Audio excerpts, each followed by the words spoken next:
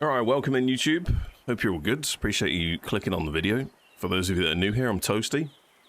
I usually do a lot of first impressions content here on the channel. Today, and for the next couple of videos, we've actually got a very special occasion. We're going to be a part of the Tiny Teams event over on Steam.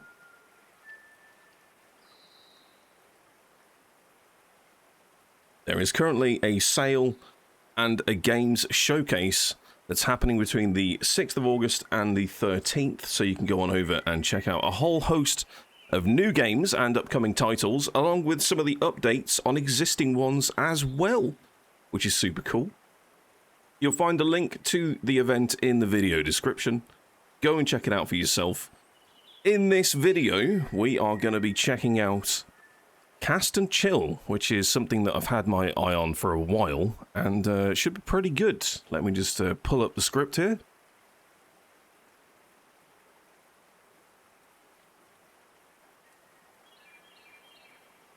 So, Cast and Chill is a relaxing fishing game where you explore serene lakes, rivers, and oceans, catch rare fish, upgrade your gear, and reel in legendary catches, all with your loyal companion by your side. Sounds pretty good. So we'll dive on in, give it a bit of time, see what the game has to offer. So we actually get to design our character and choose a companion, and you can tag in a second player. Nice.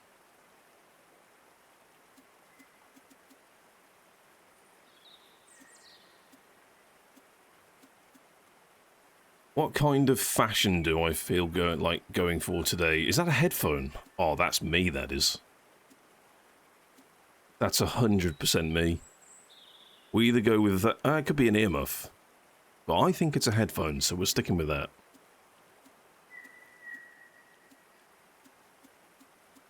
Do we have any blonde men? Is it just the one? Okay.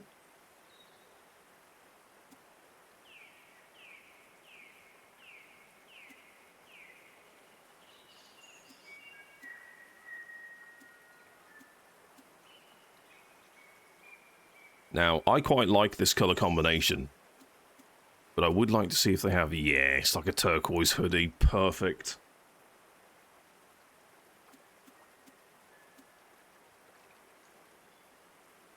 They actually have different dog breeds? Oh, that's cool.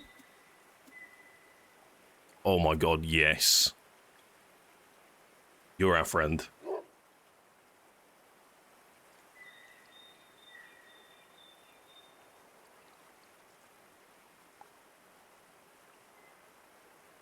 Second player can be couch co-op? I guess so. So, how do I go?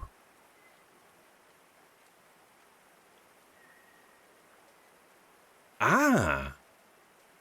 Interesting. This is actually running the game in the background, over the menu.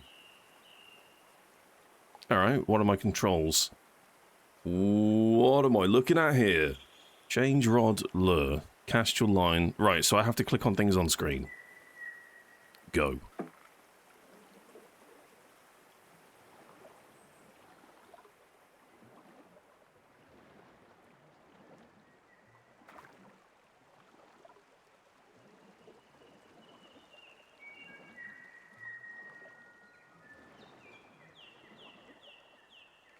Now, I'm not sure if I was supposed to click on that anchor icon, but we've done it.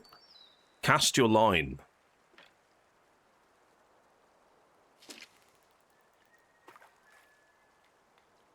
Ooh, look at this. New species discovered. Hold to reel in.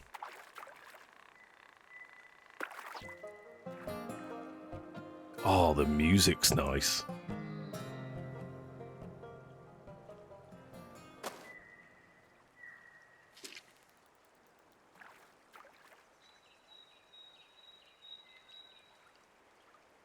So this is the kind of game that I need at the moment. Something that I can just almost mindlessly play and enjoy in between doing all my emailing.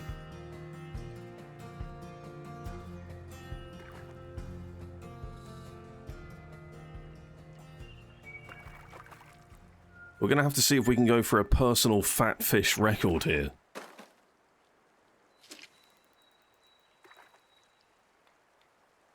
I also wonder what determines the type of fish that you can actually find. Whether it's biome or something else.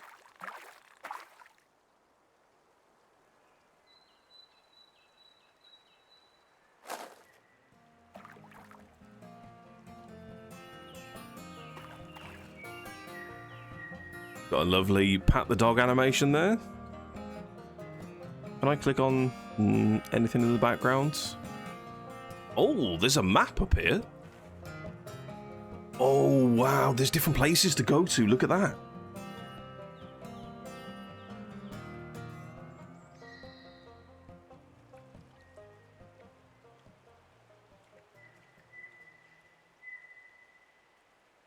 You can set up your own cozy cabin.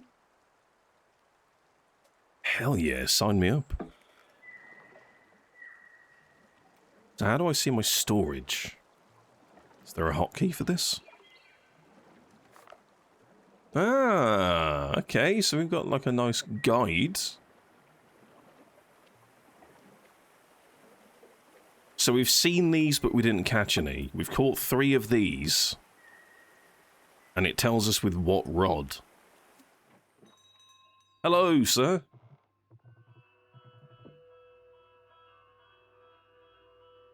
So your name's Rusty. Hi. What do I do here?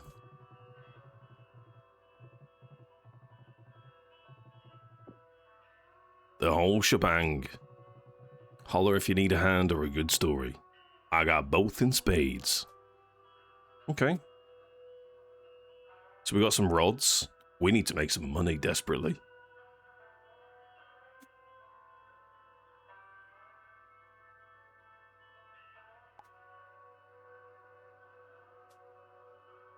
So we can upgrade our storage. We can try and get ourselves... Oh my god, I want the Coastal Rambler. 5,000. Grab a fishing license that lets you unlock new waters. Ah, so that's how you go to new areas. Gotcha. Okay.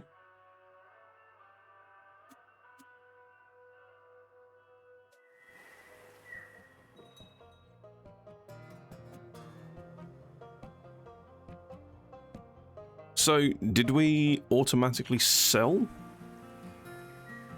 this stuff?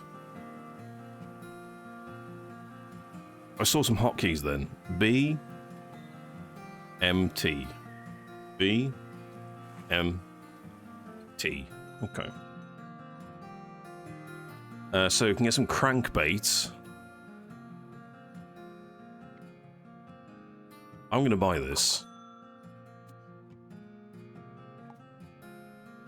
We can increase the rod strength as well. Right. We've got work to do.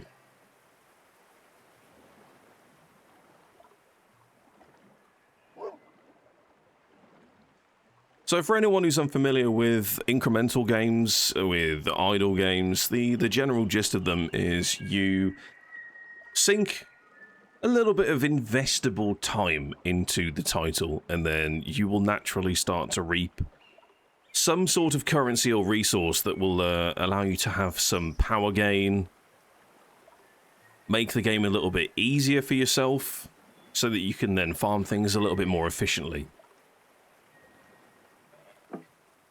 This is a nice foreground part. Change the rod or the lure. Yes, I want this one. How do I select that? Is it just selected?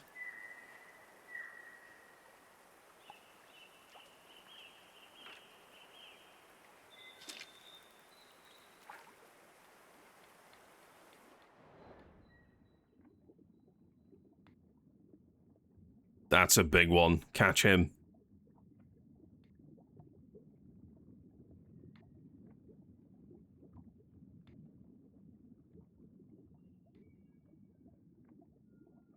Are they not interested?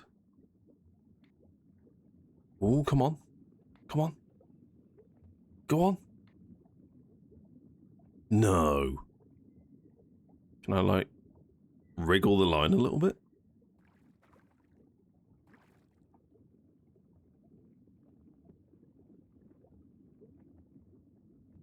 So what am I looking at here? This one. Needs a spoon bait. Oh, okay. So we need to go back a little bit. Because it is actually a different fish. Okay.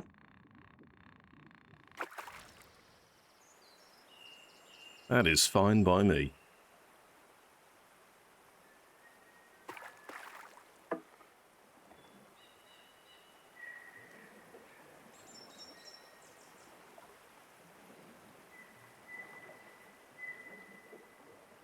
Good morning, Smithus. Welcome in.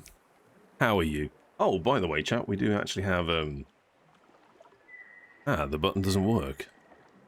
Well, isn't that marvellous? Working there? There is a link to the game. I'm going to be using the hashtag add command just to give you a direct link whilst I am actually playing it. So you've got your pinned link at the top, which takes you over to the Steam event, and then you've got the hashtag add, which will actually show you the game Steam page. Good God.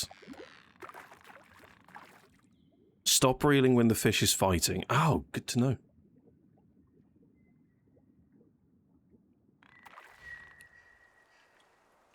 Let's try that again.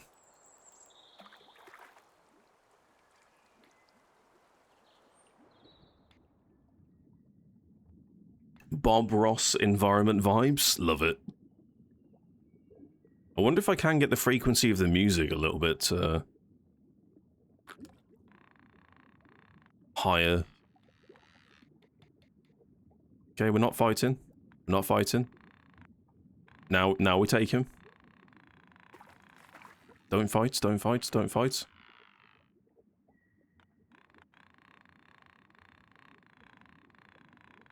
Oh, this is a tough one to catch.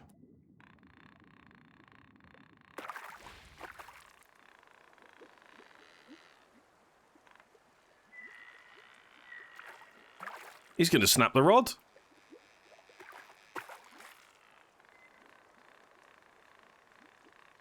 Come on, lad. Come on, lad. Come on, lad.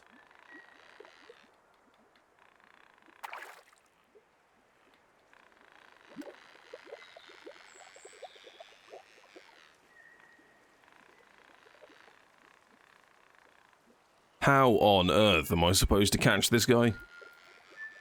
I think we're going to have to upgrade the line tension.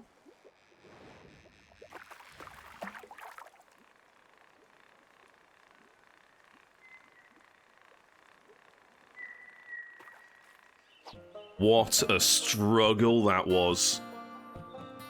Oh my God.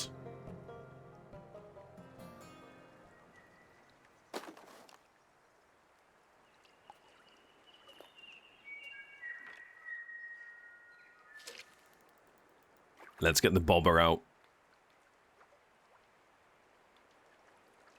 We'll catch some of these smaller fish. Make a little bit of money. Go back. Grab ourselves an upgrade on the rods.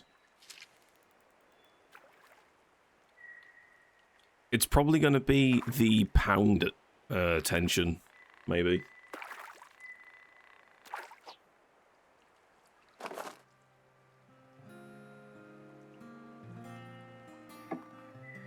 It could be that the fish is just a little bit too heavy, so we need to increase that.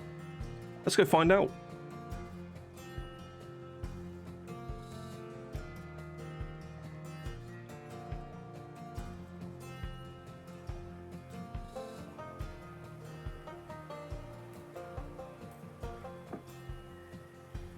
Ah, they do auto sell. I didn't see this before. Okay. So what have we got? Rod strength, line length. Okay.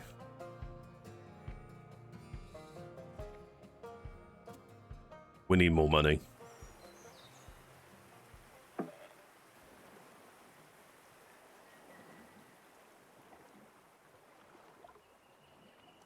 Can I just fish here, right next to the dock?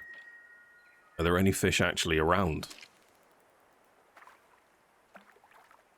Ah, there are. I could fish here. and then insta-sell them. Yeah. Oh, hang on. We might have a winner. Maybe one of these. Come on. Come on. Lovely.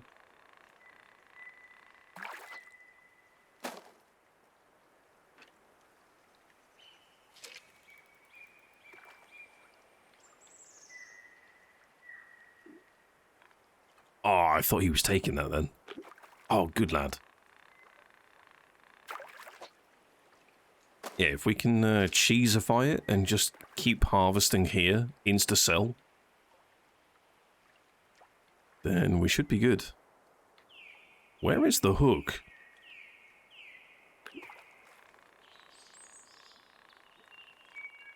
That'll do.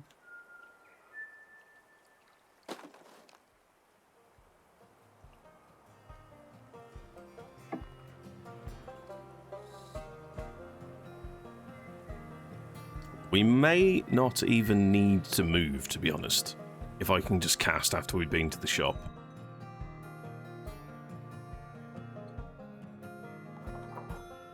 Okay, so rod strength. I guess we'll also increase the amount of fish that we can store.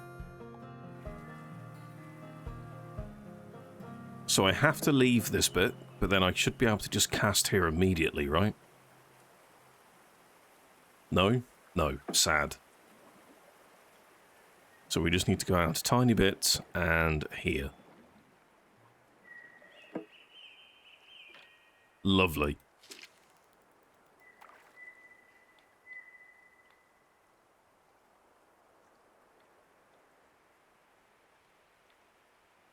Yeah, this is the perfect little game to kind of kickstart a stream, I reckon. Hop in, catch up with your viewers, see what everybody's up to.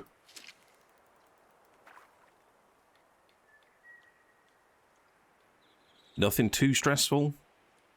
I guess the stress comes from trying to catch the legendary fish that are available in this game.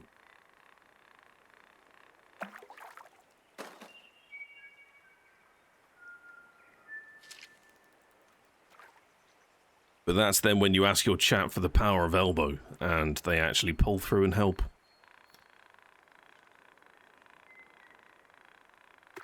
Looks like we're going to have to move on a tiny bit. How do I, snooze? Oh, we don't want to snooze. How do I move? There we go.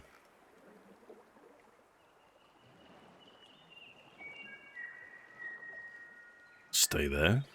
Lovely. There we go, chat. Love to see an elbow. Alright. Oh, how do I actually see my storage? I haven't been paying attention to that at all. Is there an element on the UI that I have not looked at?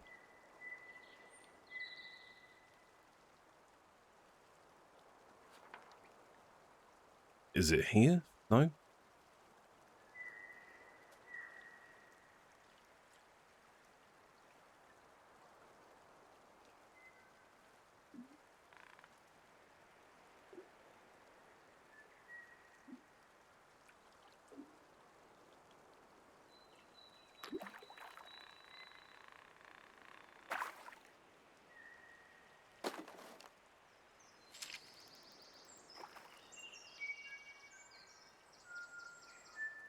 I guess I won't be allowed to fish if I'm at maximum capacity.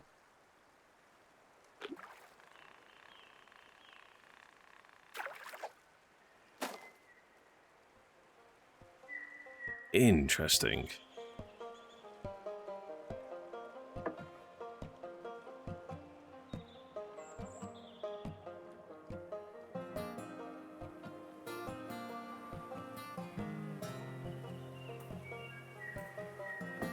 Lovely gains.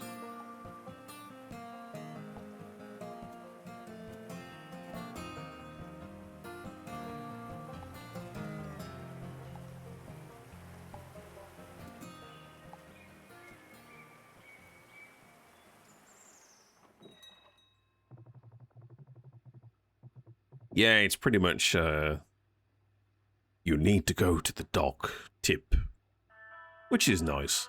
It would also be nice to see it on the UI somewhere. I think we go with more storage.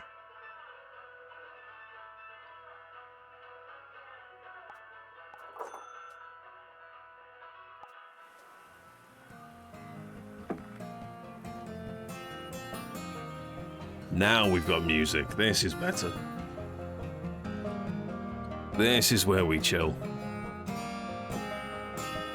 Atmospherically, this is a very beautiful game.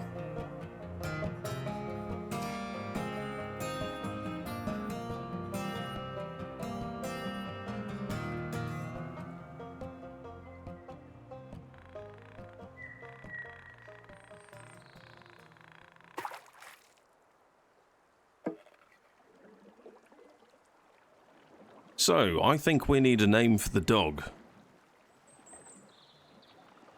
What are we going to call him?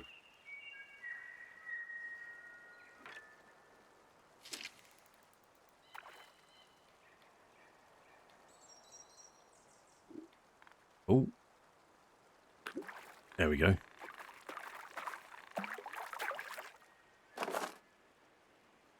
Ah, it's at the top. I hadn't even been paying attention to this.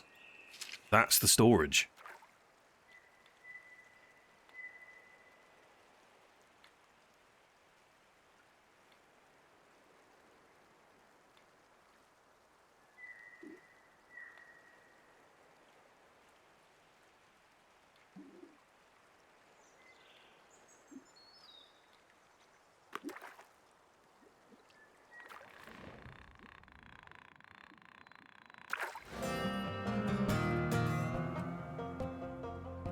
Ooh, that's a new big catch. Very nice.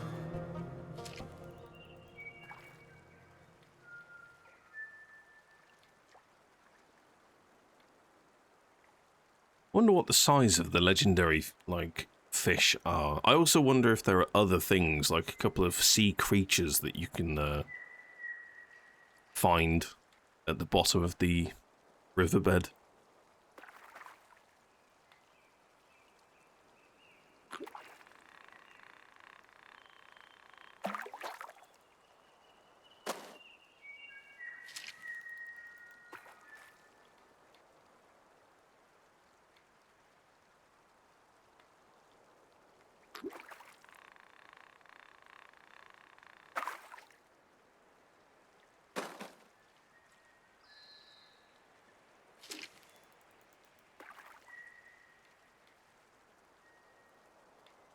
Yeah, there is an element of idling in this game. I don't know how that works. Do I have to enable it somewhere?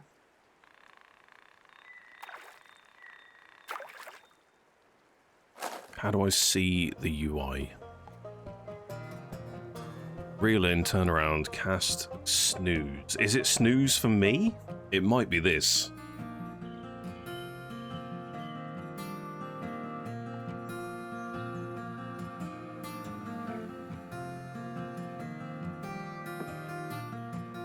Ah, see, I tried pressing that earlier before we started playing and it didn't work. Got it. Oh, this'll be interesting. Should we just sit back and relax?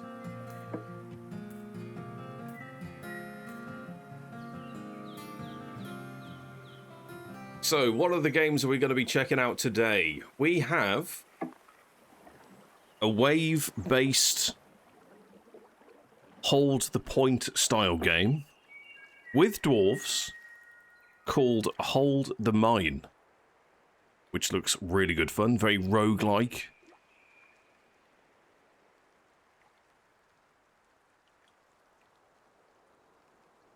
Where you need to do a mixture of resource management, unlocking new upgrades, create mighty heroes. That should be pretty good. We'll be playing that one next.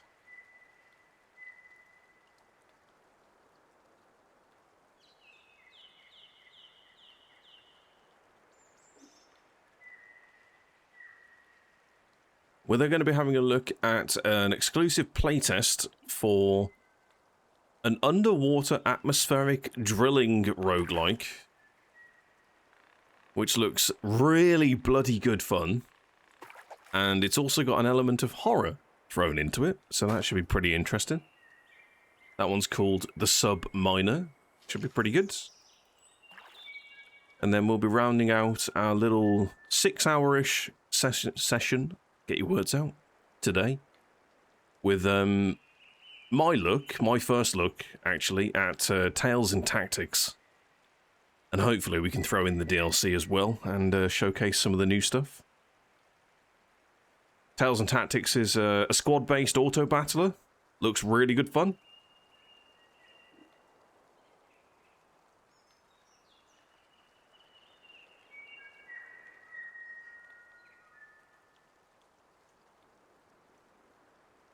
So I could quite literally boot this game up, let it run, and do whatever I please, come back, get loads of money, buy a new location, and then I could manually go and fish at the new place.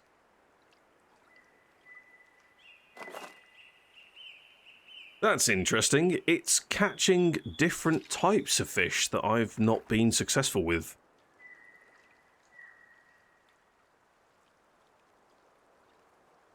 So does that make the idler a little bit more OP than the user input?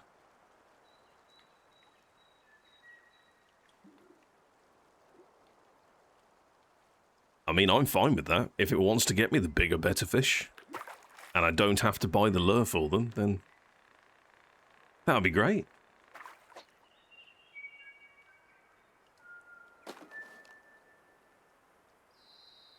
I wonder if this cast time to fish yield is also the same kind of amount of time as the manual.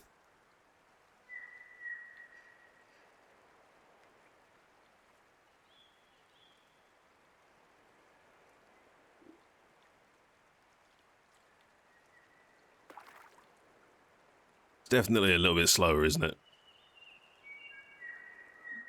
Can I pat the dog whilst we're doing this? No. Oh, we're struggling on this one. Come on, buddy, jump in the water. Catch me something. Can I read the book whilst it's doing this?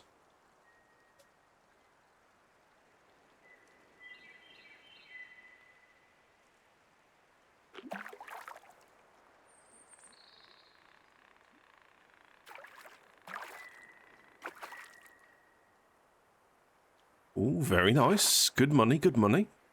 One more.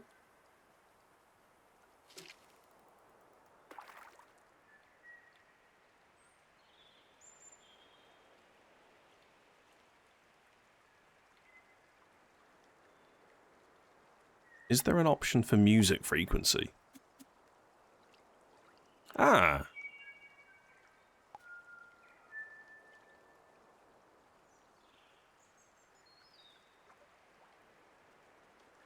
What the bloody hell does no auto start mean?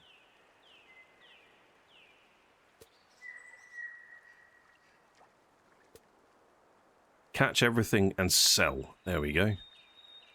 Lovely. Audio tracking. Oh, auto, sorry, not audio. Zoom out. Ooh, that's nice. So you can have it kind of personal or impersonal.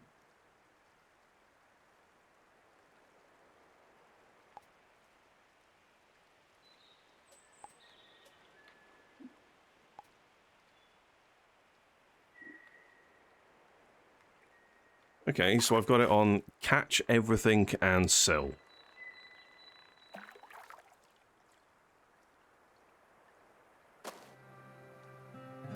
So we're probably looking at around about maybe 30 gold there.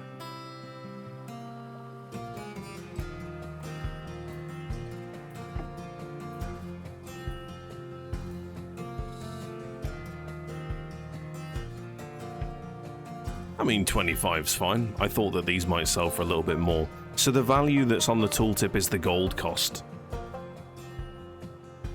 Okay.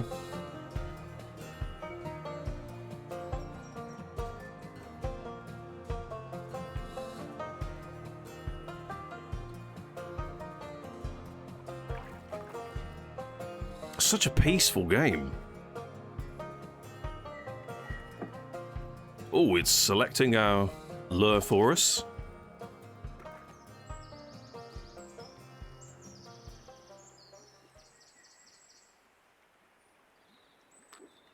I actually feel like going and doing some clothes washing, so I might just leave you with the fishing boat, chat. Oh, there's no way you're catching that. First time.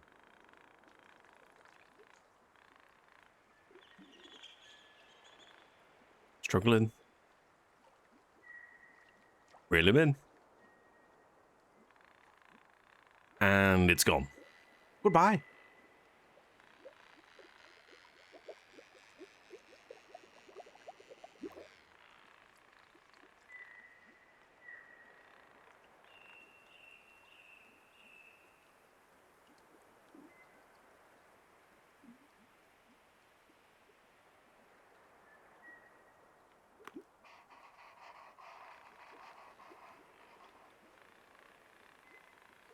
We're fishing indeed, Sarah. Good egg. Welcome in, dude. How are you, man? Yeah, technically, I'm not doing anything. I've pressed go on the game, and it's catching fish for me. So, oh, I know exactly what I could do. So, I have created a nice little miniature painting station for myself over the past couple of days. I can actually glue one of my models together whilst this is being played, I reckon.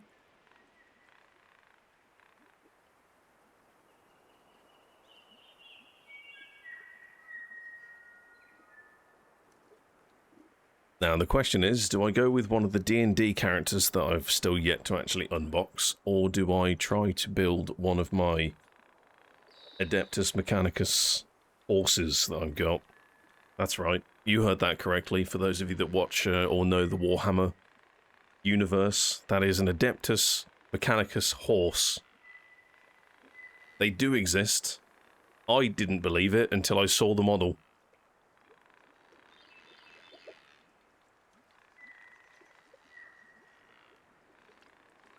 Sarah's good. Nice, nice, nice. Yeah, it's trying to fish. I mean, look at this.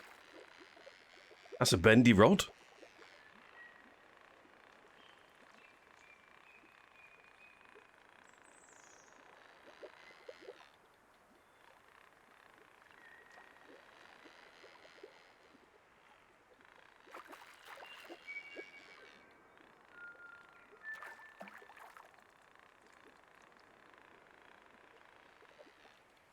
So I wonder how this works with two players in split screen. Do you both get a boat? Is it a bit like Kingdom 2 Crowns, where it's top and bottom, split horizontally across the screen, and then you can go and fish to your heart's content? Maybe you could go to different locations. That would be cool.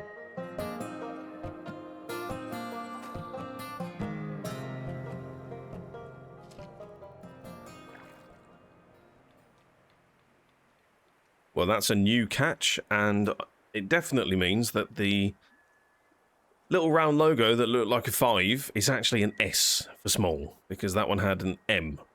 Now, I'm not an accountant, I'm not a mathematician, I'm pretty sure that there's no number that looks like an M.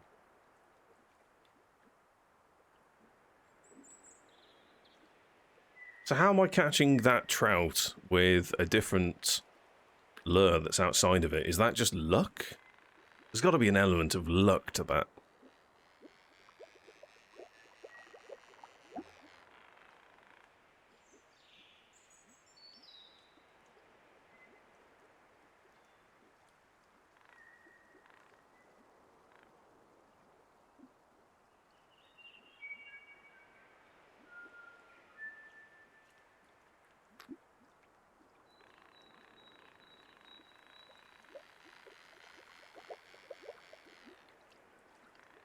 I wonder if there's a way that you could use this game to do some sort of community event where either as the streamer I could try and catch a fish and chat has to put a number of like the size or the weight of it, and whoever gets it correctly wins a giveaway.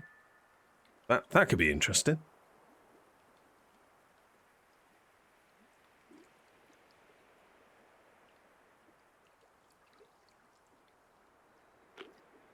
If you punch a 3 in the face from the right, it will turn into an M. I mean, you're not wrong. I guess if it falls, you know, at an exact 90-degree angle. I mean, if you punch it hard enough, it'll turn into an underscore. You know, first it does the 90-degree, and then it falls on its back. And then if you look at it to the side, tilt your head to the left, it looks like a 1.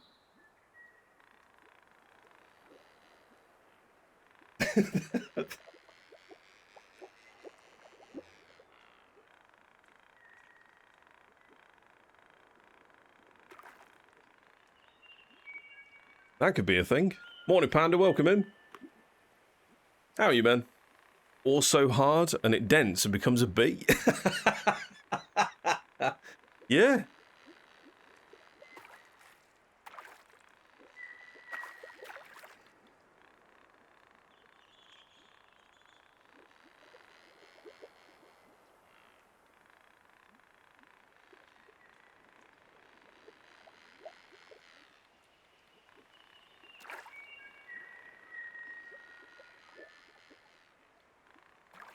Bloody hell, we're struggling with this one. Come on.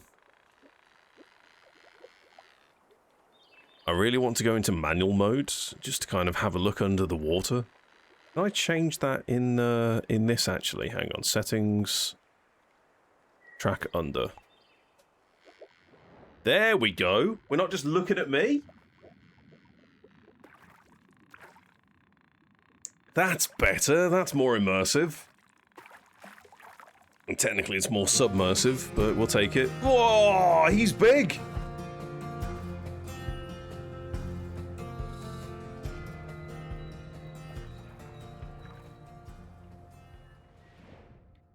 Look at that. Oh, sounds good, Panda. Let's go. No, not the small fry. Go for the big one. One, battle, battle. I'm going to pour myself another glass of lemonade. That's right, chat. We've got lemonade this morning. That is not courtesy of the Yogscast, but I'll drink it to their honour. I've been really looking forward to today. Not going to lie. Feels cool, man.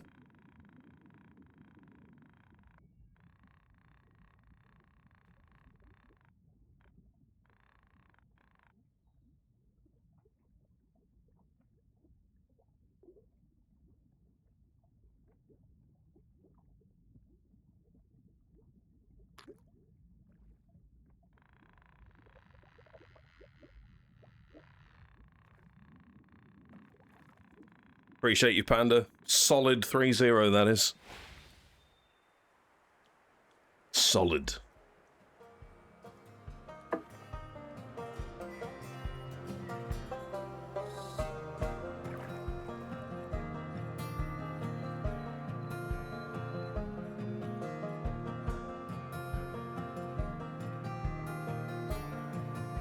Charlie's glad that he's at home and can watch them all. Let's go, dude. Well, we've got 4 main games slated for today. We may be able to cram in a 5th. But for the last couple of hours of today's stream, we do actually have a nice PvE sponsored segment.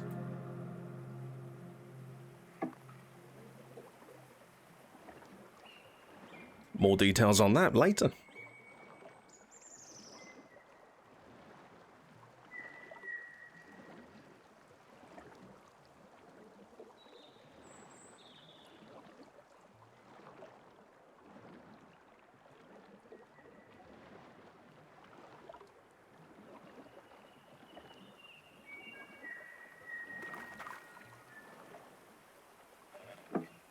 Alright, how much money do we actually have? Is there a way that I can have a look at this? No. We'll turn off the idle mode once we've done 5 fish here. And then we'll head to the shop. And honestly, I think I might buy myself a different fishing license so that we can go to a different area and have a look at its ambience, its graphics. Maybe there's different music.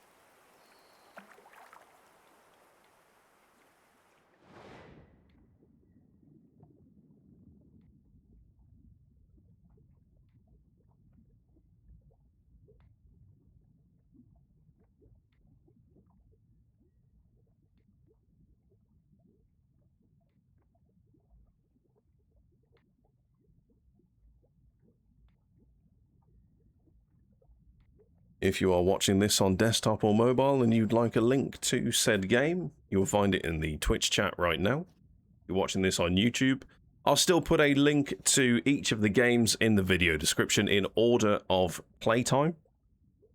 So you're currently watching some Cast and Chill.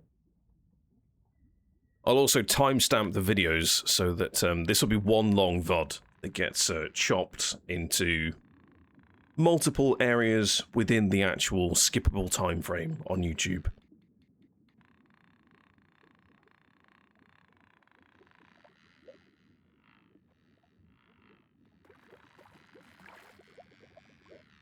If there's one thing that I have to say about this is that it's absolutely gorgeous, super vibey, super cozy.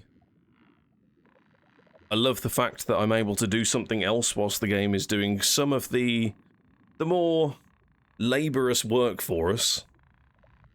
And then, after a short period of time, we can reap the benefits of that and move on to somewhere new. Upgrade our rod, maybe get a new boat.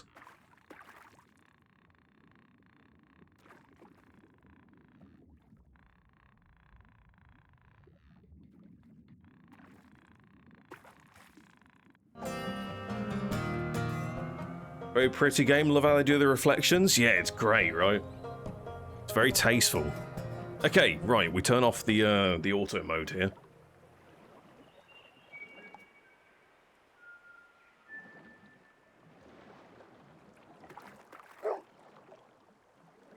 We're gonna head back to the shop and see how much money we've got. Maybe we can buy ourselves a new license. We may also need to read the description of the area, because if the fish are massively strong, we could be in a bit of trouble. Ah, we only caught 2. Interesting. 110.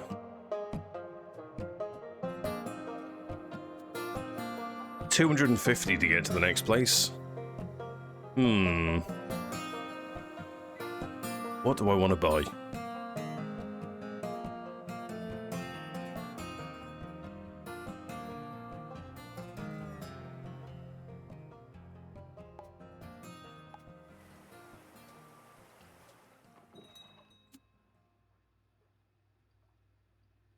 Need a bigger rod.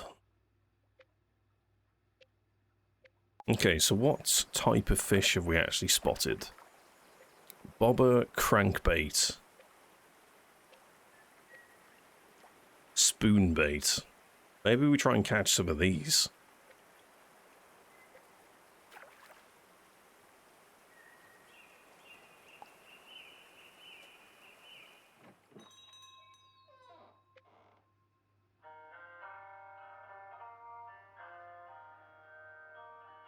Need the bigger rod. Well, that's all my money, so probably not.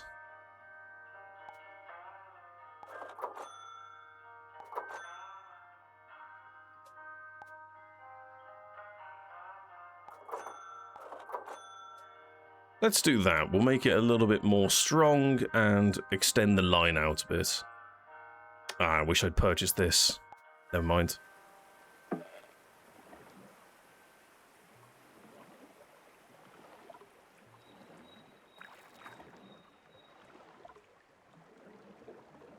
Alright, we will do a little bit of manual fishing here. We'll get out to where the duck kind of is here. This little bit of brush.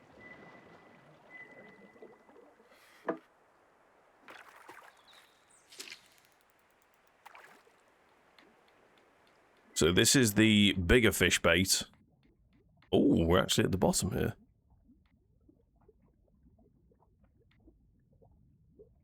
Now, it should be for this type of fish, no? Or is it this one? No, that's the same. Whoa! Come on. Oh, it's big fish. He's not big. Oh, he's so much easier to reel in. When he's not fighting. Jesus! Get back here!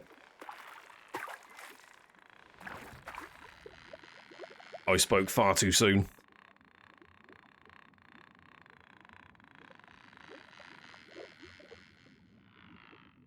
Oh my god, and I made the bloody line longer so he can flee for further?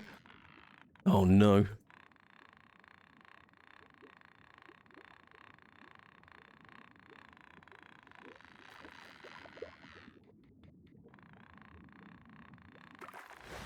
Go on. Wallace in the air. Pull him.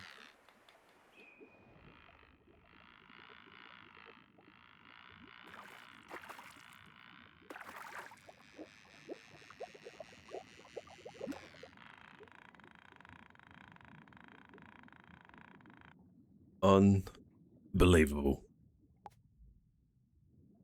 Alright, game. Do it for me. I'm clearly not an expert in this game. Oh, you've instantly caught the one that I wanted. Look at that. No way.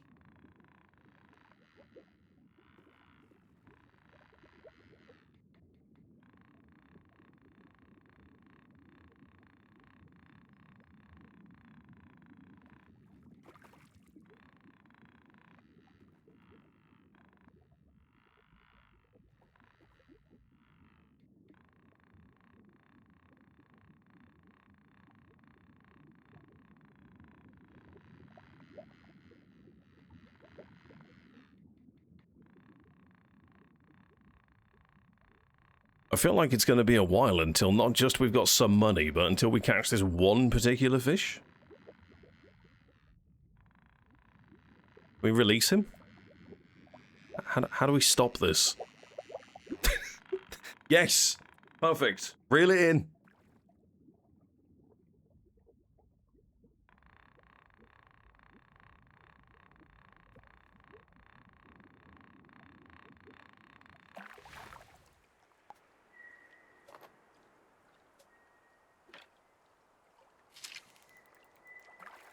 Go back to this bobber. The bobber seems like a tried and true method. Ah, the school of fish have moved to the other side. Of course they have. Oh shit, here they come.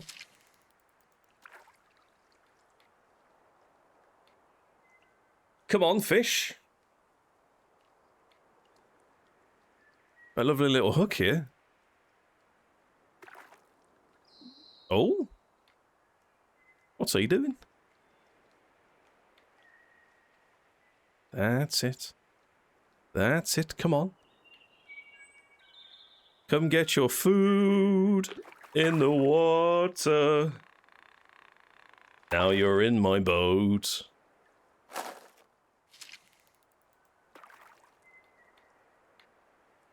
I should really spin the boat, to be honest. If it's just... Oh.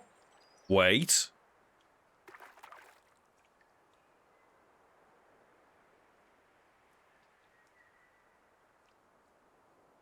Is he going to go for one more pass? Oh my god, look at this guy. He missed. Come on. One of yous. Yes. Yeah, the bobber's where it's at. Let's spin the boat. This reminds me quite heavily of Call of the Wild, the Angler. Where if you try to kit yourself a little bit too early, you buy loads of cool gear, and then you go to the certain fishing spots, and then you can't bloody reel in the fish that you're trying to get. Unless you pander, and you manage to catch some sort of million-kilo fish on a one bloody thin line.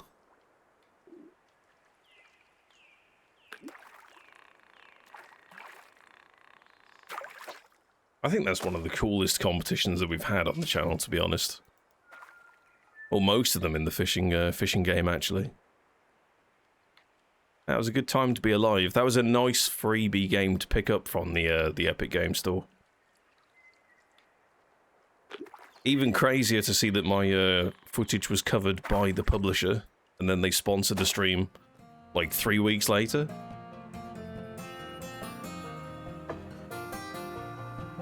Such a strange and wonderful feeling.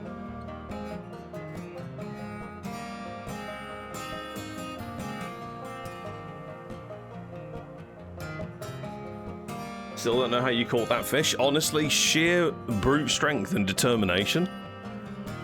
I think I'd caught around about 12 fish in the same time that it took you to catch just that one.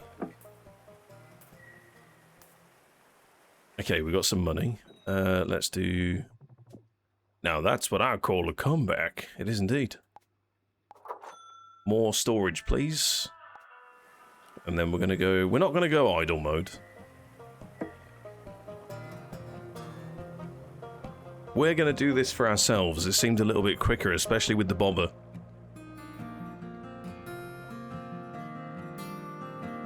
Can I check under the water? Oh, I can use the keyboard keys.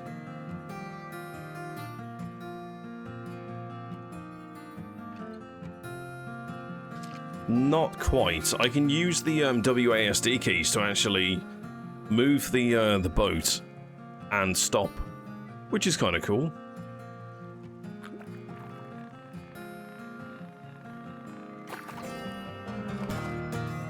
Trophy weight catch. Yo. So that's what... There was something of a symbol next to it. Oh, the symbol's there. Yeah, there's a trophy here, right? But there's no trophy here. Interesting.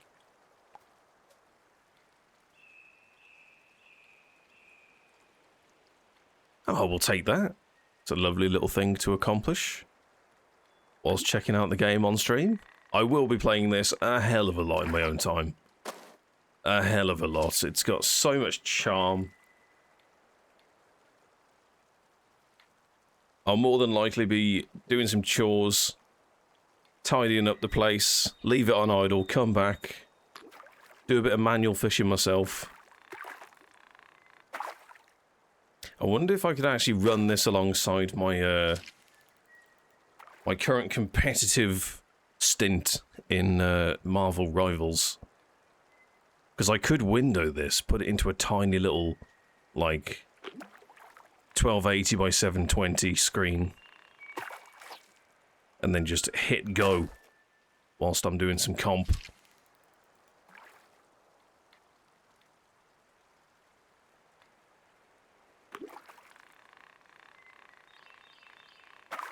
Yeah, I think we found a little bit of a hack here. We definitely want to be doing the smaller lure to catch the smaller fish because it's a bit more reliable.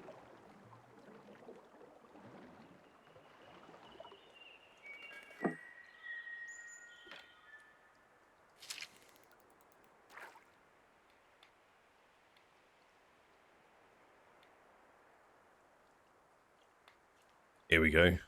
We got a winner. Just double back, swim around, and then hook.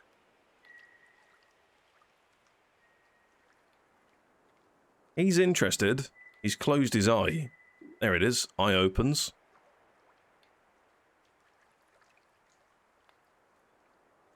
Saw an interesting YouTube short the other day. Someone actually attached a GoPro to the head of an octopus.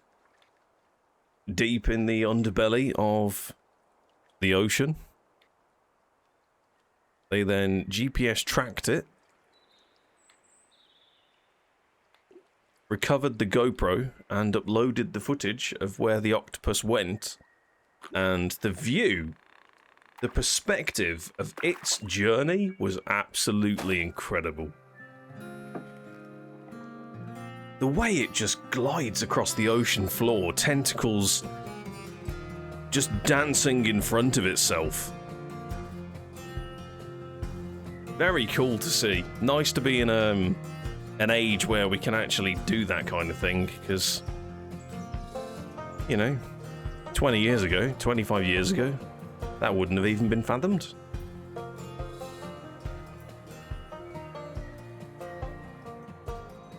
Okay. Maximum fish storage. Perfect. Right, we are going to catch a couple more fish. I don't think there's much more that I'm going to be able to show in the next 20 minutes, if I'm totally honest, because the location costs are quite pricey, so I think this is something that I'm going to return to on stream. I might even do like a chill morning session instead of doing straight into a playthrough. I might just hop on this for a little bit. And if anyone else wants to do the same, jump into the game, have a chat, maybe we could jump on Discord. It'd be like old days with the angler, but with the first person with a single player game. That could be rather fun. But this game's been great. If you've enjoyed the look of it, there'll be a link in the chat right now here on Twitch. If you're watching this on YouTube, go on down to the video description. Cast and chill is what you're looking for. Next game coming up will be Hold the Mine. So we'll catch a few more fish and then we'll go and do some dwarven digging, roguelike, wave, hold base, defense tower game. I think those are all the key words. Oh, we caught one.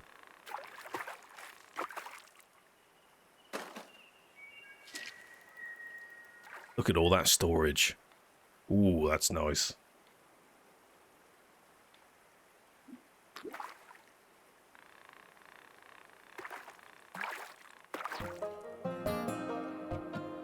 Hey, we actually got one of the sunfish. No way.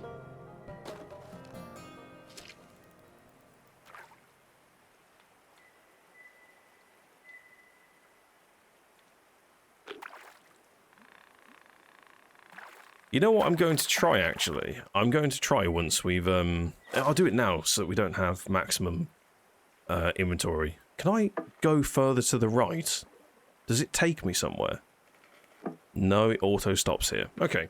I did wonder if I'd be able to go beyond this tree and then maybe it would transition into another part of this area.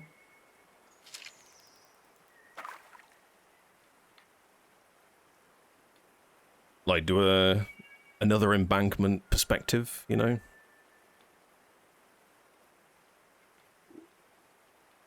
Wonder how deep this bit gets, actually.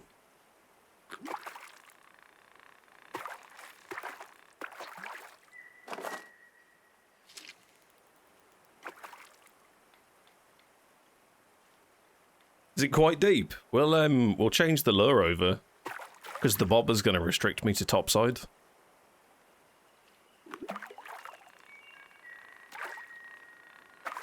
Ah, this is awesome. Absolutely awesome. Right. Begin the big sink.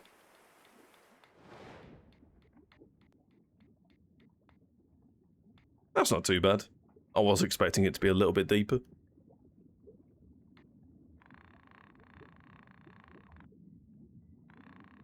Anybody want this before I take it out? Anyone? You want it? No?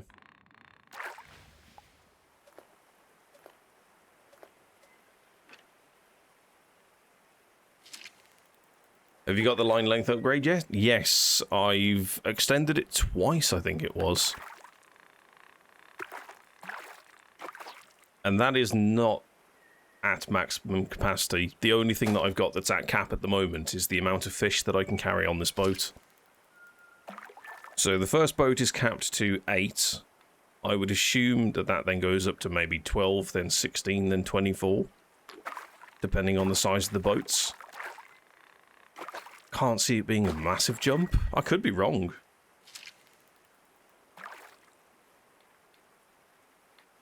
I mean, the coastal... What was it called? The coastal menace or whatever it is? I mean, it is like a trawler, so... maybe it has space for more fish. Like a lot more fish. Like triple the capacity of what I'm thinking. Alright, let's go and sell. We'll make some money. I'll probably buy myself the new rod. Wonder if you have to upgrade each rod individually with its own stats, or if some of the stats from the previous one carries over. Because you're technically upgrading the line strength, and you can interchange lines on fishing rods. You did a bit of kitchen tidying. I've actually managed to glue the leg onto one of my Adeptus Mechanicus horses whilst I was doing the main chunk of the idle part of this game, so I'm quite happy with that. We now have a horse leg. Oh, they're worth 8! Fantastic. Now, we do only have 57, which, to be honest, is pretty pitiful. I can't even afford the Maple Scout, which is kind of sad. But I think I'm going to start investing in this. So we'll call it there for some cast and chill.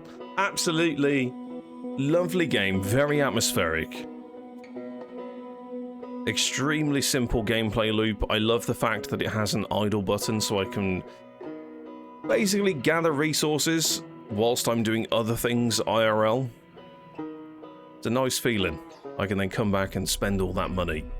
Or we can go to Grizzly Ridge River and go and catch some salmon. Very fun.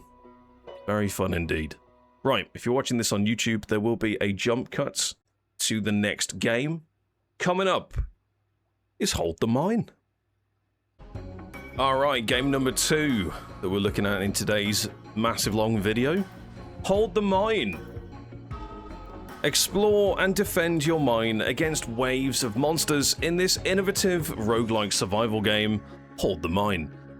Collect and manage resources, discover buildings with unique effects, and unleash mighty heroes to hold out the monsters until the sun rises. Right. Looking forward to this one. Dwarves, digging, monster wave defense. Perfect. Absolutely perfect to dive into. Right, what do we got? Seeing a lot here immediately. Interested in the perks? Can we see what these do? Ah, here we go. Warrior versus Builder. All hero basic attack damage is increased. Building effect damage, okay. Crit of heroes. So there's lots of meta progression that we can actually have a look at in advance, which is nice.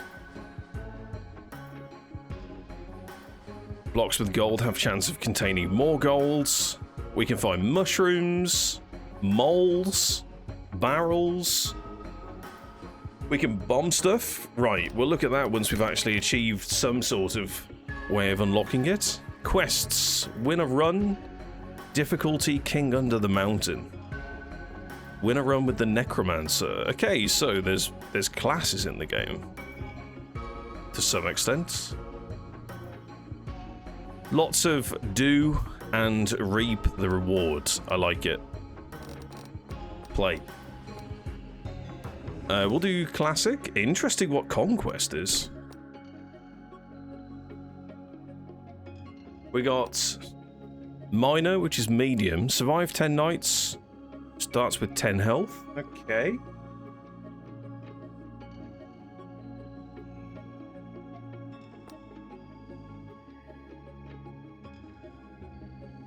Oh, I have to beat medium to get to hard and then... Right. I can't just dive in. Interesting.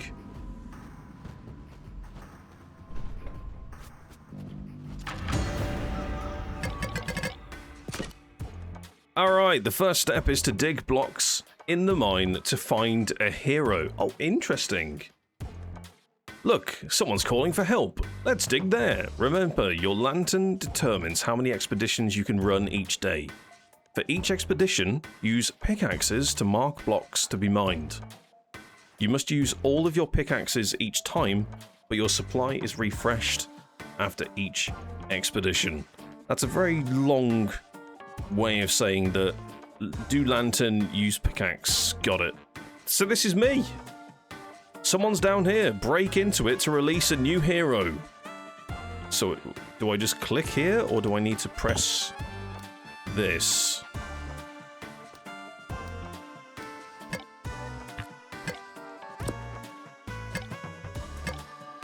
Ah, right.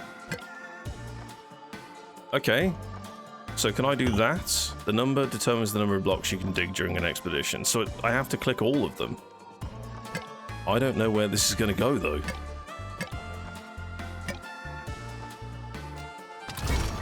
Good luck.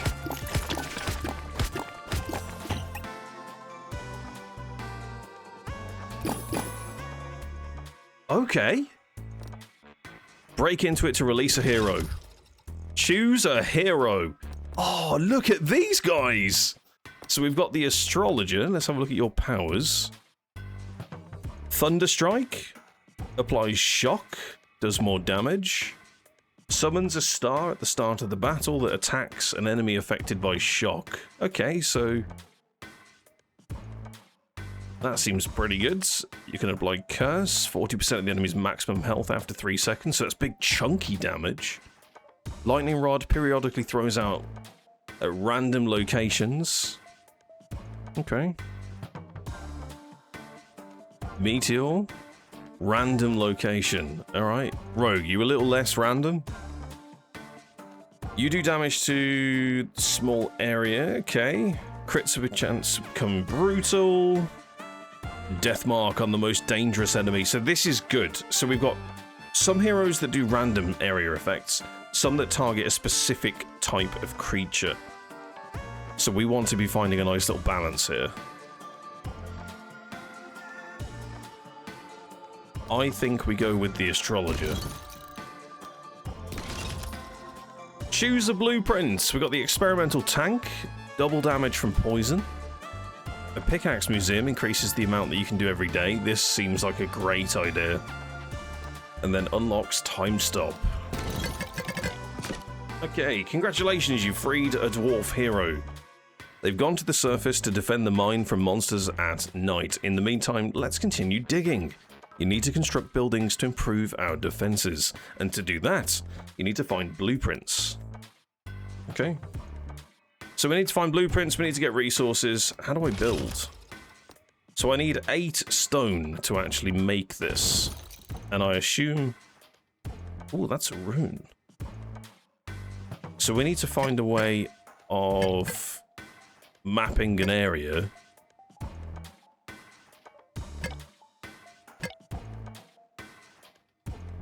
That kind of hits everything that we want to. Oh, this is really cool. So we've got one more expedition, and then I believe it's going to be battle o'clock. We're going to go that way. Get that. Then we're going to go this way. And attempt to get that.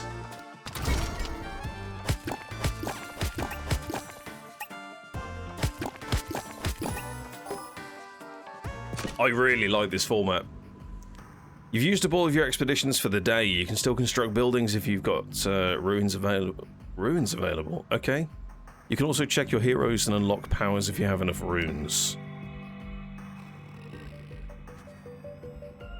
And he goes to sleep in a hammock. Lovely. Oh, it's bright up here. Hello, hero. 8 damage, 5 attack speed. I assume that that's some sort of big damage brutal, then crit, then some sort of madness? No idea. So we don't have enough to make this. Ruins found. So what's this at the top? Day 1. Nothing special. So day 3, something happens. When the eclipse happens, visibility in the mine is reduced by 1 and enemy spawn rate is increased. So an eclipse is like a blood moon. Okay. Well, I guess we just begin the battle. Survive! Monsters attack at night and try to destroy the mine door. If an enemy reaches the door, they will deal 1 damage. So that's a fixed figure. Interesting. Your heroes attack automatically to stop this from happening. Heroes don't take damage and cannot be killed. However, some types of enemy, such as trolls, can stun them for a few seconds. Remember, some buildings also unlock spells that you can use to do stuff. Right.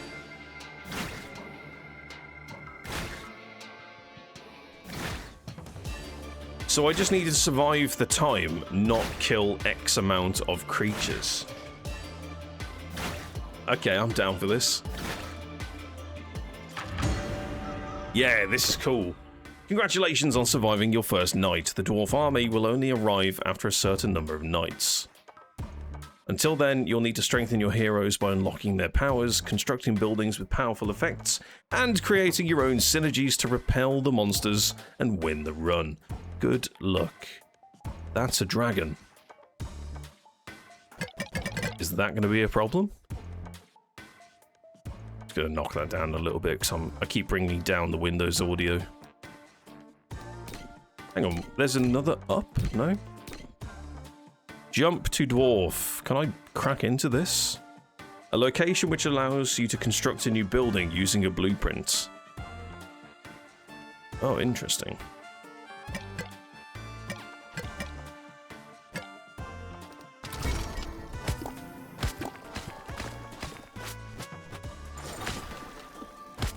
What?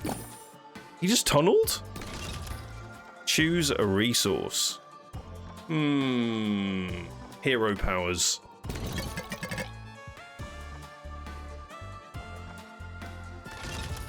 So if I get enough stone, I need 3 more stone.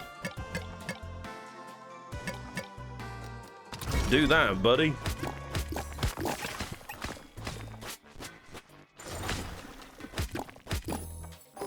I love the animations. Absolutely love them. Choose a blueprint. Hunt a cave. Each hero gains extra crit hit when their basic attack is not a critical hit. Okay. Once per battle, when the mine door's health drops to 1, applies knockback. Oh, that's what that symbol is. Okay. And we're not doing poison at the moment.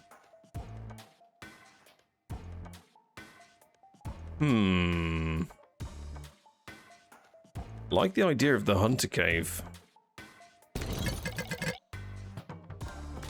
Right, we are going to do the Pickaxe Museum first and foremost. Because I want more stuff to be done throughout the day.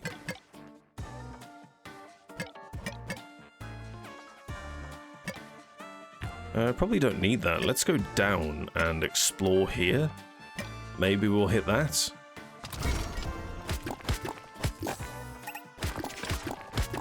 Here we go. We got some more stone going on.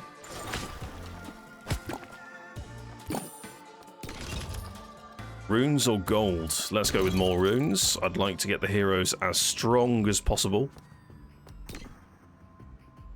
So how do I upgrade my dude? I click on him here, right? Here we go. Okay. So what do I have to purchase first? Does it have to be the middle one? It looks like it is. So, Thunderstrike.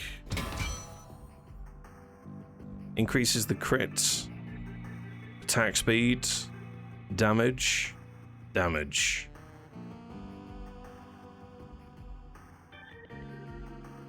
Summons a star at the start of battle. Whenever the star attacks an enemy affected by shock, its attack speed is increased. Periodically throws a lightning rod at a random location every 9 seconds. 9 seconds doesn't seem that good at the moment. So I think we go here, then here. And we go damage, damage. How many runes do I have left? 0. Begin! I love the atmosphere of this game. I think the art style's really cool. All the sound effects are nice as well. And I like how these two different layers of the world kind of complement each other. The whole dig by day, battle by night. It's going to be interesting to see when we've got some more dwarves. How crazy the actual screen looks during the fight phase. Day 3 unknown. Ah, traveling trader? A relic trader. Lose 4 gold and get the hedgehog puppet. Lose 8 stone and get the sharp dagger. I really want the puppet. Where do I see my resources? Down here. Right. We need to see if we can get some gold. There's one.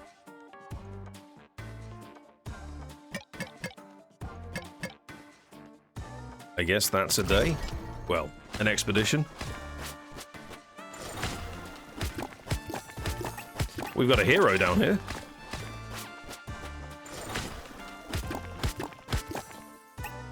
Awesome. A special beer stash. Crit hits have a chance to do a blast. I like that. Unlocks the spell Bat Fury. Deals 8 damage every second and snail slows all enemies within selected area. Very good. Every 8 enemy spawns apply random hunter's mark. What's Bat Fury? I'm curious.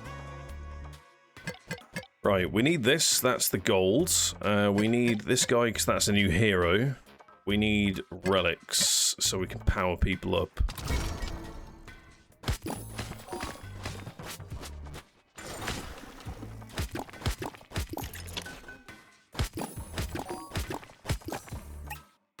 Awesome. Who's in the cage? Rogue or a Bastion? Oh, look at this guy. Basic attacks do knockback. The effect is doubled on affected enemies with slow. Knockback. Knockback. Oh my god. Big slow. Tectonic shock? Yes, please. You sound amazing. Let's get that relic. Let's go down here. Maybe get that. And then we might just do a cheeky diamond.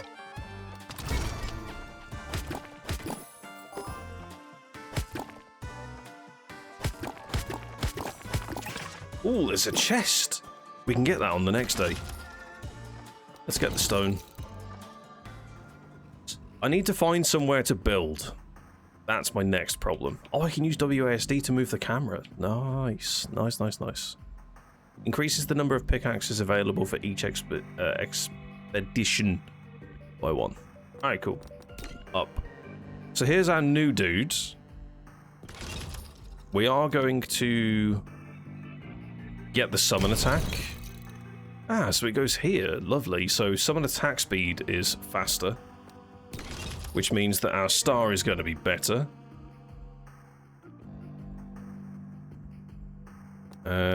We've got 3 relics.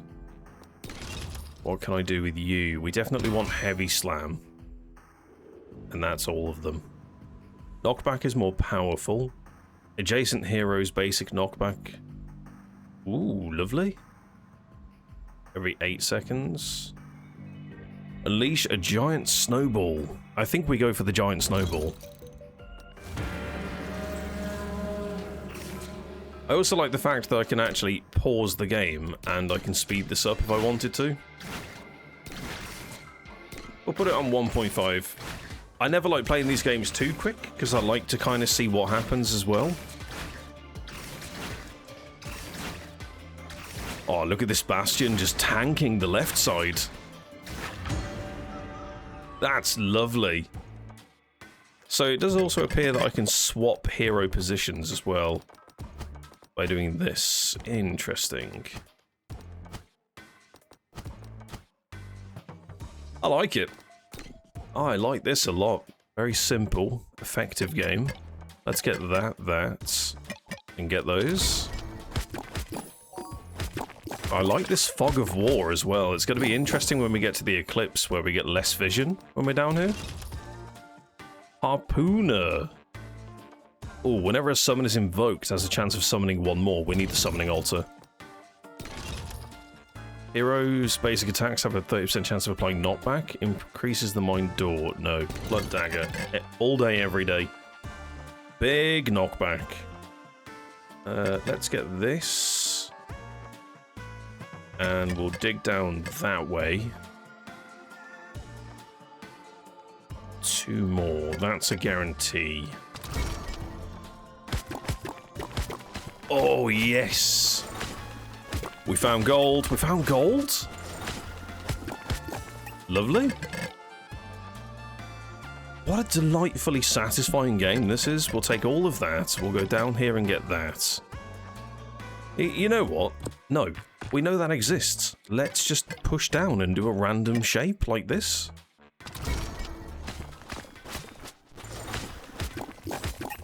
Mmm. We can build here. On our next day. We have 1 relic. I think we go with attack speed. And then we'll go for the snowball. Begin the battle! 35-second night. Oh god. Oh look, there's a trader icon. So on day 7 we get a shop. What's that bomber? Oh god. Oh, the door's been hit. No. No. Oh god. It's taking damage already? And now we're on the eclipse night. That's bad. Dig all of that out and then just dig that way.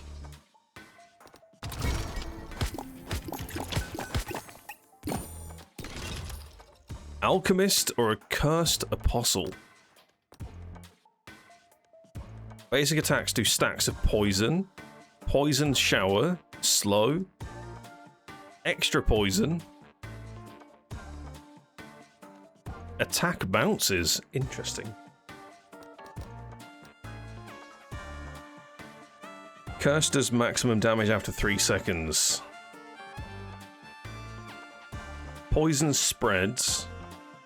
Damage in a path. Instant trigger curse. Damage in a path sounds really good. I think we take you. So I need 3.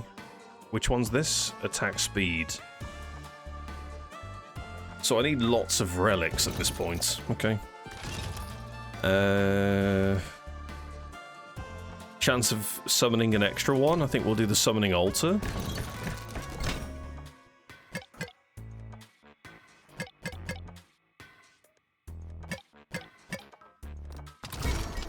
Oh, we can dig here as well. And get a new building down.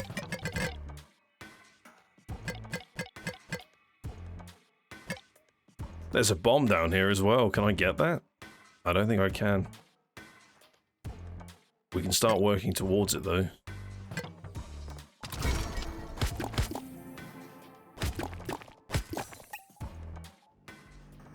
Right. Construct.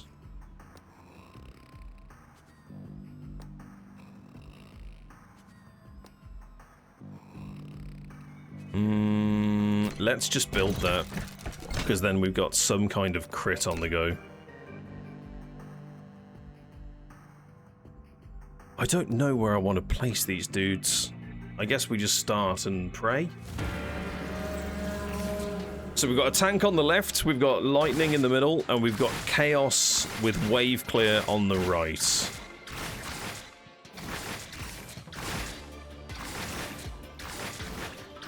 Oh my god.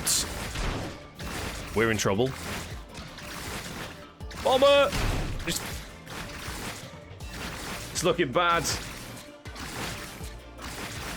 It's looking really bad. You know what I'm going to do? I've only just noticed. We're just going to move this nice little logo. Just to the middle. Just so you can see the health values a little bit better. God damn. Okay, the door has taken more damage. This is bad. We need to start finding more heroes, apparently. Can we dig down? Maybe choose a couple of offshoots in case we get lucky. Yes! No! That wasn't a block. Well, we got big runes over here as well, so let's do that as a minimum. Get all of this resource. We could also begin digging this way and then dig down. I'm kind of hoping for either the alchemist or a rogue at this point. Ooh, what's a wizard? So we got shock, polymorph. Ooh, that's cool. Summon! We might need to take this. We are doing a summon build. Taking the wizards any day. We'll swap them around. So we've got our tank on the outside. We could do with some kind of a shield here as well, actually. I don't know how effective it's going to be taking multiple of the same hero.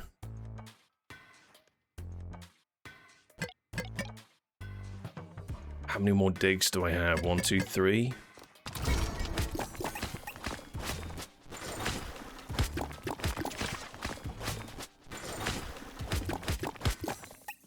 Nice, there's some runes over there. Toxic well is poison, and then periodic bomb. Periodic bomb, we're not really doing anything with poison. Okay, we have 3 relics. We need to get to Friend of Crows. Unfortunately, I have to buy the middle talent first, so it's going to cost me 4 relics to actually get to where I want it to be. Let's survive the wave. 45 seconds of hell.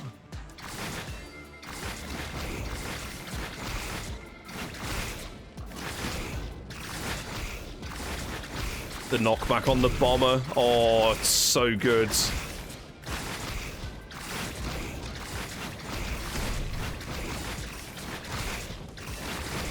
We are just about holding the line. Bomber! Oh! That right side. Good lord. Yo! Look at the shopkeeper! That's amazing! Whoa! Hello, friend. Right. Sell a resource. Ah, cool. Okay. So I sell limited resources to obtain gold, and then I can get stuff. Hero crits. Basic attack slow. That seems pretty good. Death mark. Attack speed, always nice. Damage, always nice. More pickaxes available during the day. I mean, that's probably the strongest thing in the game, to be honest, because you can find more. Shame I didn't get any diamonds, to be honest. I'd be able to buy a lot of things here. So what am I looking at? I'm looking at selling all of these. One of these. Buy that. Leave the shop. What a cool character. I'm in love with the art style of this game.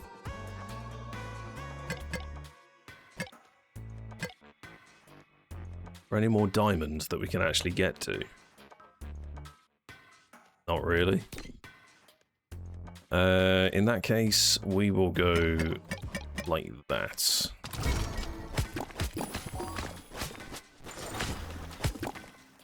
Oh, that's not diamond. What are you? Some sort of crystal shard?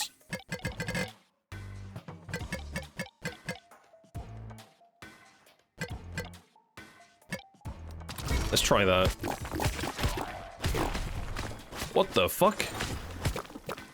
The mushroom is a bounce to a different area. That's cool. Oof. I guess we go gold, because then I can actually make money from this.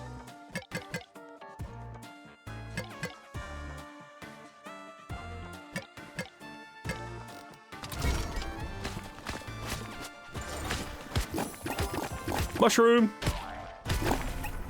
Oh, I can build here! Holy shit, that's satisfying! Yeah, build me the bomb workshop, please. That's cool.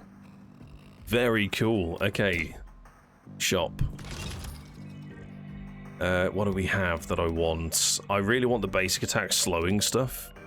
So I think we do this, that. And then I might get this as well. Where does that go?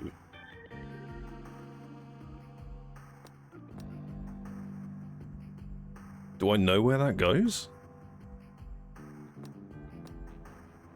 Or do I put it on a hero? Oh, I put it on a hero. Oh, it's not for all of them. Holy guacamole. Okay, that's a bit of an issue. In that case, we will do hero's attack speed. Who is the one that has the tally? I need this. But I also need to do the wizard, which is a bit of a problem because I want this friend of crows. So I need 2 more relics. Attack speed is probably going to be this dude's. Because if we can hit that tally at some point, then we're in a great place. Attacks slow. Let's try this guy, the astrologer.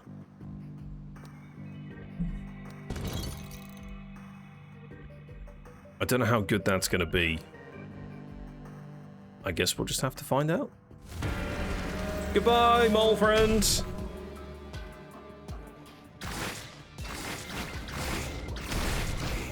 There's the bomb workshop coming in clutch.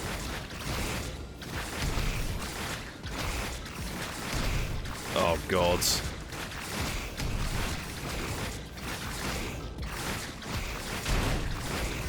This is looking ever so scary. Giant bellows is now available.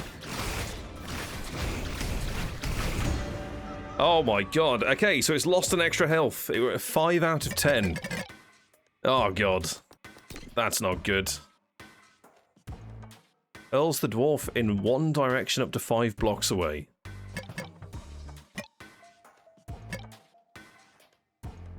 Let's do that last, actually.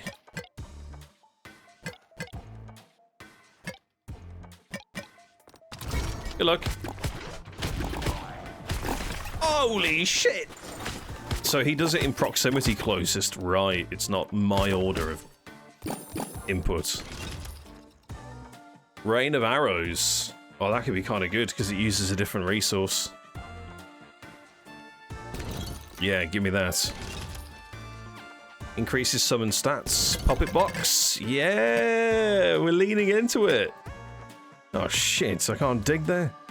I need all of this.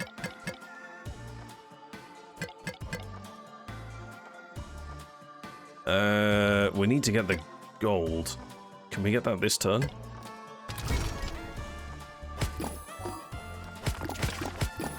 I think the game devs have really cooked up a beautiful concept here. I like the fact that you're building underground as well. The theme of dwarves is something that I hold dear in my heart. I'm very much a big dwarf myself. Do I take the stone for building or do I take the diamond for money with a shop? I've no idea. Dwarf's rock and stone, indeed. Indeed. I think we take the diamonds. Makes the most sense to me. We can actually build here. If I hit this one tile, does it crack the whole thing open? Because I have been using all of my moves. I need to see.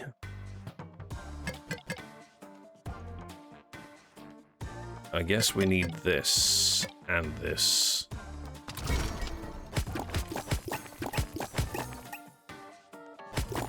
It is! I've been wasting a few.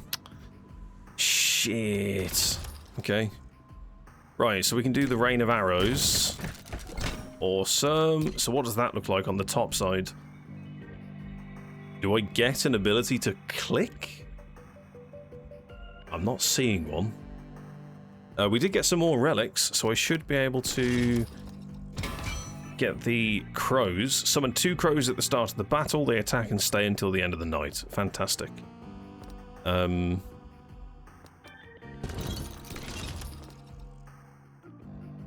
It might be worth... Did the crows do basic attack? No idea.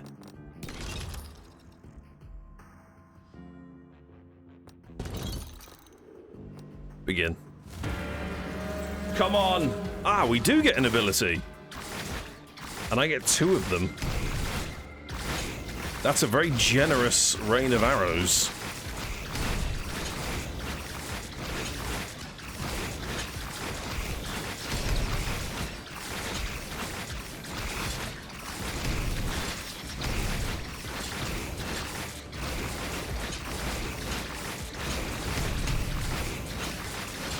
These crows are doing work.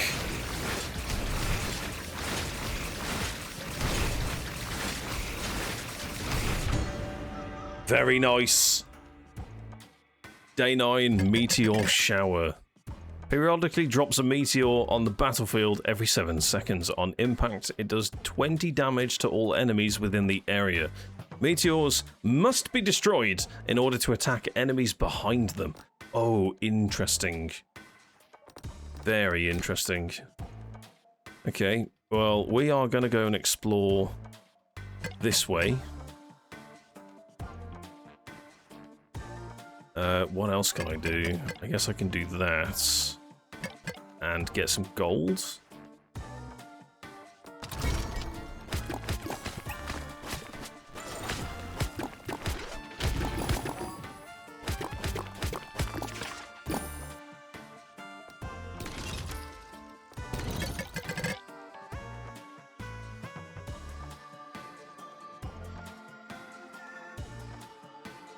There we go. I was just lowering my table so I can actually have a seat. Okay. We don't have anywhere to build, and I'm not seeing any heroes. There could be things here. Maybe we just spend one expedition going back into the fog. Oh, what a shout! We can build, we can save, and we can harvest. So we do this, this. Let's grab those. Get those. Leaves me with 1. I guess I can... Oh, I can't click there. That's annoying. Let's just go up for visibility.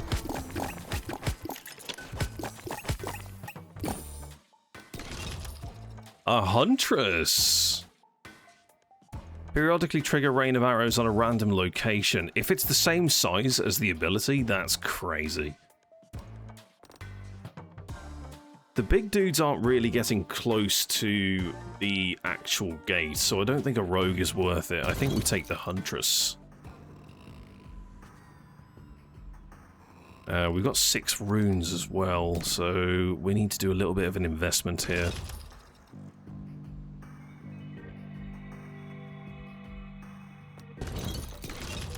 So we've got Rain of Arrows. Basic attacks have a chance of piercing the first one. Mark enemy. They do 6 extra damage to enemies affected by 3 status effects. Okay, I think we just stick with the Rain of Arrows on that one. What else do we have? Basic attacks trigger sparks that bounce to nearby enemies. Easy. Easy chain lightning. Ooh. A new relic's available. Is that because I'm playing the summoning build, maybe? We've reached a threshold of summoning an amount of creatures.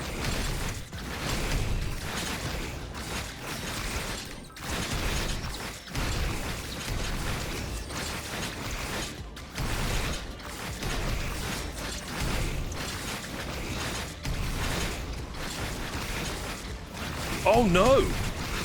My guy was knocked down.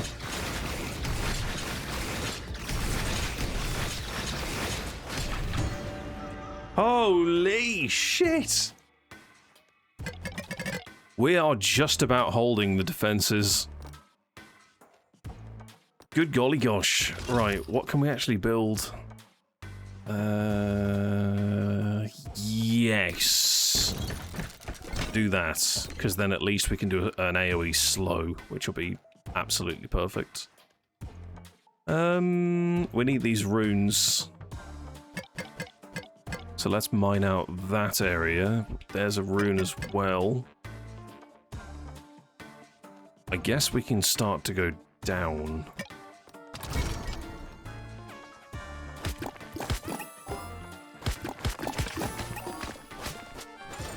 I love this tunneling animation, it's so good.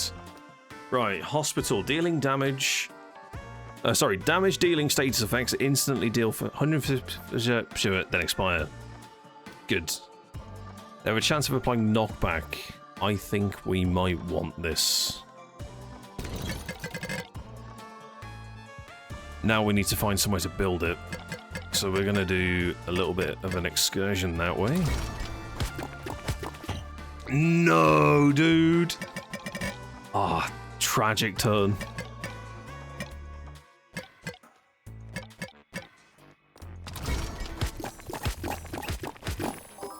Ah, that'll do. So we've got a good next day plan.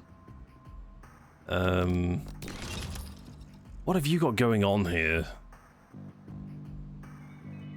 We never got the snowball. I think that might be needed. So we need one more relic. Let's save for that. So we built the bat cave now, so we can do 8 damage every second and slow everything within an area for 5 seconds. So we'll see how we actually fare against all of this.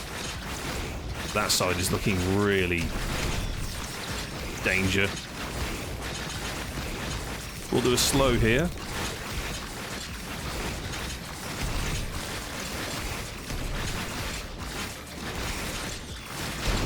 Oh god, the bomber got through.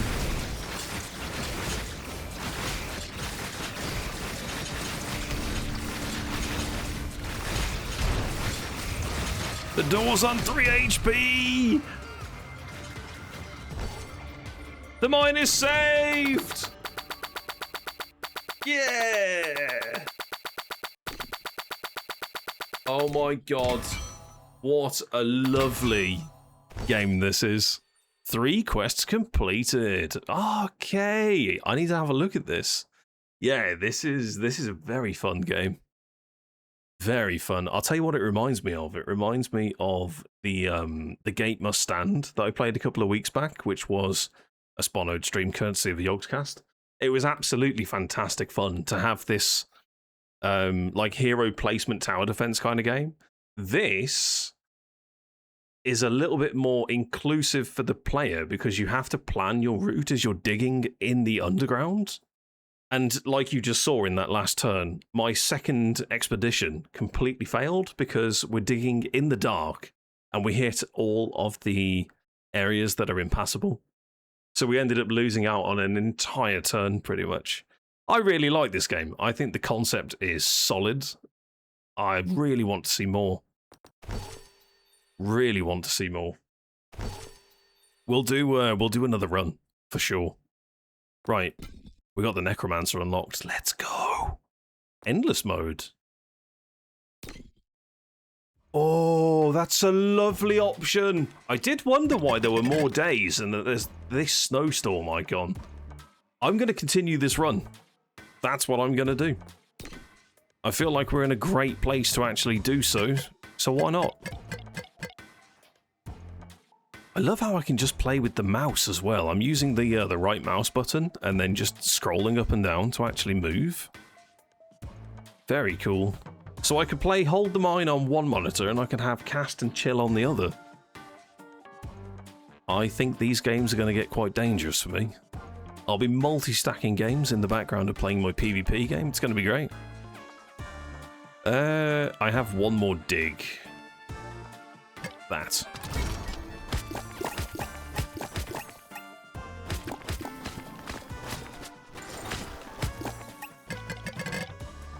Finding another hero, I wonder if it's possible and then you can replace a hero, or have we hit maximum capacity.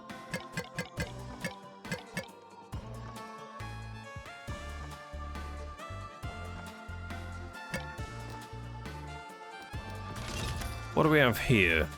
Oh, this is the knockback one. 1,000,000% build that.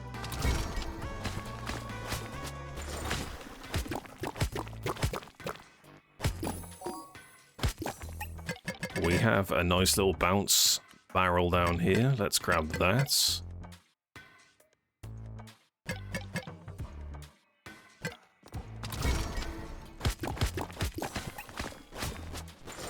We need that relic.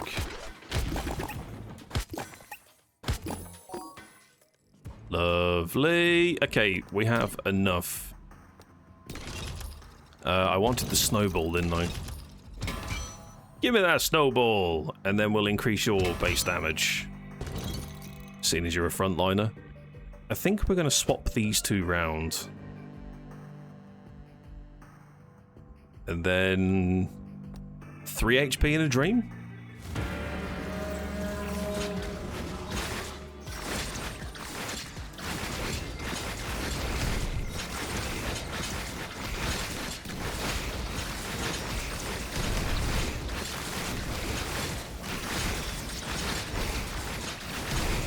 Frozen thing. Oh my god, look at this right side. The door's gone. That's impossible. Oh! Oh! What is that? Okay, we're doing a new run apparently. What is that barrel with a smile? The mine is lost. 5 minutes later. Ah, this is great. Okay. So we've got a new building unlocked. Another one. And a relic. Cool. Restart the run. Tag me back in.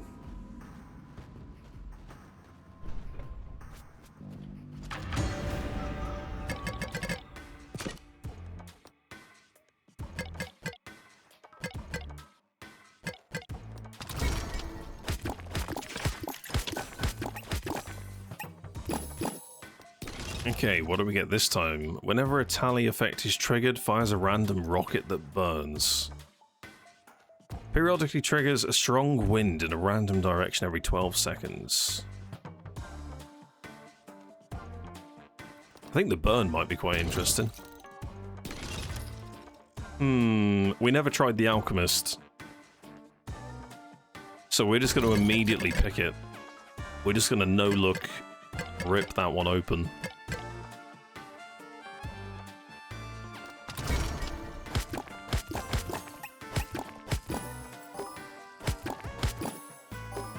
Okay, we have a box down here. We have a path maybe here. Building. Perfect.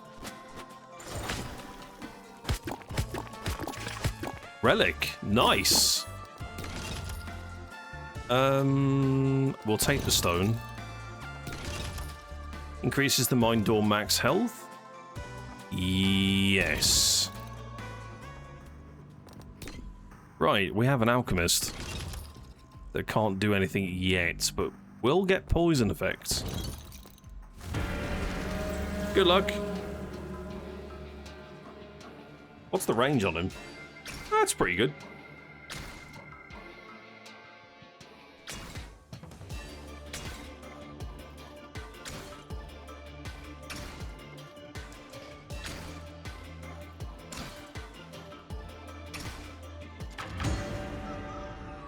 Alright, we'll take it. That's a good day one. It almost feels like a freebie, so that's a good thing. We take this, we hit this, we grab, and we grab.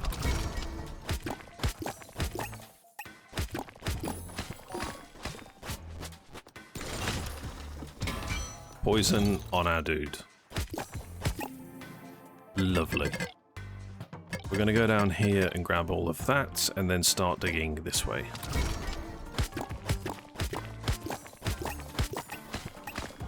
There's a relic.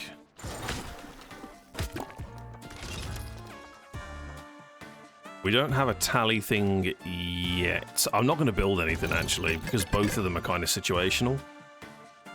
Right. I need this.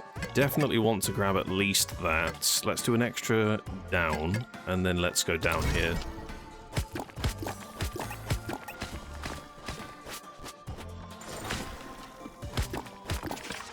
Nice, that's a good amount of gold. Holy crap. Upon construction, 2 strange glimmerstones appear at the surface. They do surge damage. Doubles the damage from poison? I mean, we're playing a poison build, so I think it makes sense to grab something like that. What do we have here? Periodically trigger a toxic shower.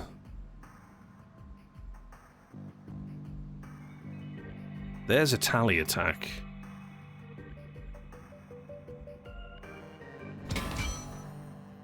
So we can go for either of these.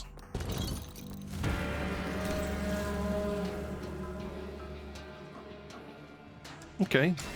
If you're watching this live on Twitch, I'll post a link to the game in the Twitch chat right now. If you're watching this on YouTube, there will be various links in the video description that you can go down to and check out for all the games that are being highlighted in this video.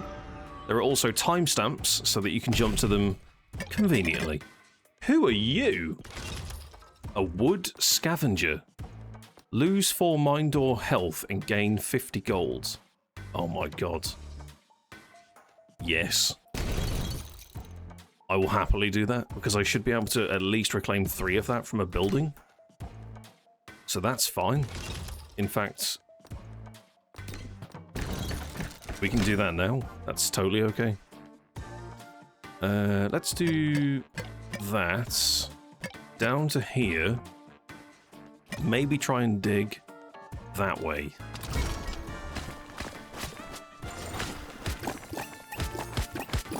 A hero! Fantastic. Take you, take that. I need gold to construct the other one, correct? I need 10. Okay, and we need to find a building. You know what? We know that gold exists.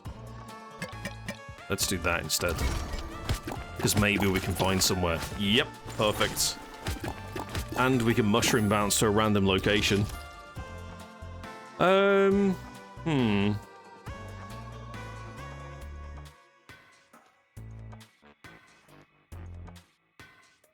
do I want? I want poison build. Let's re-roll. The Necromancer! What do you do? Summon 2 minions every 6 seconds. Minion lasts 14 seconds. When a minion dies, it explodes and curses everything. Okay. Whenever a minion dies, it leaves behind a pile of bones. For each active pile, minions gain attack speed. Oh, interesting! Hero minion basic attacks deal enemies to extra damage to enemies affected by poison.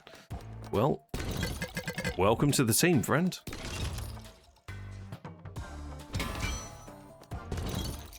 You're in. Down hits. We'll leave the mushroom. Probably get that. 1, 2, 3.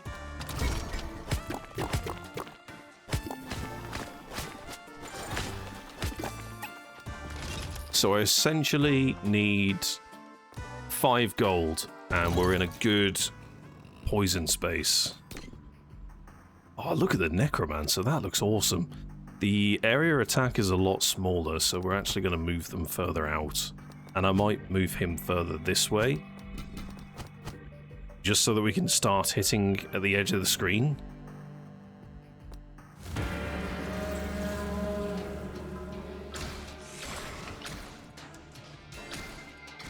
I like these summons. Let's go! Oh my god! So having characters at the edge of the screen is a really big advantage because it summons in front of them. Yeah, that's cool. I really like how all of the classes feel completely different. What? Yeah, that's super cool. Did we take a For mushroom? indie devs, there is but one choice. A solid dude with a suit.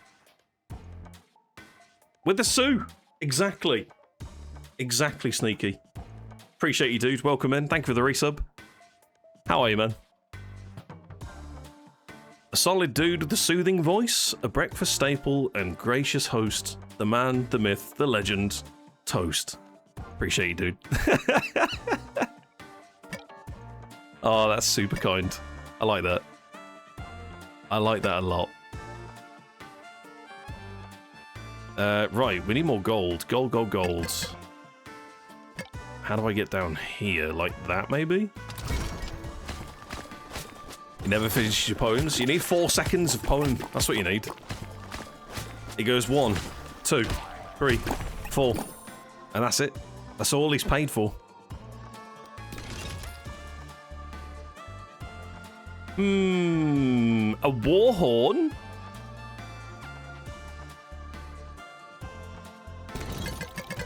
I mean, we need that, right? Gold. There's some relics. There's some gold. That seems like a good day.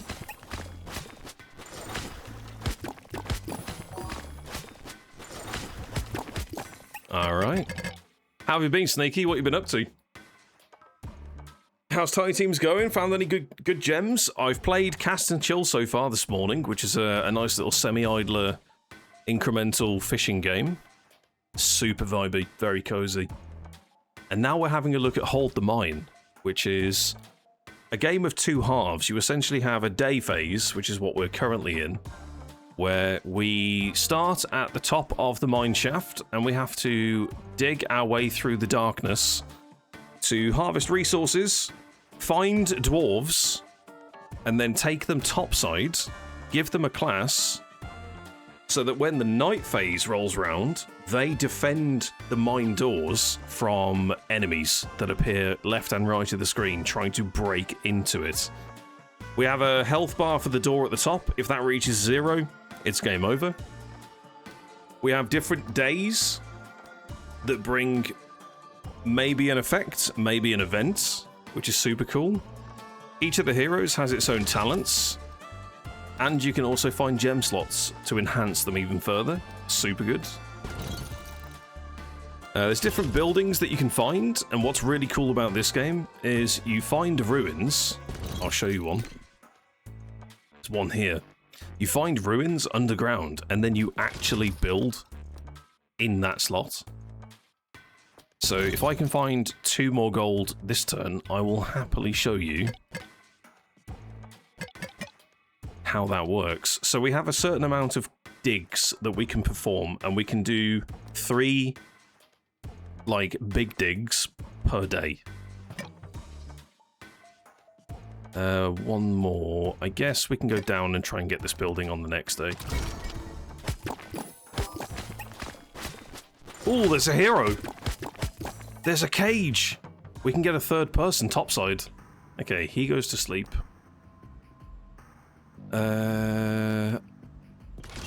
So, I want to build an experimental tank. We click build.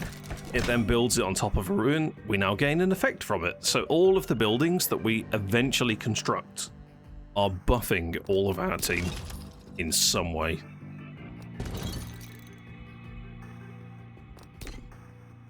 I guess we fight and then we try and get the 3rd hero. So this is the night phase. You're given a timer, and you need to survive. This is an auto battler.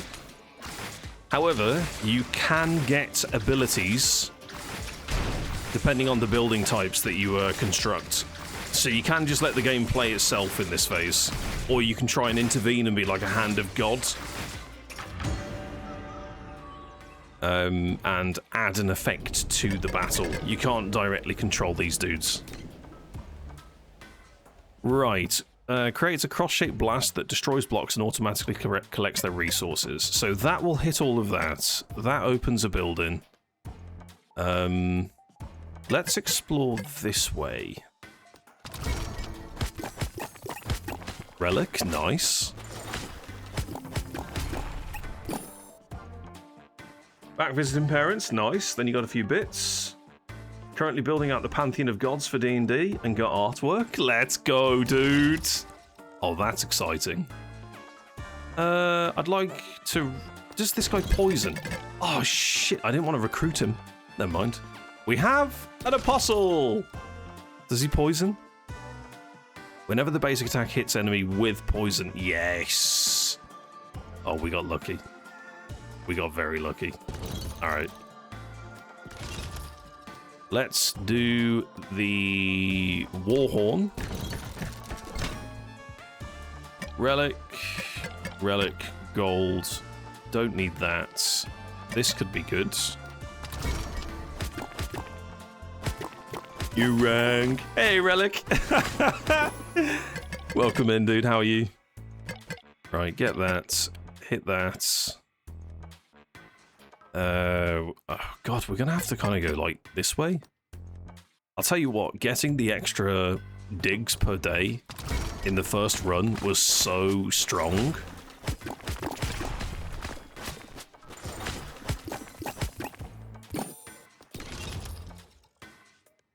Gold. Okay, so we now have an ability. We got 4 relics. Periodically does Toxic Shower.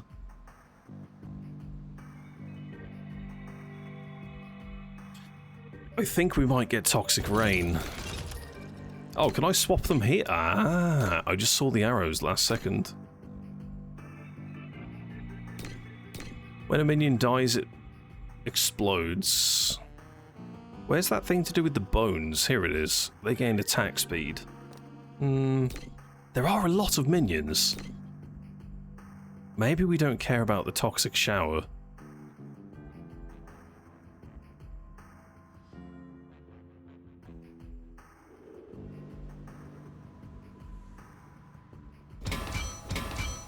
Let's try the damage from the dead.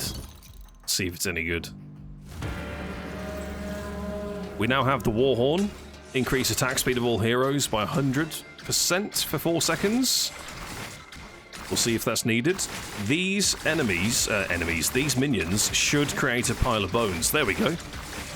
Bomb on the door!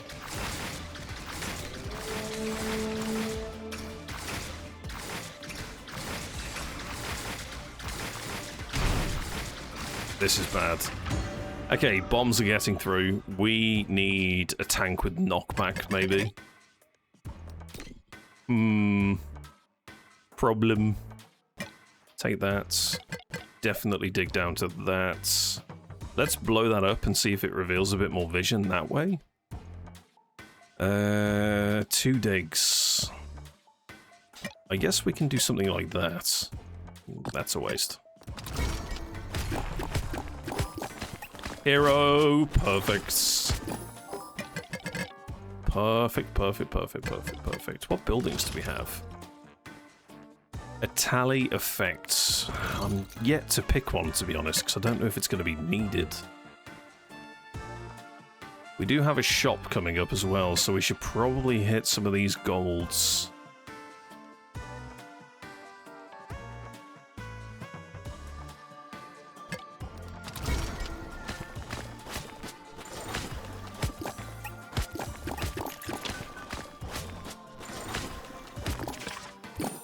Okay, who do we have? Oh, what are these?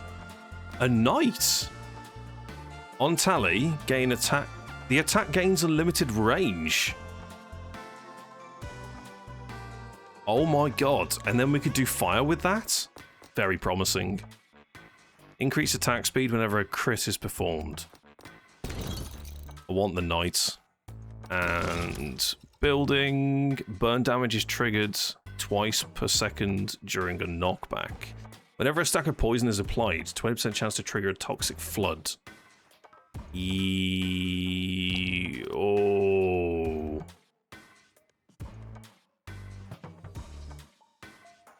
Damage is increased by 3 per additional stack of poison on the enemy. I think we take Toxic Well, though, to be honest. Because then we can poison more targets reliably. This, that.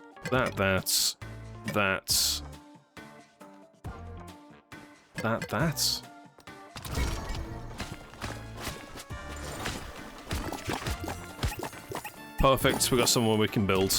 Lovely, lovely, lovely. We'll take the gold.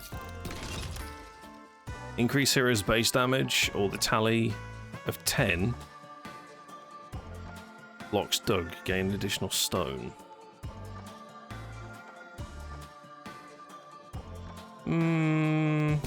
We'll take the mysterious fruits. So, you, sir. We need to get you attacking like crazy. Yeah, we need to get attacking like crazy. We will also move you to here. Put you back in the middle. Yeah, I don't know if we're going to survive this one.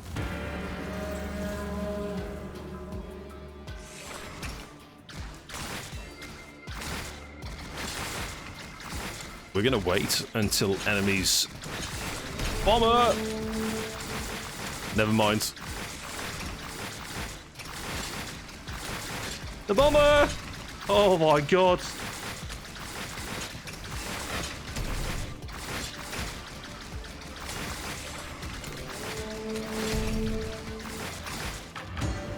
Oh, that was good.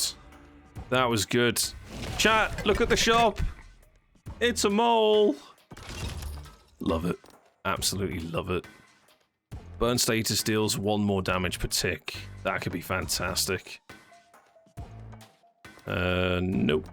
Nope. Basic attack supply 1 stack. Yes.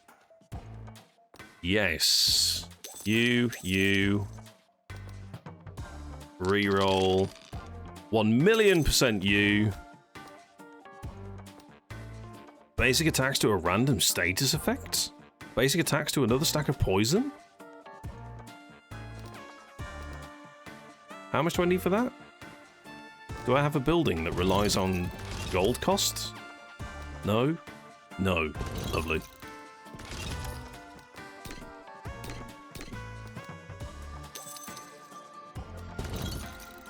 You know what? Actually, I'll re-roll again. Each stack of poison on an enemy increases its chance of taking critical hits. Oh my god.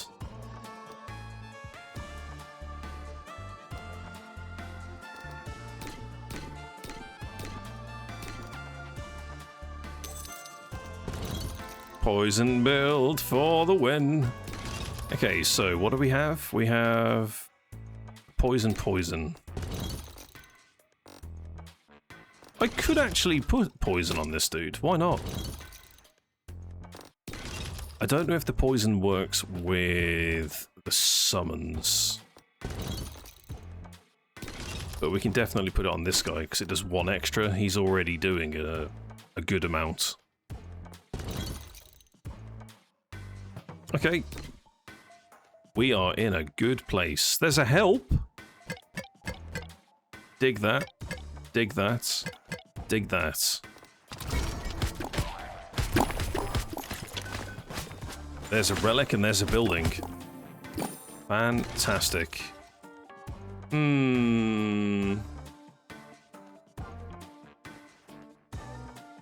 I think we get the Bastion. And what we do is we actually put him...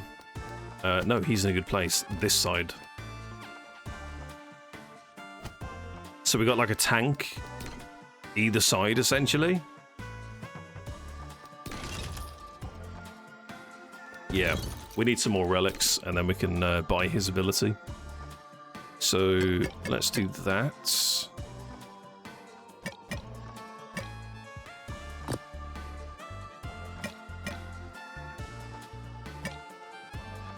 Sure.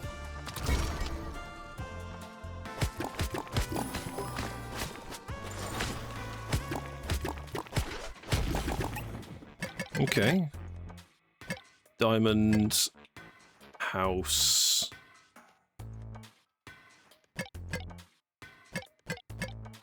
Explore. Ooh, another building. We've got plenty of areas now, though. I don't think it's really needed. Builds. Builds. So we're going to be doing tally effects that do burn with our Swordmaster. We've got more poison happening, and it will spread to a nearby enemy. So we should be in a pretty strong place, to be fair. Is there anything else that I want in the shop? Hero base damage. Basic attacks reduce the cooldown of periodic powers. I don't need that. I don't need that. Hero's attack speed.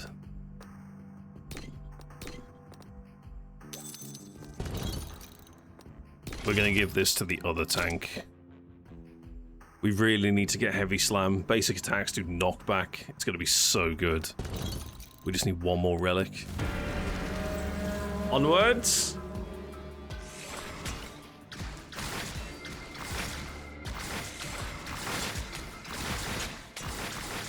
That right side is so strong. Holy crap.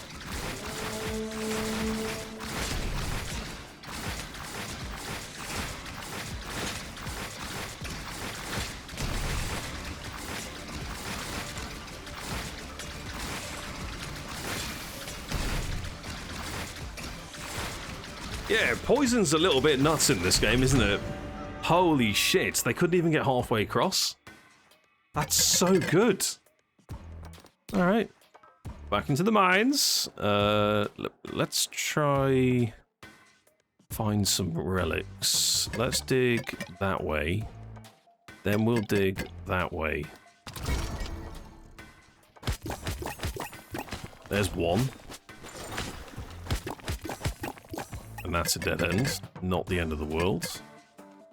Let's do that and then explore this way.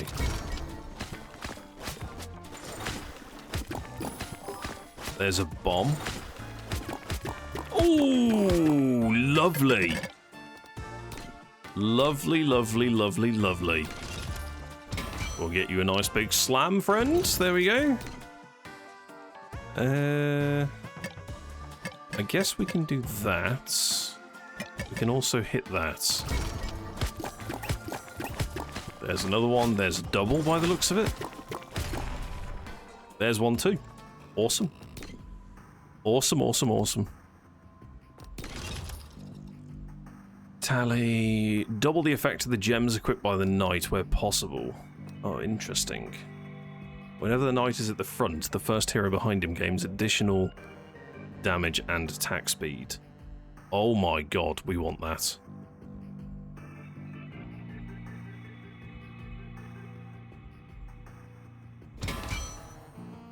We need to get Vanguard. 2 more relics, and we're in a great place. It means that this guy's going to be launching poison projectiles like an absolute machine gun.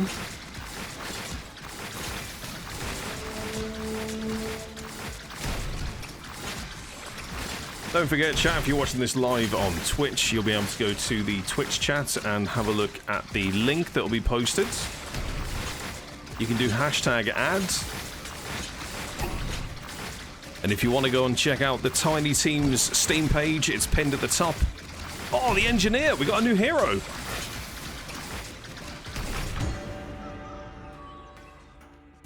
Fantastic. Snowstorm.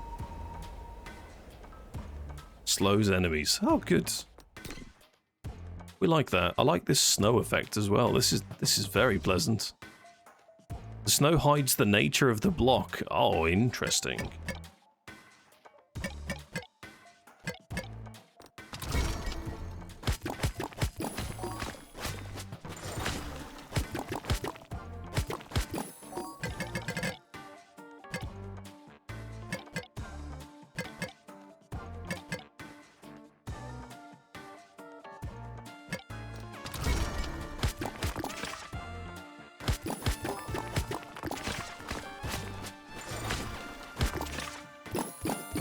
Okay, what do we have?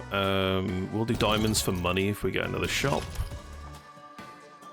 Whenever a stack of poison is applied, toxic flood? Yes.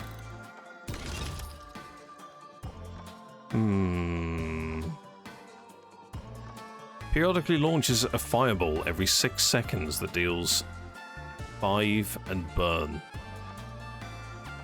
Yeah, why not? Why not?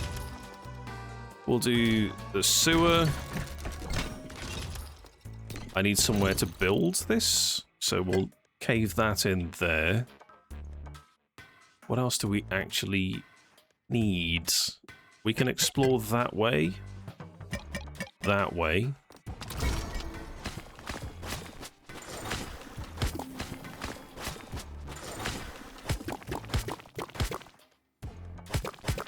Okay, so we found the dead end. We can make the volcano hearts. Top side, and I wanted to purchase Vanguard. Lovely. What else can we get? I could get the periodical toxic rain. On tally, attack bounces once. Oh, that could be kind of cool.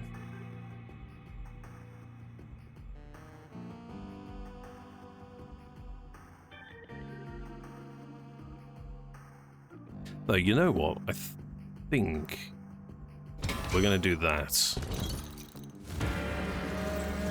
Let's see how fast this guy fires now, because he should be firing. Oh, he's firing so much quicker. Oh, this is glorious. Look at the volcano hearts just firing out these beautiful molten spews.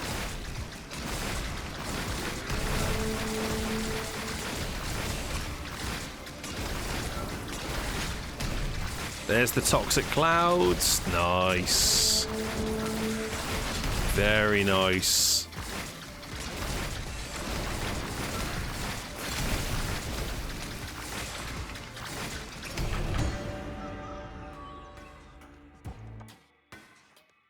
Yeah, this game's a bit good, isn't it? It's a bit good. We'll take this. We'll go down here.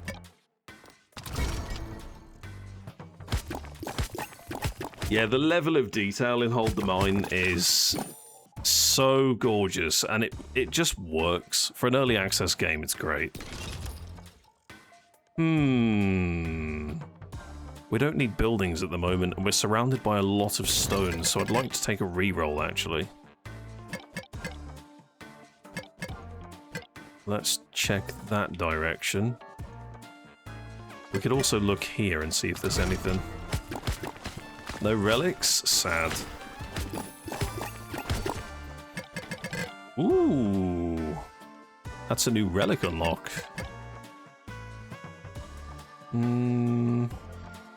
Let's go down from here. Nice. Resource cache. We got relics over here. Who do I want to upgrade? We still don't have the snowball. I think we go for this one now.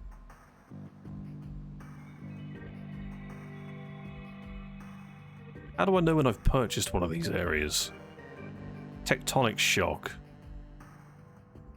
So I'd need to buy this one, and then I need 2 and 3.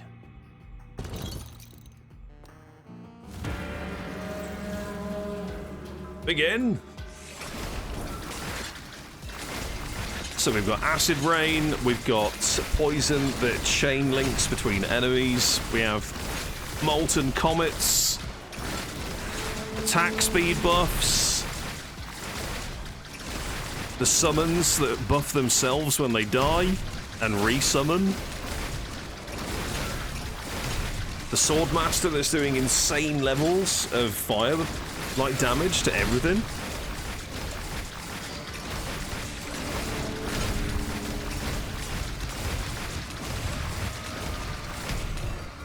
We did it! That was such a good run. We're gonna hit the endless button here and do our best to at least clear another couple of days. How come that's come up again? Is it because I didn't go back to the main menu? So this is what we got to last time. So we got the Noxious Cauldron, more poison. The Engineer, we'll see if we can recruit them. A Bomb Basket. Another Relic, Cursed Puppets. Awesome. Right, let's go and have a look at the main menu. Hey, Selena, welcome in. This looks like a very nice game. It's gorgeous, isn't it? Absolutely gorgeous. I can't stop smiling playing this. It's brilliant. So how does this work? How do I know what they cost? Increases the chance of receiving uncommon and rare items. Ooh, I want this. Right. Okay. I have 3 to spend. So we do more pickaxes. Blocks of the diamond have a chance of containing 1 more. I don't think I care for that.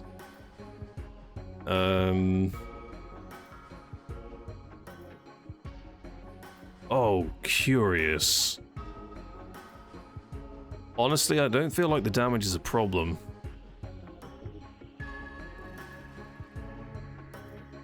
Yeah, we need this. So I need to go this way.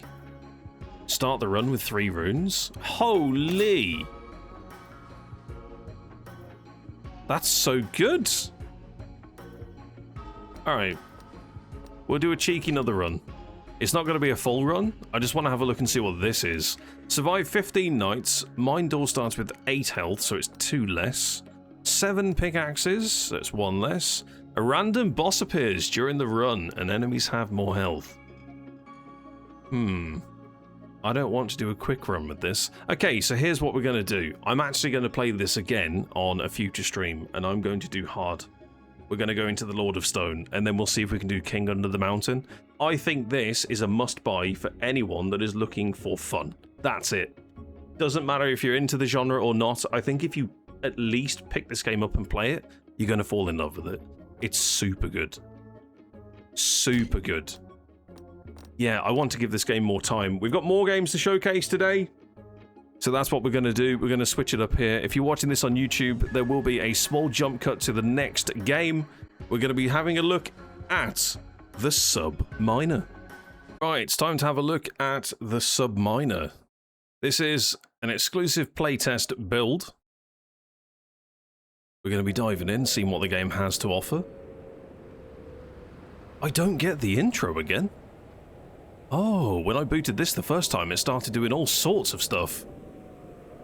Interesting. Well, that's my first bit of feedback. I've just missed all the cinematics. Unless when I press play, it does it? Maybe it was bugged. It is a playtest. There is a chance that some things don't work. No? Wow! Even I didn't get to see what happened. Because I closed the game down. Interesting. I guess I'm going to have to move this logo first and foremost. We'll stick it in the top. We don't need to know that it's a work in progress thing. Lovely.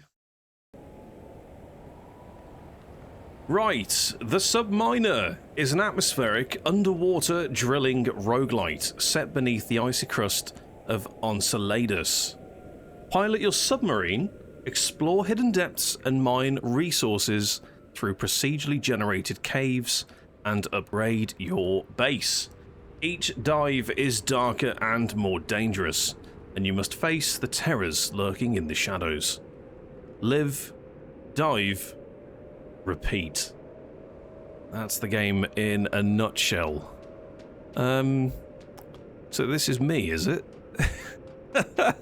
This is quite a far perspective.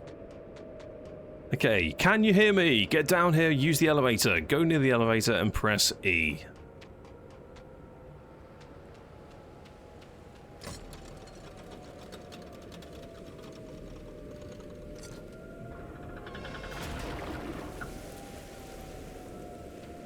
So this is me, is it?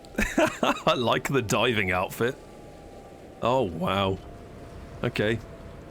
According to the readout, the elevator was just activated. That means that someone's out there hearing me. Okay. We're in. What is this UI? Okay. I see an active signal from the sub. About time someone showed up. Let me talk you through the instructions so you can come down and get me. Use WASD to move. Ooh, look at that spin action. That's cool. Your sub's front light can be used to analyze objects. I didn't press anything and the tooltip disappeared. That's fun.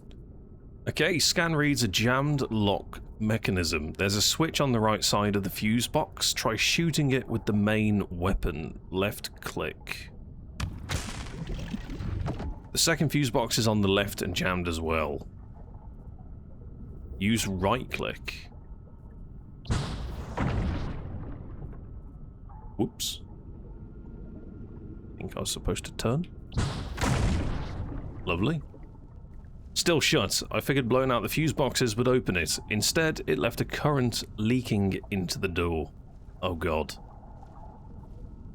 We need to press Q to do a shield. Where is all of this on the UI?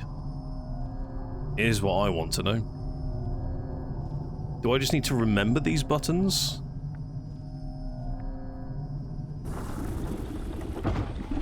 Okay, so that did it. The second door is iced over. You'll need to clear it with a drill. Hold F to exit. Oh! There we are.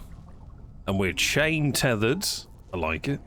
Equip your drill and start it up. It has a gear mechanism. Try to shift up when the gauge hits the green zone. So press 2. Right. So I have a UI over here, but nothing is labelled. Understood. Hold left click to drill, right click to shift up.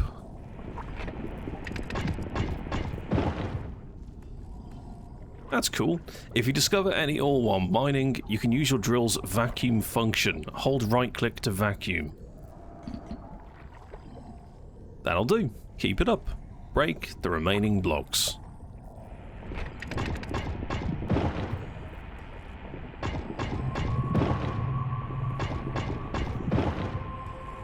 Okay, this seems very straightforward. Get the Hoover. Very nice.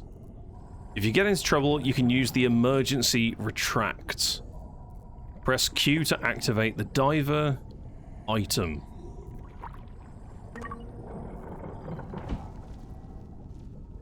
Okay.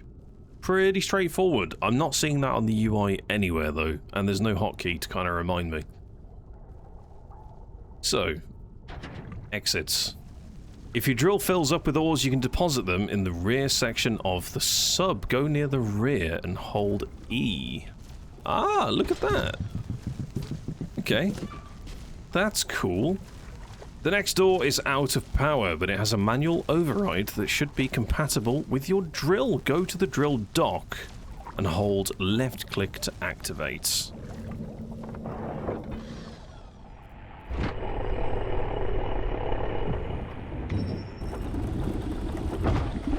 Whoa, there's an anglerfish. I'm picking up movement. Sounds like a fuser. They're spread everywhere since the collapse. Draw your revolver. Deal with it. If your ammo runs out, you can recharge it. Hold left click. Press tab and hold left click the revolver icon. That's how you reload. Oh my god, they just explode? That's a lot of red paint. I heard the blast. The final door is now open. Are you still operational? I assume so. Do I take the sub down here? How do I get back in? I'm not allowed to get back in. Okay. We're mining with subs now? We are indeed. We are indeed. Can I go in here? Ooh! Friend! You're free! Let's move. Take me to your sub. Okay. Can I use the emergency retract? No?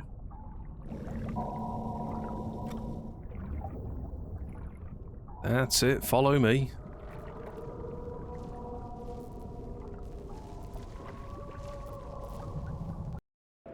Okay, so we've learnt the basics of the game. I don't see any keybinds anywhere on the screen that kind of indicate to me that I can do X, Y, and Z. I just need to remember everything. That'll be interesting. When I'm trying to emergency evac away from a fish that's trying to gobble on my face. This is the base. Know it well. You'll be running operations from here. Oh, okay.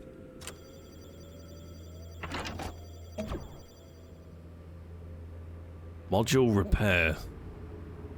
So it costs money by the looks of it. Can I click any of these? You can use your gathered Volta to restore power. Click repair.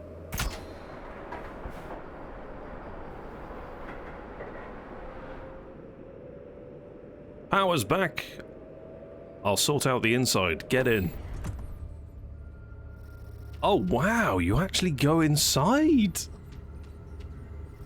Cool. Before the collapse, sensors logged a massive energy spike from the deep, reading strong enough to solve Earth's crisis. Despite everything, we may still have a solution down here. We need to report this. Come here. Signal specialist. Upload the data. Alright. That's lovely, that is. Download.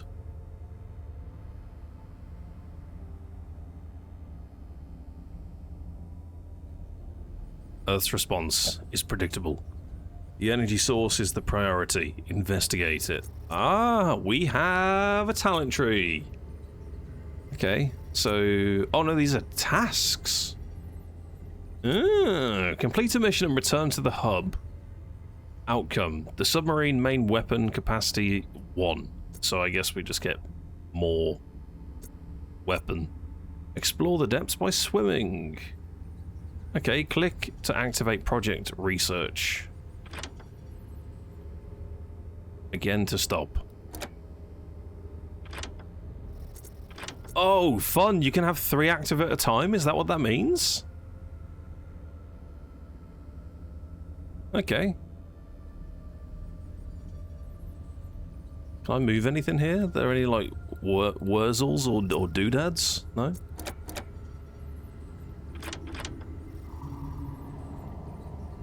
Select both. Click to activate project research. Click again to stop.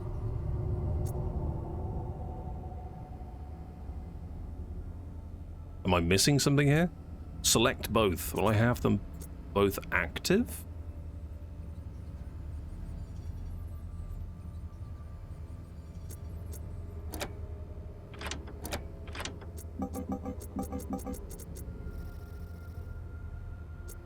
Like, what do you want me to do here?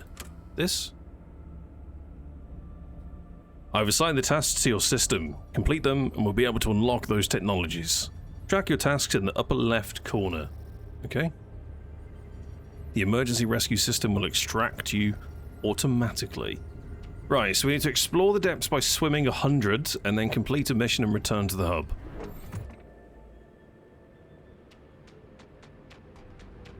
And run around this circle. I assume that these are going to be places that we can repair. I wonder if one of them's like a diner and we can do a little bit of cooking, you know? Catch some fish, turn them into a meal.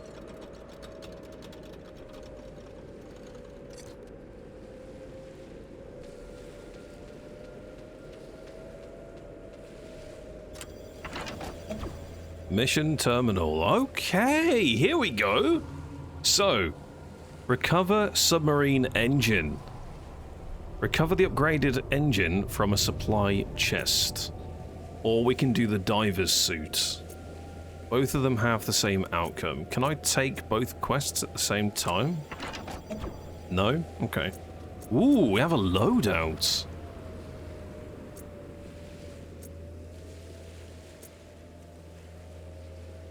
Okay, so we'll find extra bits that we can kit ourselves out with. This is your loadout, okay?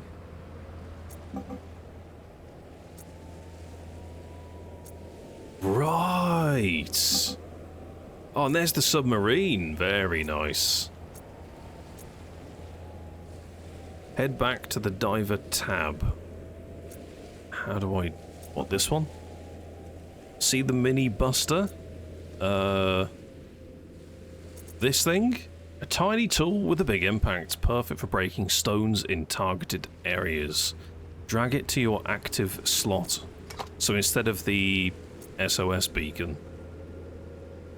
Okay, to unequip it, drag it to the armory. Defaults are always safe. Anything else is lost if you take critical damage. You can right-click equipment in the armory to strip its energy to Volta. Okay. Hit dive when you're ready. You'll find more equipment on missions. Let's just go in with what we've got as the default. Sure. And we're in. So does this now just open? Lovely. So we need to find the submarine engine from a supply crate.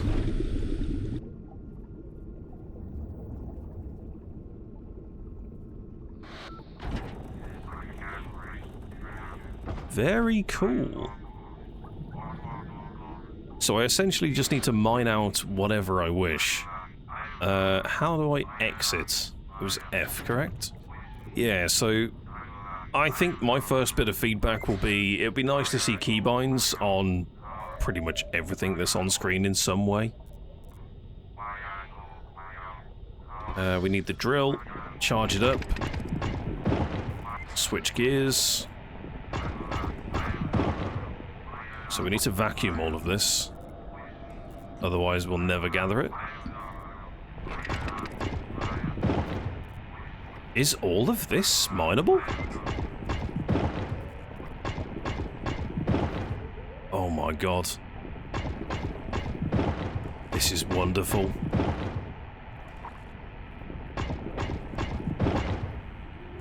So as we break through the darkness, we can understand new paths to actually carve out. Yeah, that's fun. That's a stronger block. What exactly is that resource? That's something new. We've got 13 of the Volta and we've got 2 of something.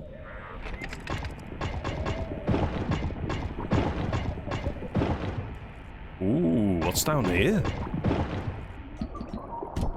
Oh my god, what is that? Run! Evac, evac, go, go, go! Okay, do I still have to put this in the back to deposit? Interesting. So, getting into my ship does not automatically add the backpack stuff to the ship. I still have to get out and use it. Gotcha, gotcha.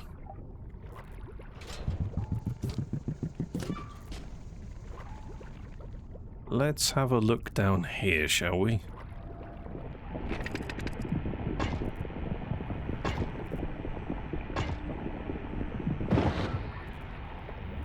What is this thing?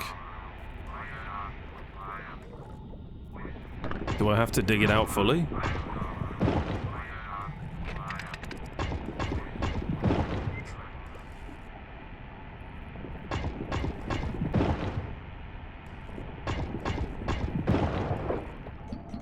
Ah, you have to find the side that the drill fits into. Got it. Oh, that's cool. Give it an old spin. Open it up. A piercer, a pneumatic launcher derived from industrial spearfishing. Redesigned for combat. Ooh. And then the box goes into the background? That's a nice touch. Okay.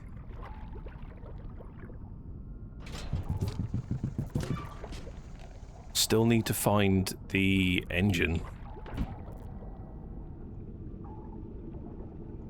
Can I smash this open with missiles? Oh, I can. But there's no way for me to actually vacuum the stuff in using the ship. Okay.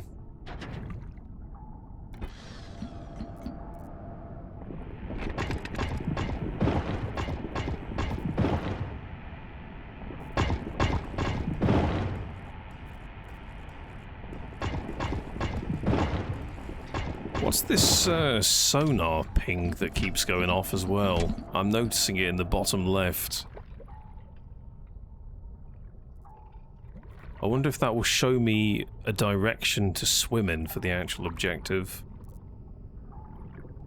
Oh, that is not the back of the submarine anymore. Swim over this way. Oh, I can't. There we go, thank you.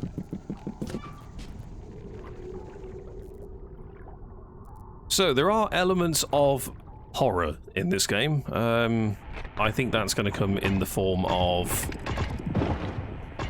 creatures and environmental stuff. We've already seen one enemy type in the tutorial. We've then seen something new somewhere over that horizon, which didn't look too pleasant. Is that a sea mine?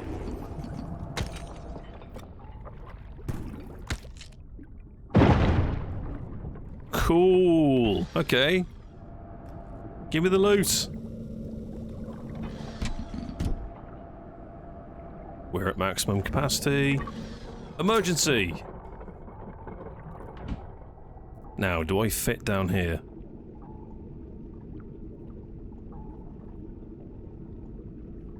We do.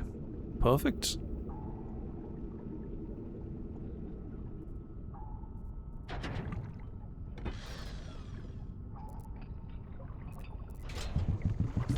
I'm starting to wonder if there is an indicator for the quest.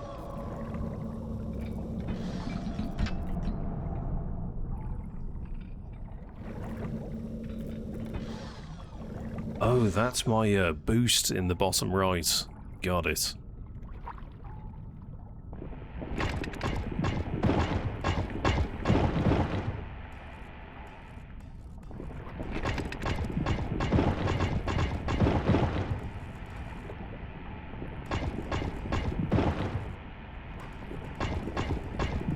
How do I know exactly what I'm looking for? Is the chest gonna be...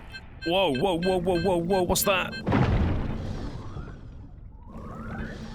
What the hell is that? Hey, that's my gear!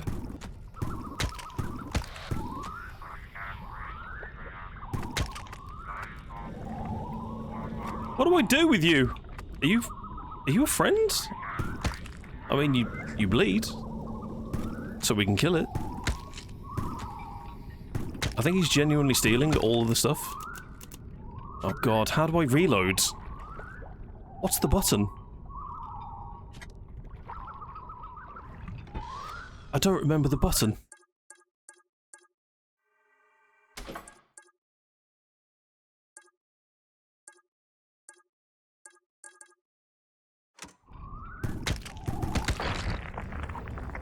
Yeah. What the fuck was that?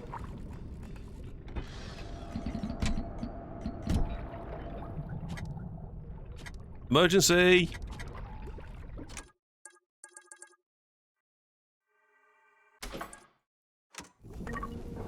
Help!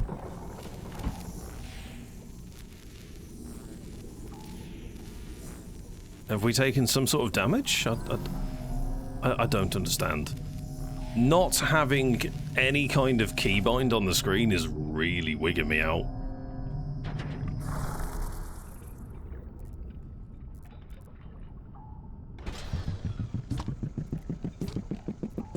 Like, there's a lot of functions that need to be happening in this, and to not have them easily displayed so an on-the-fly action can happen is very, very hard to understand what to do.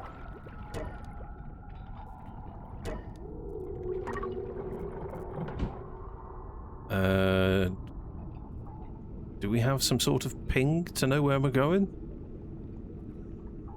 All I need to do is complete a mission. I guess we're going this way.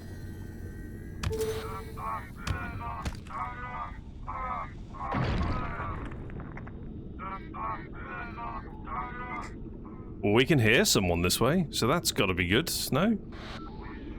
Supply chest. Crack it with the drill. Where? What, in here? I don't bloody see it. But sure.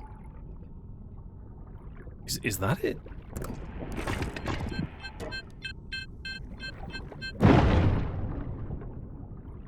My game crashed. Oh, press space to evacuate.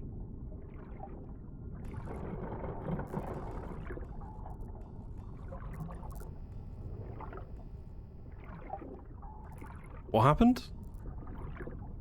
Were we too close to a bomb?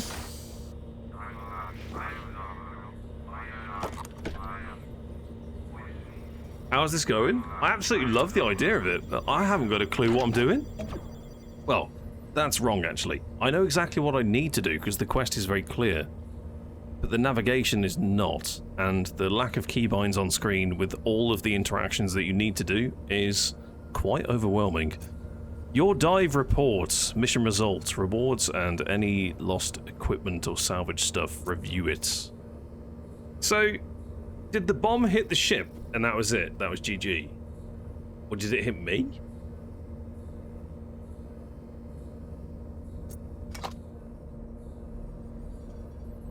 Right. Complete a mission. Swimming speed. So we got this, right? Reduces drag on the dive suit, allowing a smoother and faster movement through the water. So I can now buy this. And to get to here, we need to finish this one. Gotcha.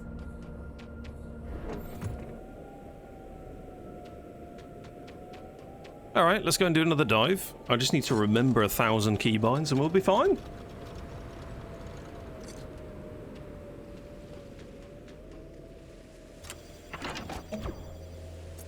Right, recover the engine, recover the suit. I guess we do the same one, because I would actually like to complete it. What was this thing? A tiny tool with big impact, perfect for breaking stones in targeted areas. Pop it on, wait a few seconds. I quite like this emergency chain, but we'll give this a go and see if it's any good.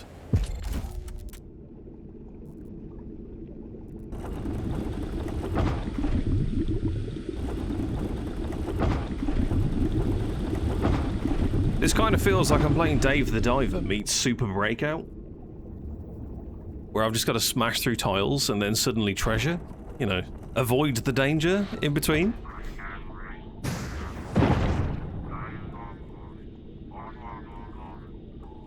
I don't think I'm going to bother using the drill, if I'm totally honest. I might just use... we're limited on...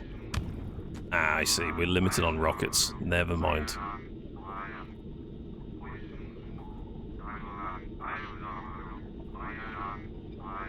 But we can use the environment.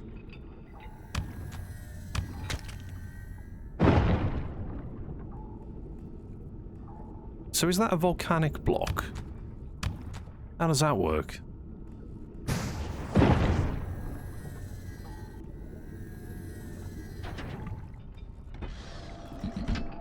Hoover. Hoover my loot.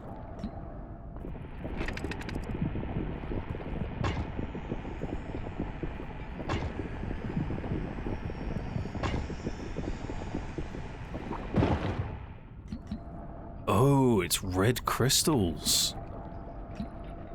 Right. I don't know what they do. Here comes that little guy that hoovers everything up. Get out of here.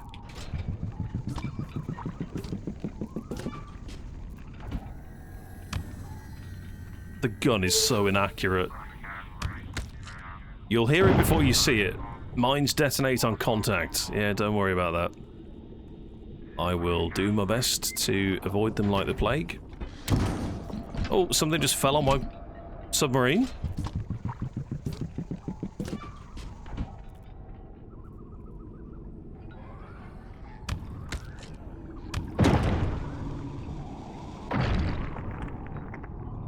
Get off my loot!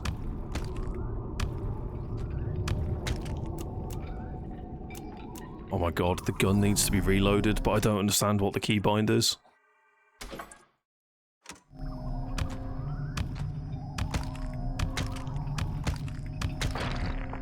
Yeah! Mine! Give me all of it.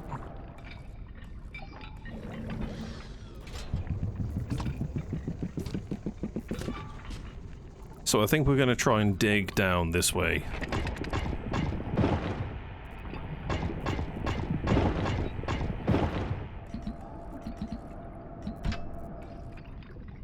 I think it's going to get very interesting when there are more resources to actually aim for and harvest. Seeing a second and a third different type of resource pop up was kind of cool. This way? Is that a good way?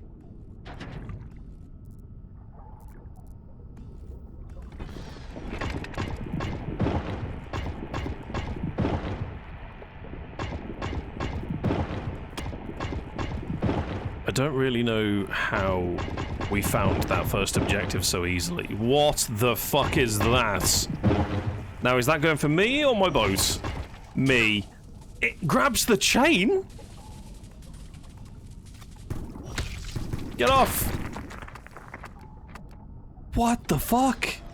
That's terrifying.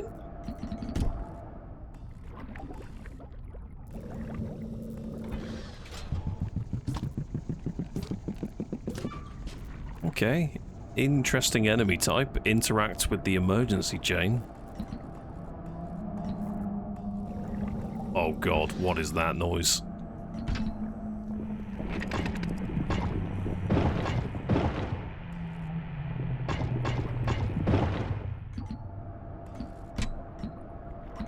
I mean, it can't be good, right?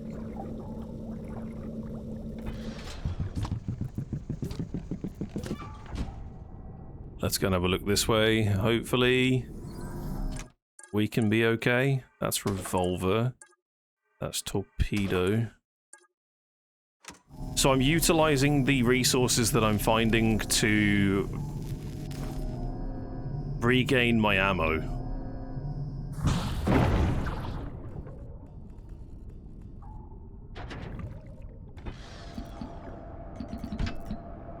I mean, it's nice. It means that you can actually stay out and do some mining. So I like that.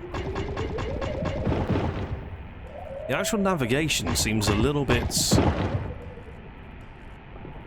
lacking at the moment.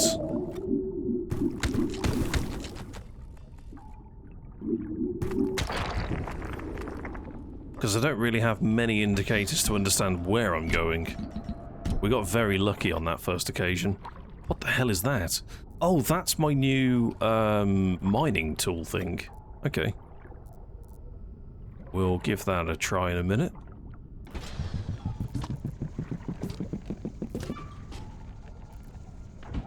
Starts to hum the Jaws theme. Yeah, I think we're not too far away from some sort of big spook. That's the edge of the map. That's not a noise we want to hear. So how do I do this?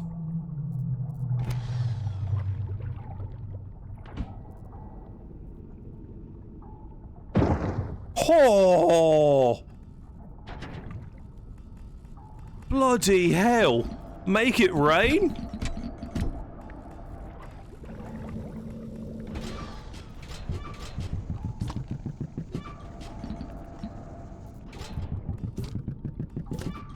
Yeah, that tool's good. That's a winner. Where the bloody hell is this crate? That's the exit gate. Use the drill to override it. But I haven't found the objective yet.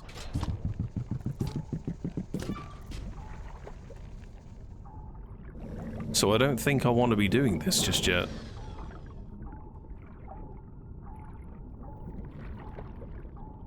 Right. So this is actually starting to go a little bit mad. Let's just use it, see what happens.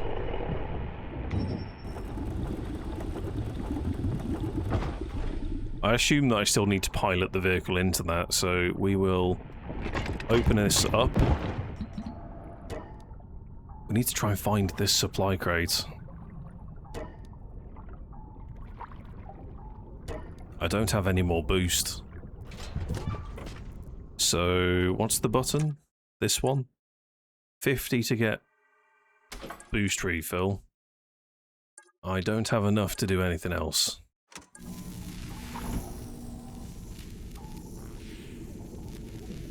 I don't understand what I've pressed to do electric ability, but that's kind of cool.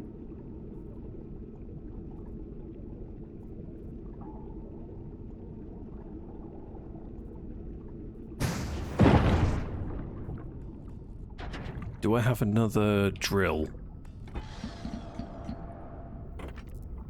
Ladies and gentlemen, Go that way. it is time. Well, that was shit.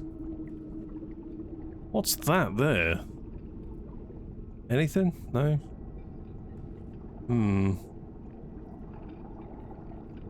Did you ever play Lego Rock Raiders? It's one of my favourite PlayStation 1 games, that is. You build your own vehicles. What the fuck? Yeah, it was great.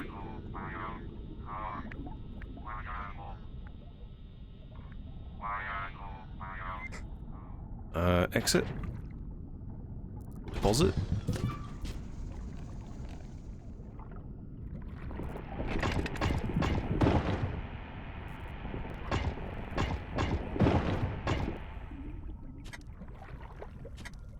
I don't have any more charges. RIP.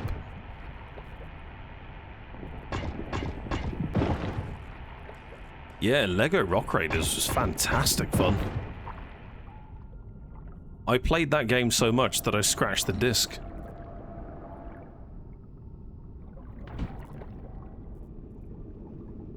I've no idea where this thing is. Like, actually. Could it be this way? Isn't this where we started? Pretty sure it is.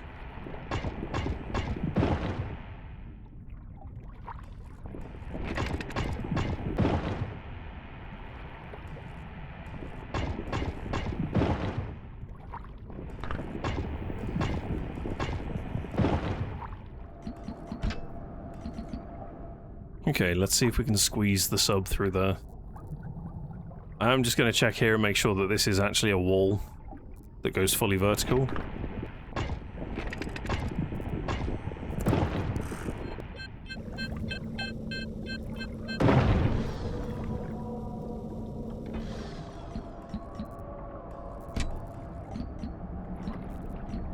That sounds really bad.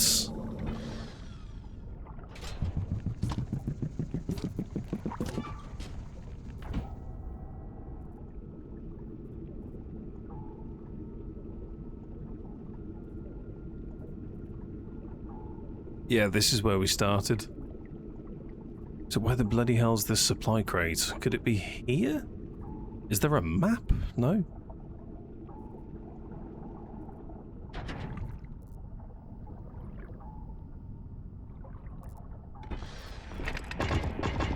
Okay. Get me through here. Fingers crossed we see it. I am very much not seeing this.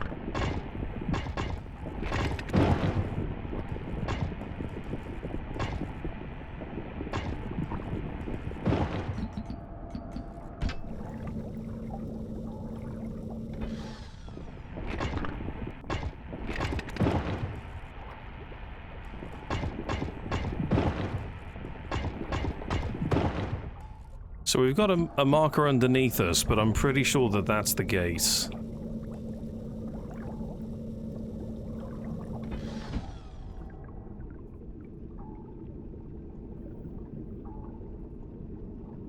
It was somewhere here. Yeah, it's the gate.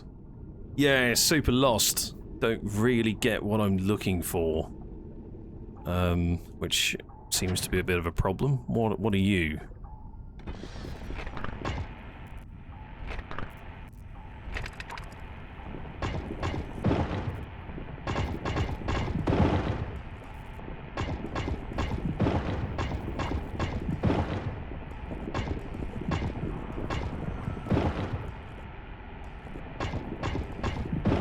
So I just got super lucky last time when it was like, ah, you found the crates.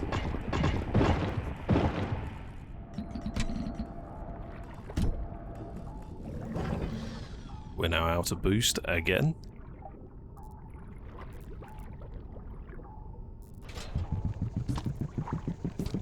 I think from a functionality perspective, the game is absolutely brilliant when it comes to everything does work.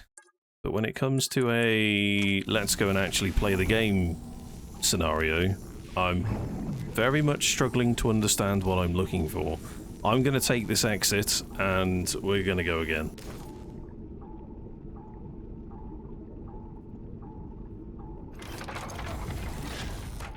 We did not find the engine. Woo!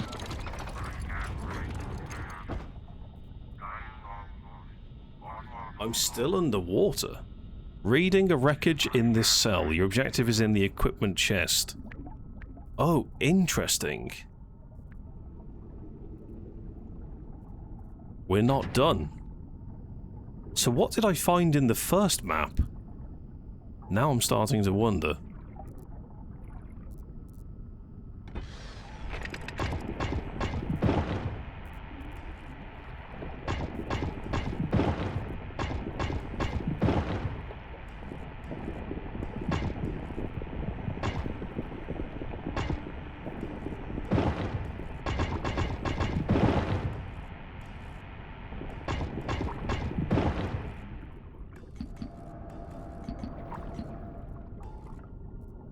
Okay.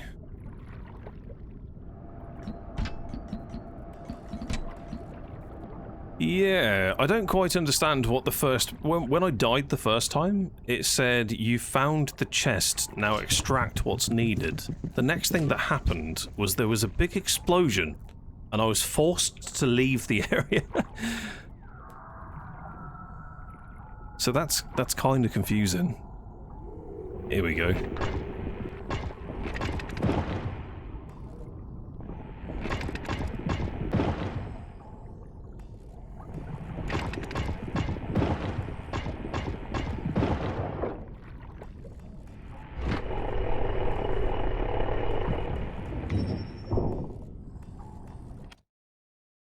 Drill chakram. Self-propelled cutting disc that carves through rock on its own. Point in a direction and let go.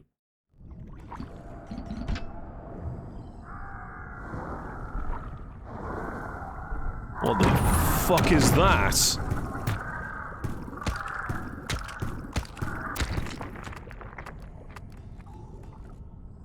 Okay.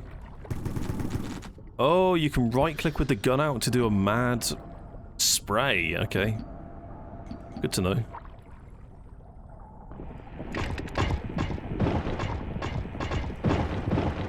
So I still haven't found the engine.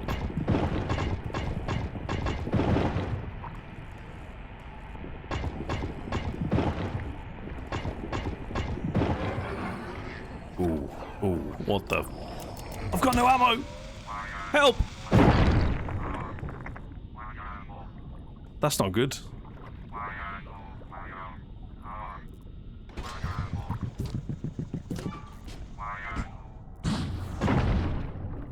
Oh, I think I just found it. Nice. What do I need? That.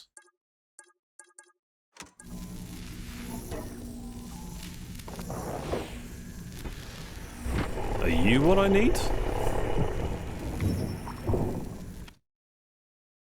Or Hoover?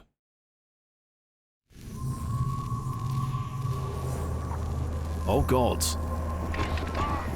Your sensors just spiked. Probably a hallucination. Stay focused. What do you mean, probably a hallucination?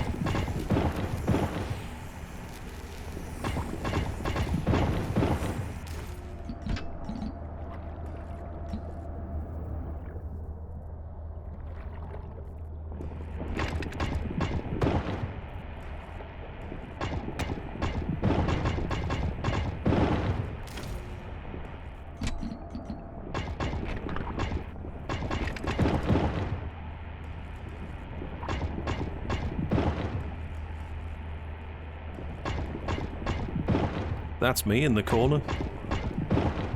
That's me in the spotlight. With no boost underwater. I'm gonna drown.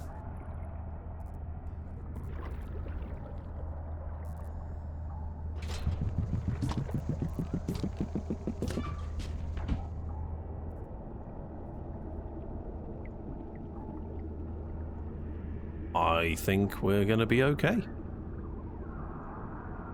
Oh, he's... Oh. We're fine.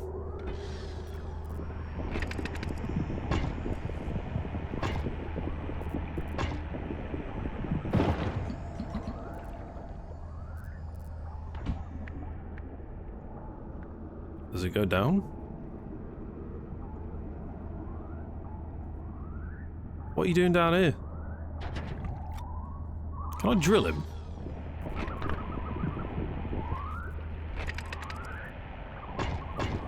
Oh, the drill definitely needs to do damage. To enemies, I should say.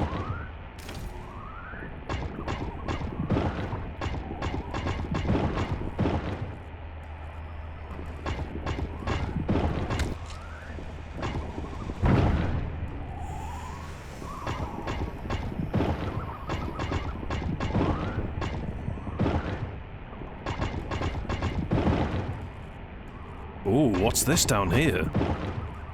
We may have found it.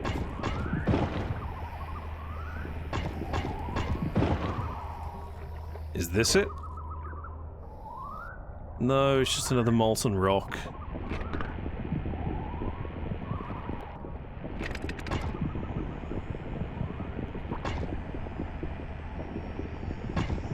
There's something flashing. Wait! Wait! Bottom left! It's here! Finally, some action!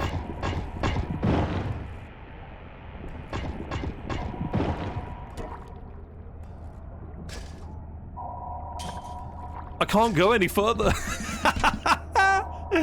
Oh, shit. We're at maximum chain length. Right, we found something.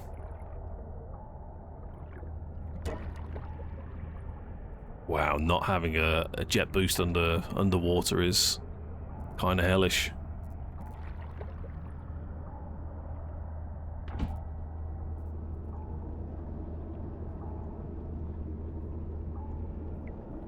That's it, nice and easy, does it? We're gonna park here. Try and deposit the stuff into the back. Is that possible?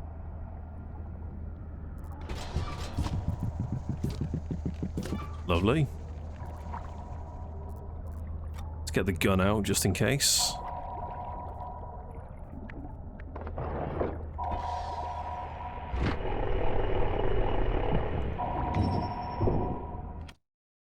Yeah, that's gotta be it, right? Objective secured. With your current loadout, every extra minute down there is a risk. Get to the exit. Get to the exit? What, do I have to find another one? Or can I just go to the top? What the fuck is that? It disappeared? Okay.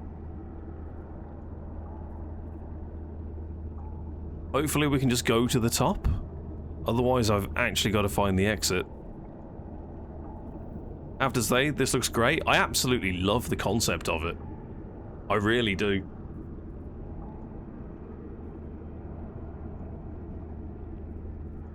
I'm not allowed this way, am I? Oh, poo. Exit, exit. I mean, it has to be on a side somewhere, right? So, I guess if we go all the way down and hug this, like, bedrock style stuff. Oh, I'm not fitting through there. Shit.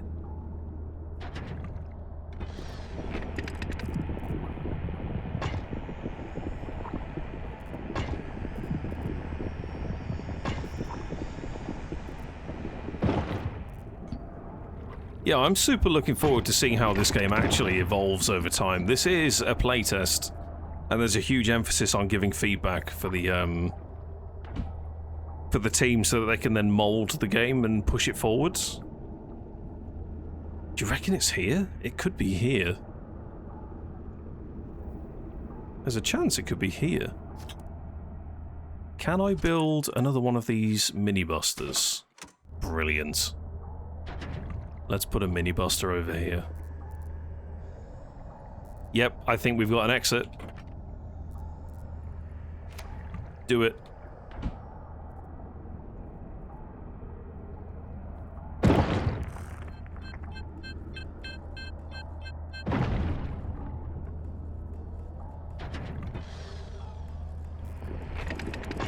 There's a monster! No! Don't kill me! Oh, thank God.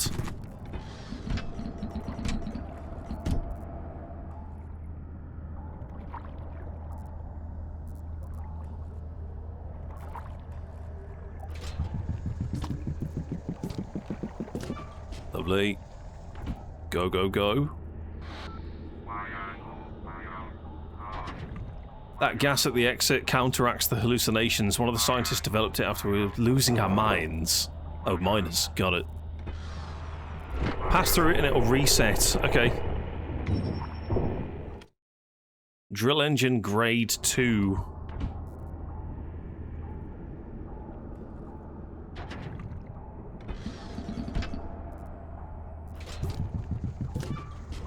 Go.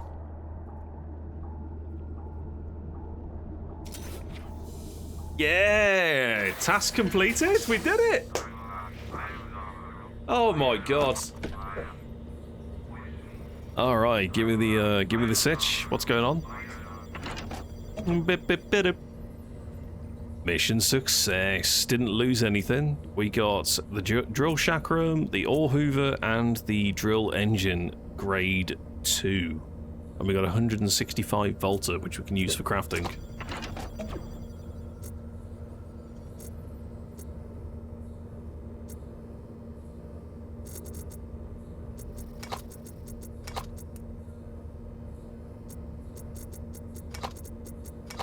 Can I just do that? Get over here. A new technology. Okay. So we can get the increased reserves across mounted weapons. Upgrade the propulsion system. Expand the fuel reservoir, longer boost time. More damage. Oh, yes. Yeah, before we go critical failure. The drill holds more ore before it fills up. Faster bursts, stronger thrusts.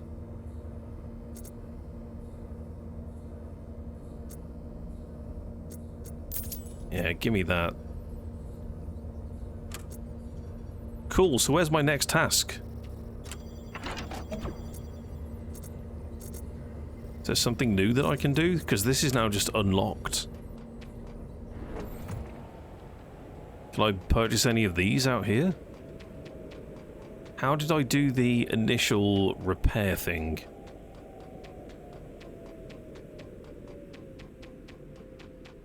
I don't think there is anything else that I can actually do. Other than just do more missions.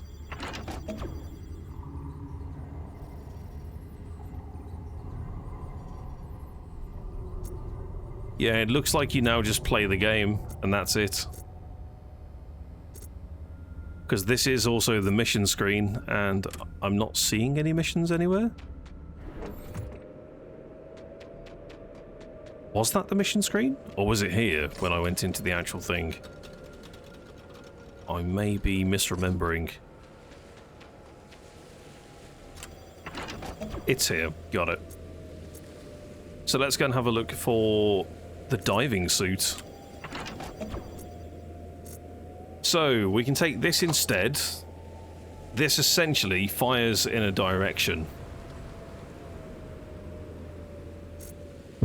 Sure. Oh, wait. Wait. Return to hub. We had some stuff for the ship as well. I wanted to try that.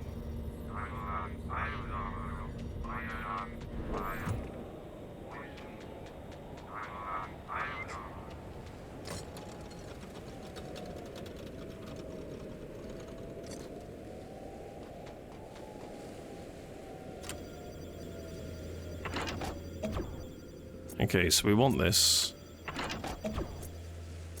We have the chakram.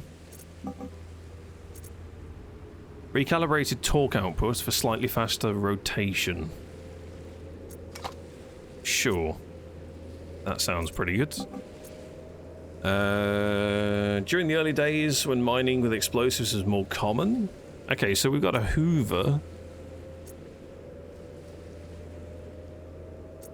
We can upgrade that. So does that go there? So we lose the active defense system, but we get an ore hoover. We can try that. Means that if we find those detonation, like self-detonation blocks, when they explode, we could just activate the ability. I don't know what the button is, though. I think it was Q.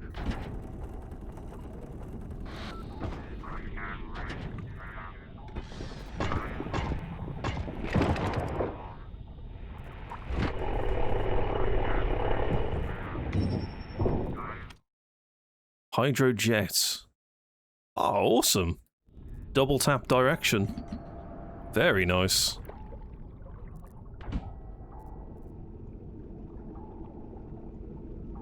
Sonar's going better.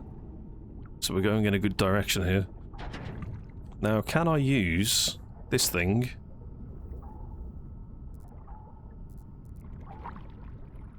How do I use it? Oh, I throw it. Wow! That's awesome!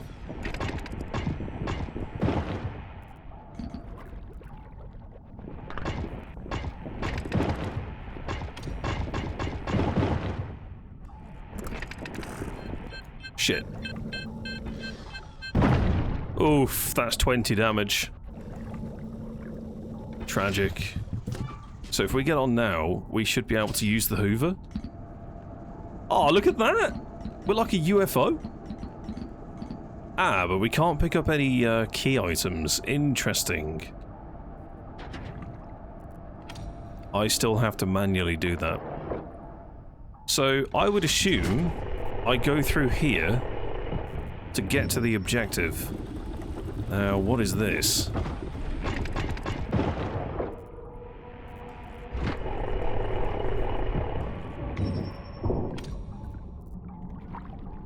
No idea.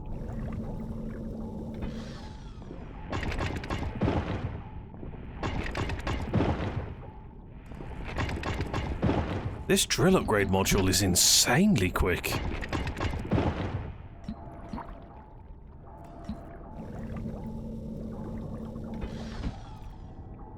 Onwards.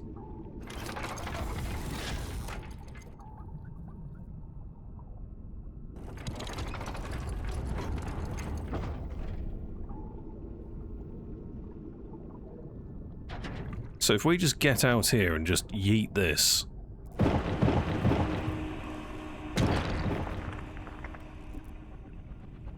And then, because we don't have any more, we build another one. And then we just get it out and we just throw it again. We go in here and we turn on the hoover. Now we're gaming.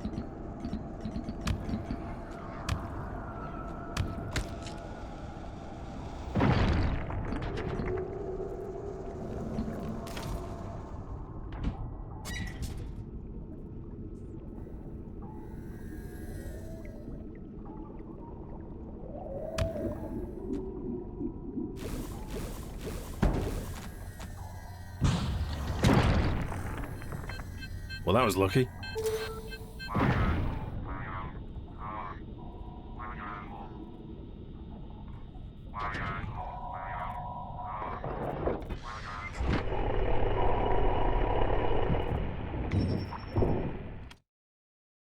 The dive suit. We got it. Well, now we need to find the way out. Awesome.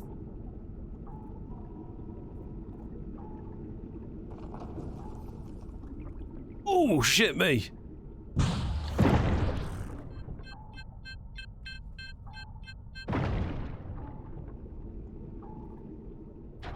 Okay, let's get our handy dandy Yeeter 3000 out. And there's the exit.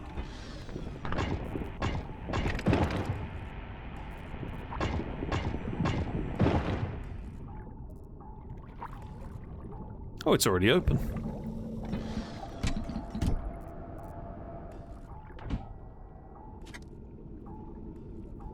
I guess we don't need to get all of this stuff. That was so much more straightforward. I feel like it was a less complicated cave. Now I wonder how RNG the procedural maps actually are in this current state of the game. But regardless of that, the gameplay itself is super fun. I like the upgrades, I like all the drilling, the digging. The threat of these unknown enemies that seem to have very basic attack and movement patterns. But yeah, the overall vibe of the game is really good. I just want to see what these are. So those were easy missions, these are normal, and then there's some sort of madness. I wonder if that's a boss fight. Interesting. Well, that was the SUBMINER. That was an exclusive demo look at the game. There'll be a link to that down in the video description if you're watching this on YouTube. And if you're watching this on Twitch, I'll post it in the chat for you now. We'll do a small jump cut to the next game, which will be some Tales and Tactics. Looking forward to this one. Alright, ladies and gentlemen, it's time to take a look at Tales and Tactics. This is a roguelite squad-based auto-battler that is based in a tabletop RPG setting. You'll draft an army, carefully equip and position your units, make very important choices throughout your adventure, and meet a colourful cast of characters as you make ready for the grand tournament. Alright, I will also say that Tales and Tactics does have a new DLC that's available on Steam. As of recording, it's released during the Tiny Teams event. It is Set 2 World Tour, so if you're interested in that, I'll throw a link in the video description on YouTube. If you're watching this on Twitch, all the links that you need are in the Twitch chat right now. You can go on over and check out the game's store page. Welcome! How experienced are you with auto battlers and strategy games? I'm not, actually. I've only dabbled with them, so I don't really understand. Start the tutorial, which will teach you the game's basics. Start a new run on a relaxed difficulty. I'm actually going to go brand new, because I don't understand these games at all. I'm sure that we can modify the difficulty or start another run if we become accustomed with what's happening. But I'd like to understand the actual game. So, this is a unit. Both you and your opponents will make an army comprised of many units. Health and mana. Okay. This is the unit store. Okay, when you buy new units using star points, so these things, your available SP shown at the bottom. So this is what I have. This is my bank. Archetype shows the units a tank, caster, or a fighter. Oh, interesting. So caster probably is both damage and healing. We have a cost, traits, and skills. It's time to start learning how to form your army and how to make it better. First, we need to place a unit onto the field to combat the enemy unit. Click on the Mickey card to purchase it, which will teleport it to your bench. Right, so this is my bench and it's limited to 7? Okay. Then click and hold on the unit and drag it onto one of the empty hexes on your field, then release to drop onto that space. Okay. Interesting how the health chunks are different. This one has like 2/3 of its health in one bar. Also has different mana amounts or starting mana. Now, the battle can begin! The fight button appears at the top of the screen. This will start the combat when clicked. All units on the board will come to life and automatically fight each other until only one team is left standing. Press the fight button.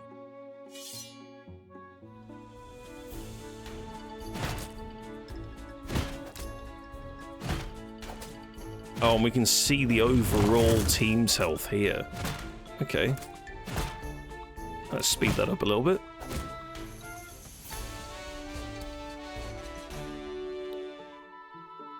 +1 heart. Was that for winning? Do I heal if I win? The sweet taste of victory. After every combat, you'll earn some important rewards. XP allows you to select a new passive power. Ooh. Okay. Gold is used for getting equipment and other goods from the merchant, and then star points used for purchasing units and re-rolling. Travel. This lesson will teach you about the first of 3 pillars of army power. Merging units. Okay. The enemy has 2 units now. You'll need to match them, and to do so, you'll need to refresh the unit store. Click the button to refresh. Ooh, okay. After refreshing, choose a new unit to purchase and place. What do I even want? Can I click on these somehow? I can right click. So Bug Brawler. Super tanky. When this unit gains a tier, it gains additional armor and maximum health. Emits a wave that deals percentage of their max health as spell damage. For 5 seconds, Morrice gains 20% attack speed. Treefolk Marksman. So I'm going to assume that there's an element of strength and weakness depending on what you pick. So maybe, what would be to Treefolk? Drains an enemy, dealing damage and causing attackers to be healed. Oh, that sounds fun. Gains a buff that causes attacks to shred. Deploys spores in a cone, dealing damage and disarming enemies. Oh, that sounds amazing as well. I think I want this.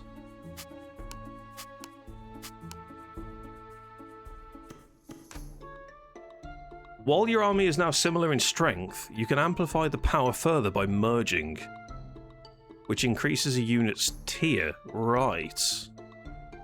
Merging occurs when you have 3 tier 1 copies of a unit, and can increase a unit to a maximum of tier 4. Units in the store that have a glowing card border are duplicates of ones you already have in play. Okay.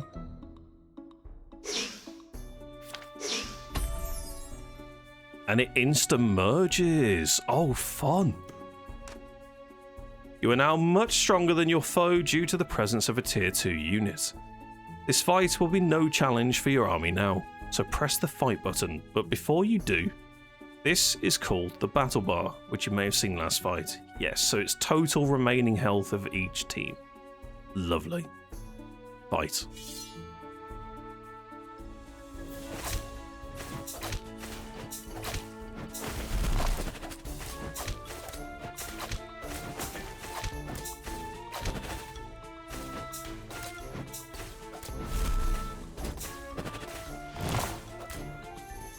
The healing's not bad. It doesn't last for very long, but it's very strong. Like, it's good sustain. Okay. Good to know. Tutorial 3 of 4. Professor. This lesson will teach you about the second pillar of power, trait bonuses. 3 enemy units this time. Your army will once again need to match by doing a third unit. However, rather than choosing a random, it's time to learn about traits. On the left of the screen, you will find a list of traits in your current army. None are active. Hovering over the dragon trait on the left will show it requires 2 dragons to become active. I'm sorry, where do I see this? On the left of the screen, you'll find a list of traits. This thing here, right. Okay. Let's activate the dragon trait by purchasing and placing Rhyme. The green up arrow over the dragon icon indicates that a trait matches one of the traits in your current army. So refresh the store. Right, good indication. Oh, a shaman. Flings a damaging and stunning icicle that impacts enemies in a cone. And then I put them on the field. We now have dragon power. Right, when a dragon first casts, they summon a breathing worm that flies across the board, dealing 100 spell damage to enemies. It strikes and ignites them for 5 seconds. And then if we were to get 2 more dragon perks, when it strikes a friendly, they temporarily tear up. This can make a tier 5 unit. Ooh, lovely. Excellent. The dragon trait is now active, but your army isn't quite fully optimized. The unit that you added last round doesn't match either Rhyme or Mickey's traits, but a unit in the shop does. You can make your army stronger by selling that unit and replacing it with one that matches Rhyme and Mickey's traits better. Drag the non-dragon into the cell. I don't want to get rid of my healer.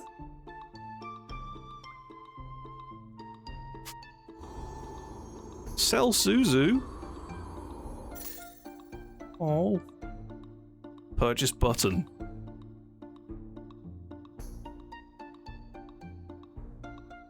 Oh, and I'm doing that because we've got Shaman trait, correct? Spawns spores that reduce enemies' health. Right-click on the Shaman trait. Gain the Shaman totem, which spends its charge to heal allies. The totem starts with 300 and gains 20% of the Shaman's spell damage as charge. So as it deals damage, it regens? Is that how that works? You can sheep things? So there's polymorphing in the game. Okay. Armies that utilize trait power will be superior to those that do not. So this next fight will be easy. Rhyme in particular will be extra potent, benefiting from both Dragon and Shaman.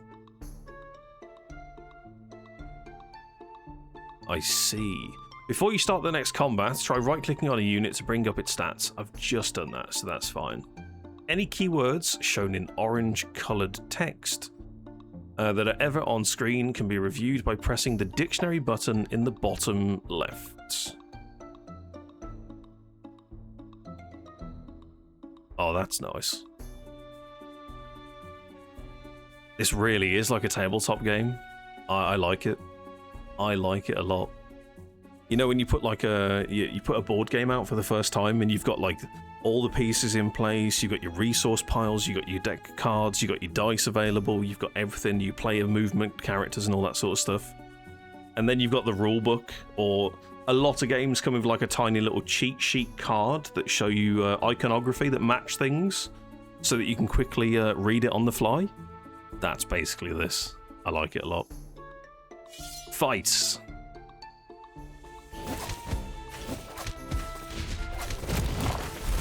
There's the dragon.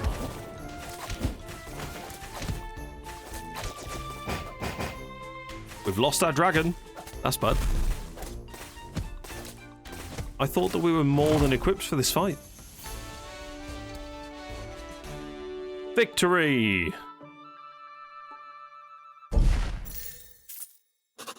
This is kind of cool. I like it. Yeah, we're definitely diving into a semi-competent game after we've done this. This lesson will teach you about the final pillar of power, equipping items. Oh, this is what I'm very interested to see. This will be the final combat room of the tutorial, this time against 4 units, all of whom share traits to some degree. They form up a very respectable force, like the ones that you'll be facing in a real run. First, you should keep up with the enemy's army growth and find a 4th unit to place. Refresh the store and then choose any unit that you would like to add to your army. When deciding which unit to use, consider both traits and current units, and then does the unit fill a gap in the archetype for your army, so tanks, casters and fighters. So refresh the store. What do we currently have? We have a tank, we have a caster, we have another tank, so a fighter would be fantastic. So Gibbs goes invisible for a short duration and buffs damage output. I think we take you, as much as I'd like it to have a... Oh, you're Fae, you're not a dragon. Oh, interesting. Scrapper, Stalker. We're still going to buy you, because why not? How many points do I have? I have 17 remaining. So I'm not allowed to exceed what's on the field. Can I only ever have the same amount of... Conjures a distracting replica, damages and shields nearby allies. So I'd never be able to put this out for it. Overflow. Yes, okay. Got it. Just like how traits can amplify your power to give you an edge, carefully placed equipment on your units can amplify your army's effectiveness. The right items on the right unit can cause it to carry your team to victory. Equipment is held in your inventory bag to the left of your bench. The left of my bench? Here. I'll go and give you a buckler to start with. Click on the bag, drag it onto Mickey.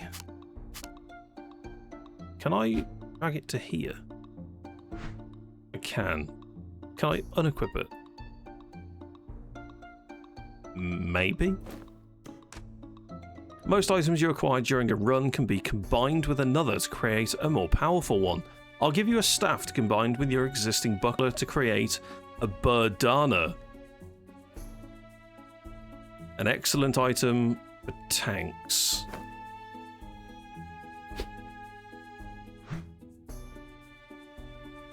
You can right-click on a component to open the merge book showing the results.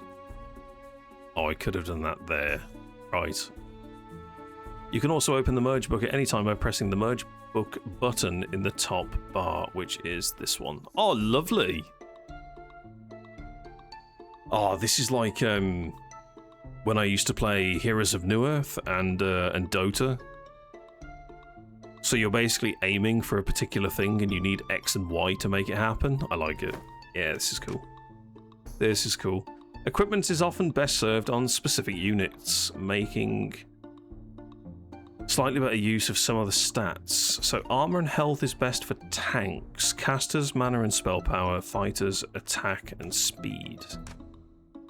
This concludes the basics of what you need to know to get started in Tales and Tactics, though much more awaits you in a real run.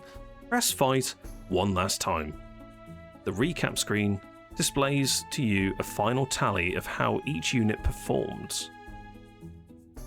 Oh, funky! Oh my god, it's actually like time-stamped.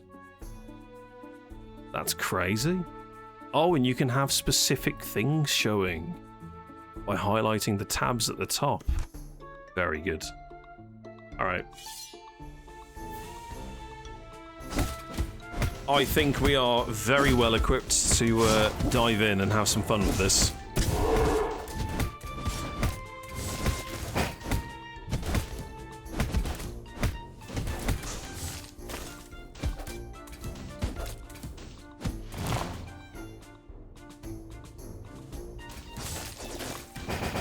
The enemy's skeleton trait has been active. It revives skeletons. Wait, what? Oh, that's a cool, like, last-minute Hail Mary.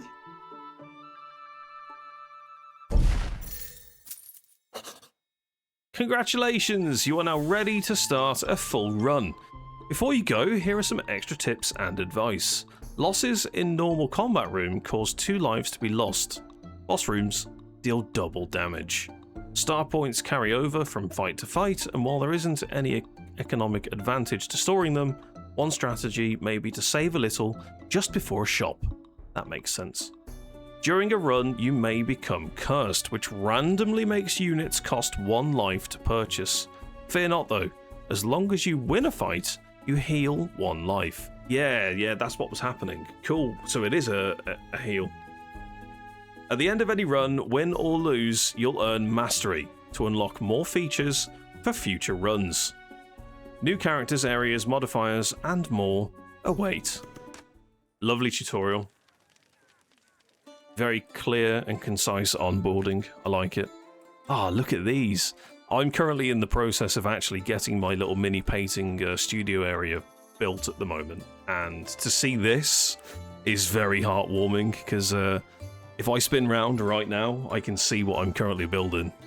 I've got a paint station, I've got model prep, I've got a build and glue area, I've got everything on the go. It's looking really fucking cool. So is it a linear unlock?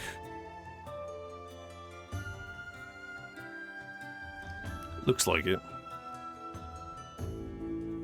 Okay. Team builder. So there's a load of things that we haven't encountered yet. Oh, this is cool. So I can actually put a loadout together and try and make something happen. Very interesting. Right, play. Multiplayer. Battle against other players' armies. No time limits. Win 10 fights to win the run. Cool. Benji, welcome in. I see you on a 7-stream streak. How are you? 7 days. Woo! Woo indeed. Hope you're well. New run. Begin a new tale with a fresh new tournament competitor. Instant start. Jump straight into a new run. Can change the options in the gameplay. I want to do a new run. Custom lobby. Oh, lovely. Oh, I can play the new DLC. I'm very tempted to just dive into this. I feel like it's not going to be that bad. Because I don't really understand all of the heroes anyway, so having loads of new stuff, maybe I'll find something that fits my my wants and my needs. Play using a set of all new traits, tons of new units, new skills, includes units from the Hexad Merc Corps, Frozen Peaks, the Ashfall Wastes, and more. Chat, so Set 2 DLC has actually released in conjunction with Tiny Team's event. You'll find that over on the Steam page. Classic campaign. Play a run of the original campaign as a new challenger trying to make their way to the Grand Tournament, or Knockouts. As a crown champion, participate in a run of a knockout circuit. I'm not going to do this just yet because I've never done the campaign. Even though we have access to it, I'd like to do the original format. What do we have here? So we've got custom, play your way, no thank you, relaxed warm-up rounds. Each loss only takes away 1 heart. No, I'd like the full feature. Play the game without any modifiers. Sure. Am I picking a champion here? Oh, I can only pick one. Singrim Bold Pebble. That's me, that is. Ah, you can get Ancestry's class, aspirations. What do they do? Maybe it gives you like starting star power and stuff like that, or star points, whatever they're called. Alright. I'm down for this. Doing good, thanks yourself. I'm amazing, thank you. tour. The journey begins. The Grand Tournament, a prestigious event hosted every year by a group of powerful callers known as the Dire. Each year, young callers from all over are invited to challenge the Dire themselves. You have been selected to partake in this year's event. Will your tale be one of triumph or defeat? Will your tactics earn you fame and glory, or find you wanting? Wanting what? Oh? Now, tell us about the character you'll be playing today. Singrim Boldpebble, explorer, arcanist, educator, hero extraordinaire.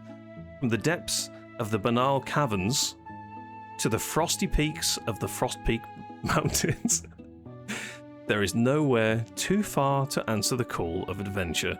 So, when I was given the opportunity to partake in the Grand Tournament, of course, I had to say yes. You know, Professor Gira was my inspiration for becoming a caller. She's pretty amazing. Smart, charming, and just the right amount of eccentric. I wonder if she's single. Combat Tale, Goblin Goofballs. Get some warm-up fights in before the real combatants. Army size. Okay. Don't worry, these training goblins are exactly as weak as they look. Right, we're just in. We've got lots of things that we can use. Sure. So matching things are always good. Steamforge. What is that? Exceptional in attacking. Do we just go absolute double up? Although it's not going to... Does it become a tier 2 with 1 added to it? It needed 3 or more, correct? Applies a long-lasting hex that deals damage over time. Emits waves that damage foes and shield allies. Oh, that could be really good.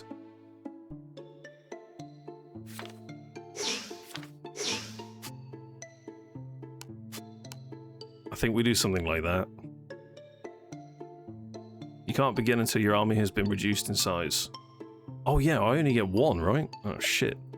Good luck. I just naturally saw 2, so I thought I could put 2 on. Because that's how the tutorial was. It was very much a 1, 1, 1, 1, 1, 1. You're getting better at this. Situation. Lovely.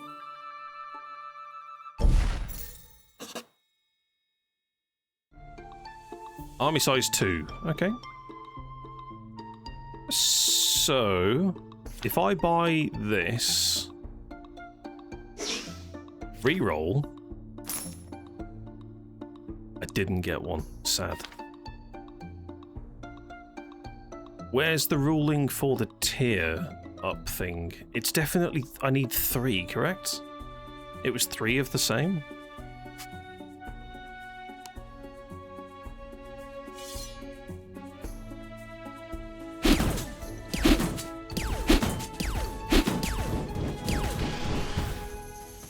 Oh, wow. Yeah, that's hardly even a scratch on your army. Yeah, these guys work well together. And we've got so many modifiers that we can, like, dip into. Army size of 3. Very good.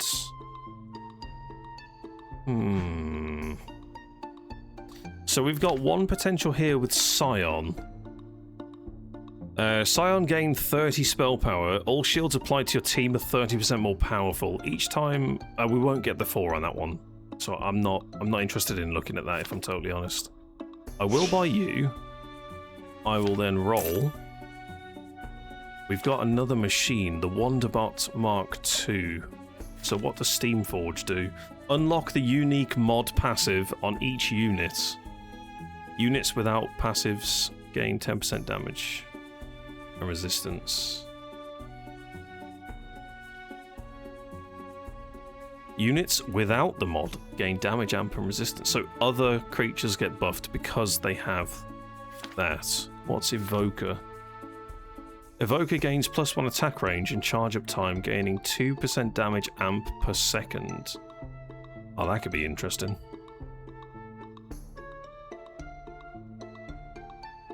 And we've still got this dude. With the Scion and the shields. I don't think we need the Scion and the shields, to be honest.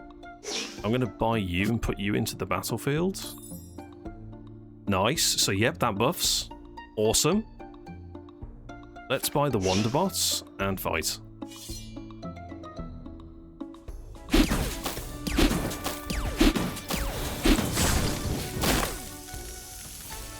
I'm almost a little embarrassed how easy that was for you. Who does the voiceover for this? That's fucking brilliant. We'll turn down the sound effects just a tiny bit.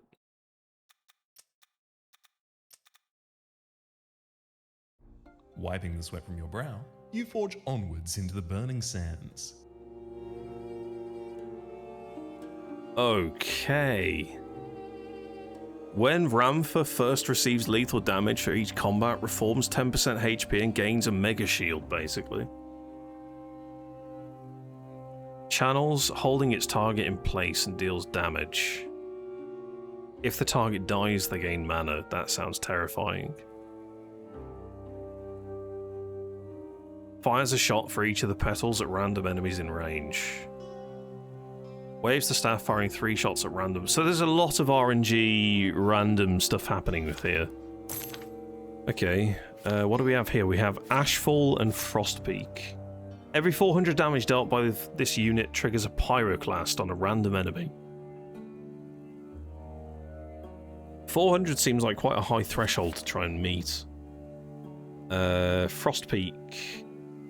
Frostpeak units gain more health, and a glacial crystal fires icicles whenever an enemy is crowd controlled. Oh, there's crowd control going on here. What is my army size? Where is that on the UI?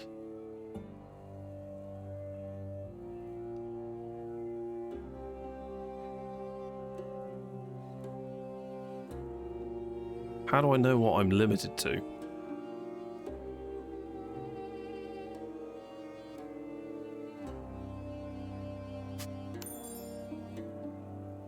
Ooh, that's funky.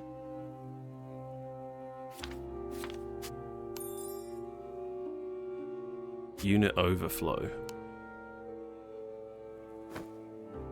Crystal, +2 mana regen can be merged within a component. Honestly, mana regen's probably going to go on something like this.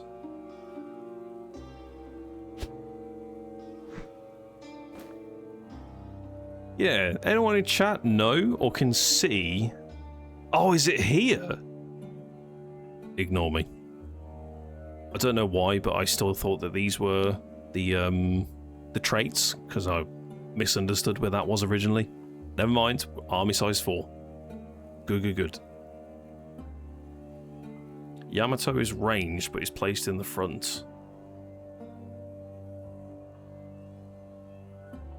I mean, they were in the front anyway? Do I care for that?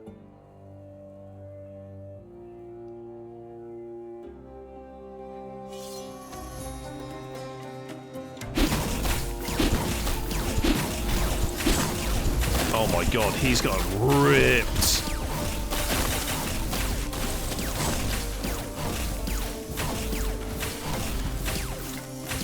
Oh, it's gonna be close. Alright, I'll be honest. I didn't think you were gonna make it. Well done. Yeah, that was terrifying. Also, the sound effects are still absolutely hellish, so we're just gonna do that and put the music up, because I quite like it. That's better. Stumble upon an oddly inviting library. There are events in this game? Oh, that's cool! Alright. A roadside library. You come upon an odd signpost slightly off the beaten path. A small, house-like enclosure holding a variety of books to interest any adventurers any adventurer fills its shelves. Above it, strange symbols are carved in a wooden sign. As you approach, the runes on the sign transform into your native language. Knowledge is power, so saith the wise, but too much knowledge will bring demise. Oh, cool. So I can level up. And we get to see perks. Use this from the inventory to instantly level up. Level gained after level 6 do not grant perks. That sounds terrible. Draw cards for prizes. Possible gain curse. I just want the XP. Yeah, why gamble if you don't know you'll win, right? Exactly. You pause for a moment to recall your childhood and picture your favourite bedtime story, Beauty and the Beholder. Is that the Beholder like the one-eyed creature with the giant tentacles? It's gotta be right. As if by providence, your eyes fall on that very book, and you're transported back to a time of innocence and wonder. You spend some time reliving your youth, and you find yourself refreshed and ready to take on the grand tournament. Level up. Your units gain 10 cost reduction, reducing the mana that they require to cast.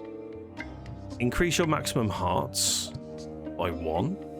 Gain the special equipment Quench's Quill, which can stifle enemies and prevent casting. Is that just like stun? Units cannot gain mana or cast their spell. Oh, interesting.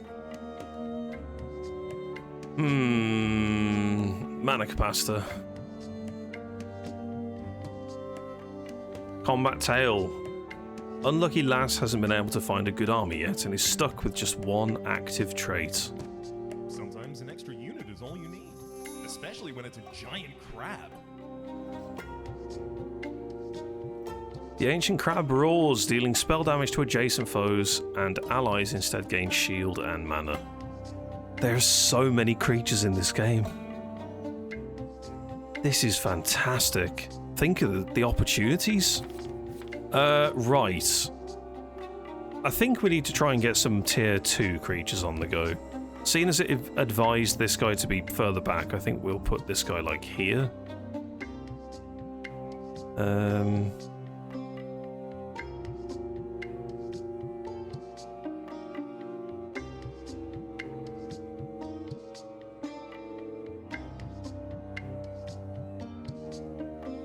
Right, I don't want any of this. Let's roll.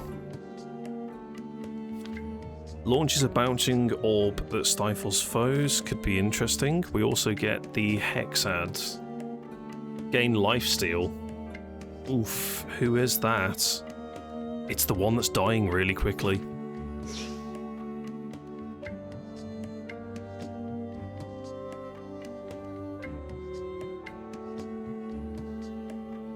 Gain attack range and damage amp up. Okay.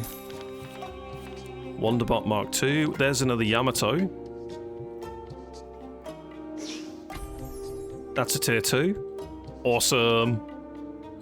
Wonderbot we've got, is this him here? Yeah. Blade Master. Gains damage resistance and deals percentage health. I don't think I want to waste that.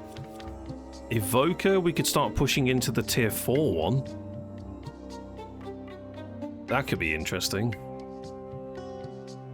I don't think I care for this Frostpeak, if I'm honest. Let's put you that side.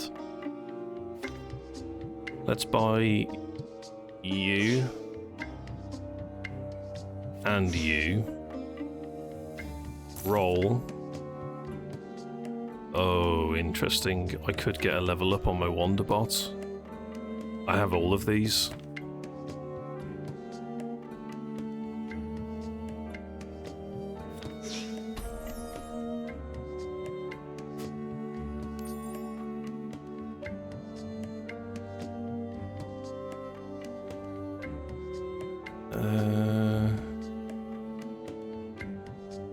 I want to get this pearl on the board.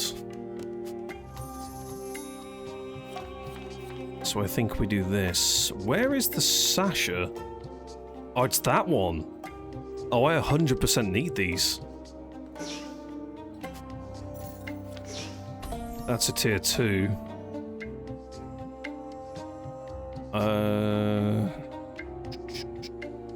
That's you. And it's an evoker. We'll see how this plays out.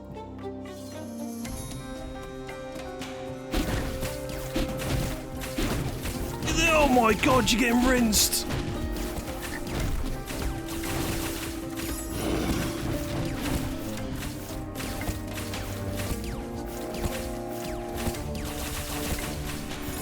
Oh my god.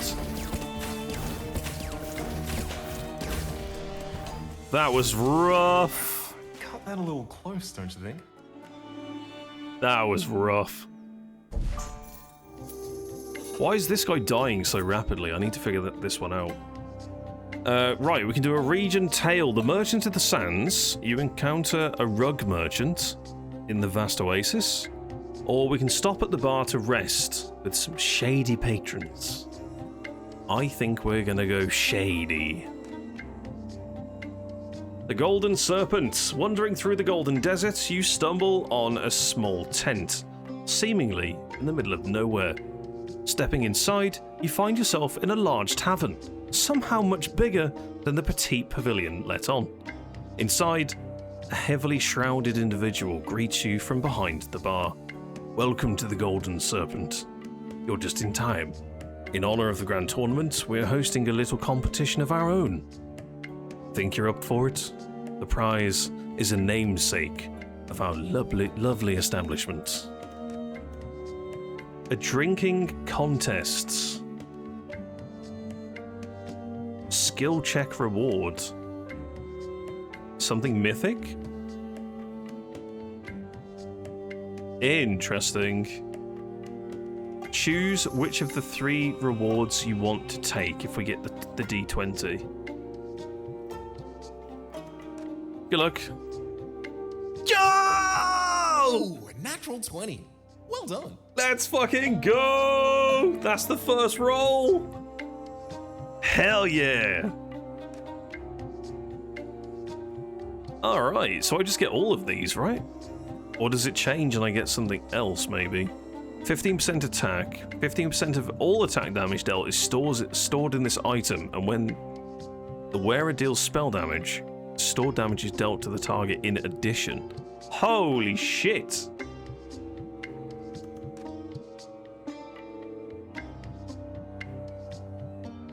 You quickly agree to the friendly competition, and one by one, you outclass, outmatch, and outdrink all of your opponents until you are the last one standing. With your prize in hand, you walk, a bit wobbly, back out into the blistering sun. As you look at your trophy, you notice something in its mouth. You reach in and pluck the object from the serpent's maw, looking it over. As you do, you swear the statue moves a little, or perhaps it's just the side effect of your victory. Cool, okay. So we've got a staff, a power stone, and a lucky clover. Use this from the inventory to gain any unit that you don't have within unlocked rarities. We'll leave that for now. So I can add the mana regen to the staff to get mana regen spell power, and after casting, grant 9% of original max mana to yourself and the lowest mana ally. That sounds pretty damn good. Am I allowed to take this item off? I don't think I can. Once it's on there, it's on there. Tragic. This guy dies too fast for my liking. Why?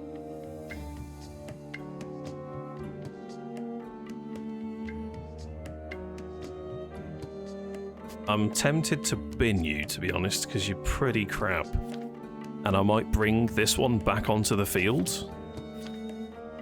A bit more buffed. Okay, Rain Dancer or Golem. Blocks incoming attacks with Slate. Let's go for this one.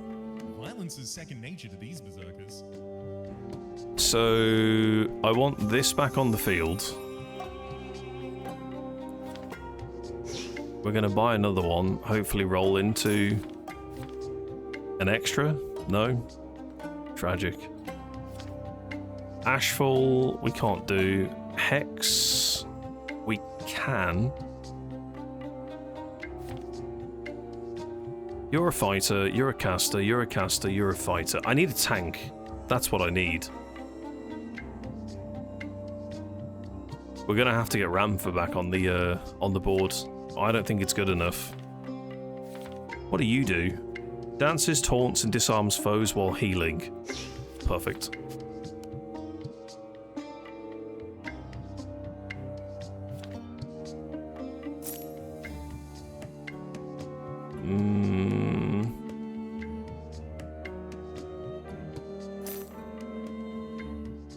Lovely.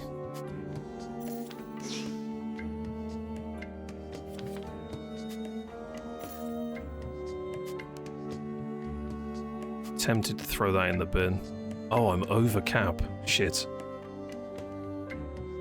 Which one do you launch as an orb? You're the hex merchant that we can't do yet. Okay. Glares at the foe with the least health, stunning them for 3 seconds.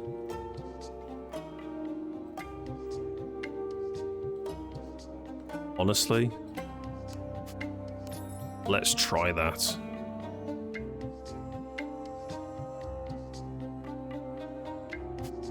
I get 3 back for selling that.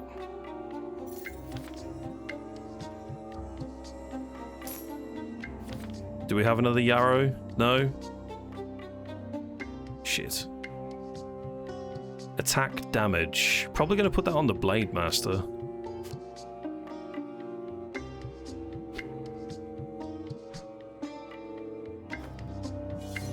Hopefully our tank does a bit of good here. Oh my god, he's just getting absolutely wailed on. I'm sorry, how much health does he have? I've lost? It's our first loss! No!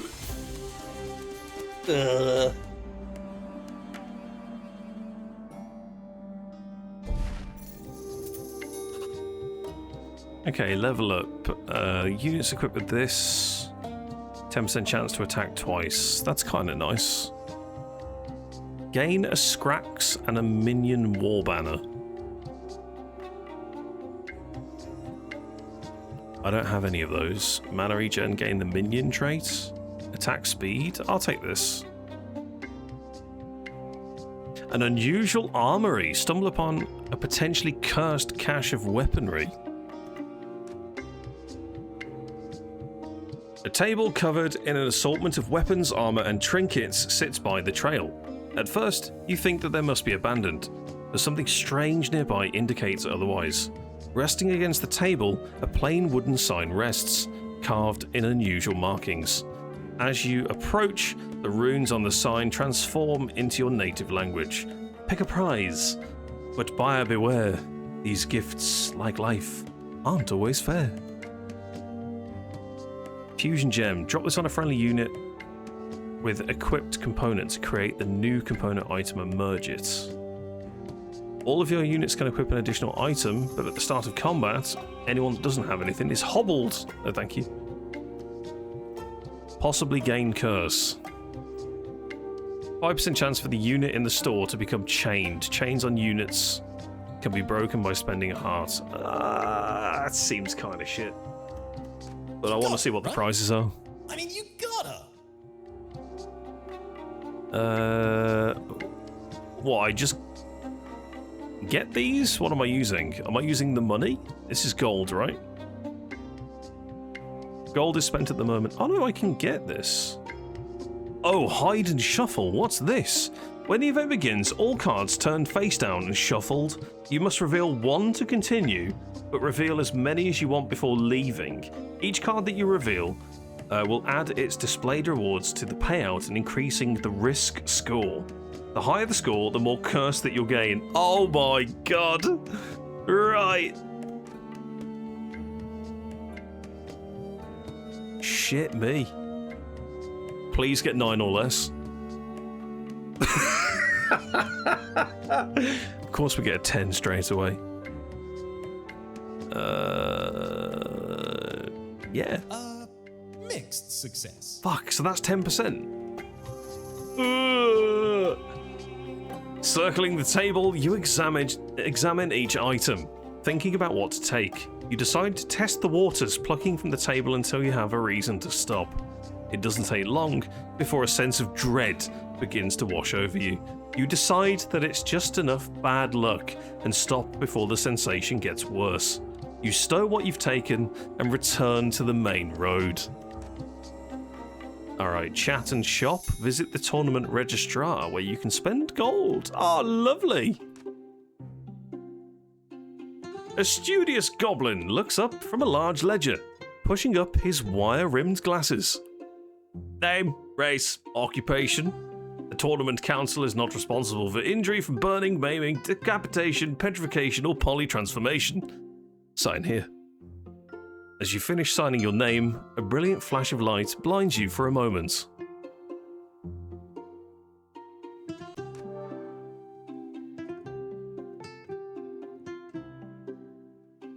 Ah, so they're right. Upgraded.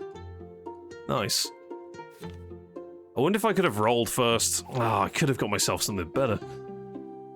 When you can finally see, you find yourself standing in some sort of shop. A goblin behind the counter looks familiar. Welcome to Bumblebore's Bountiful Boutique. Fuck me, how do you say that quick? The finest, definitely not looted equipment around. We have everything you could need to take on the dire. And good luck. Judging by the look of you, you're going to need a lot of it. Bumblebore's? Max health, gain the Titan trait. A leech knife sheath. Every 3 seconds, gain a leech knife. A throwable knife at a random foe. I mean, I'm sold at lifesteal, to be honest. Right, slams the ground, hobbling foes, or stuns only if the one foe was hit. Okay. Ooh, deals damage, then buffs all allies in their column. That sounds fun. I will purchase you. I don't know if my team's that good. This thing didn't really do a fat lot, even though it's mythic. I think I'm going to put that back on for the synergy here. That's another caster. I need a better tank. I thought that the Yarrow was going to be good. Taunts foes up to 2 hexes away and disarms them for 1 second for each tier. 4+ unit on your team. So I need to get tier 4 for the disarm. While dancing, Yarrow heals 8% max HP each second. Didn't bloody feel like it. We're gonna roll off the Erebus. Ah, and there's the chain. This sucks. We're gonna roll again. There's another pearl. I'm not utilizing her, but we could. I think we sell... Oh, that's the other Yarrow. Sell the mythic. Don't care for that.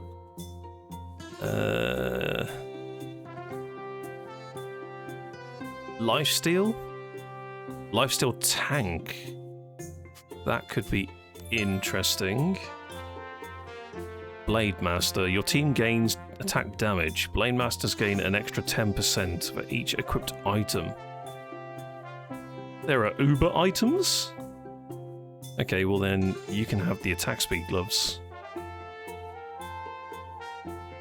And honestly, if you're the tank, would you like the knife? I don't know if that's any good. You can have a staff.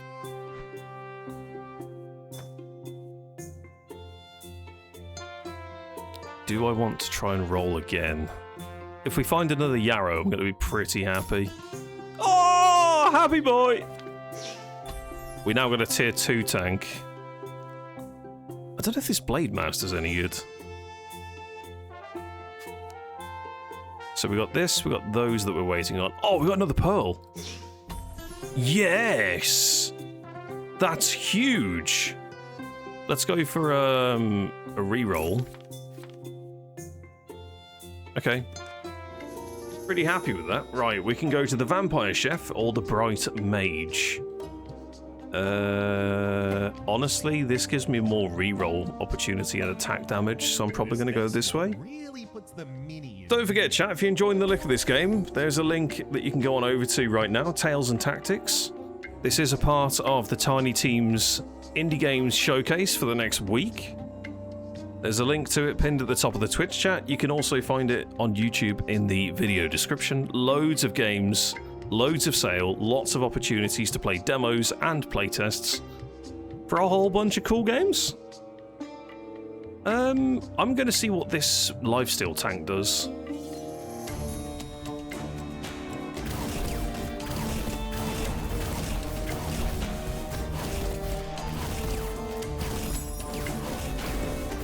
This backline is disgusting.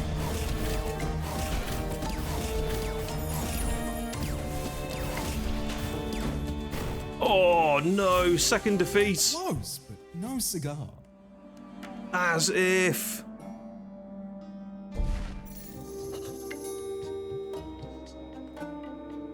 Champion Tale, a tale of two tales. Encounter two of the Grand What? Two of the Grand Tournament champions. Are they going to give me some sort of advice? You find yourself in an unusual oasis where two Dire seem to be arguing about something. Ki Odini, a jovial djinn, gesticulates towards the calm, elderly giantess known as River as they explain the superiority of narration.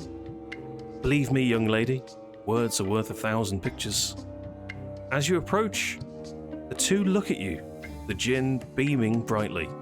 Perhaps you'd like to help settle a friendly dispute.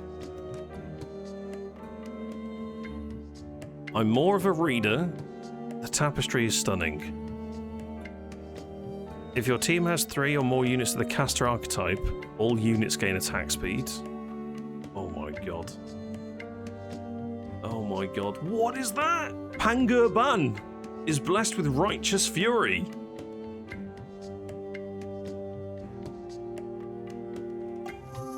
Attack speed and quick shot traits. Mana regen. War banner in shops are half off.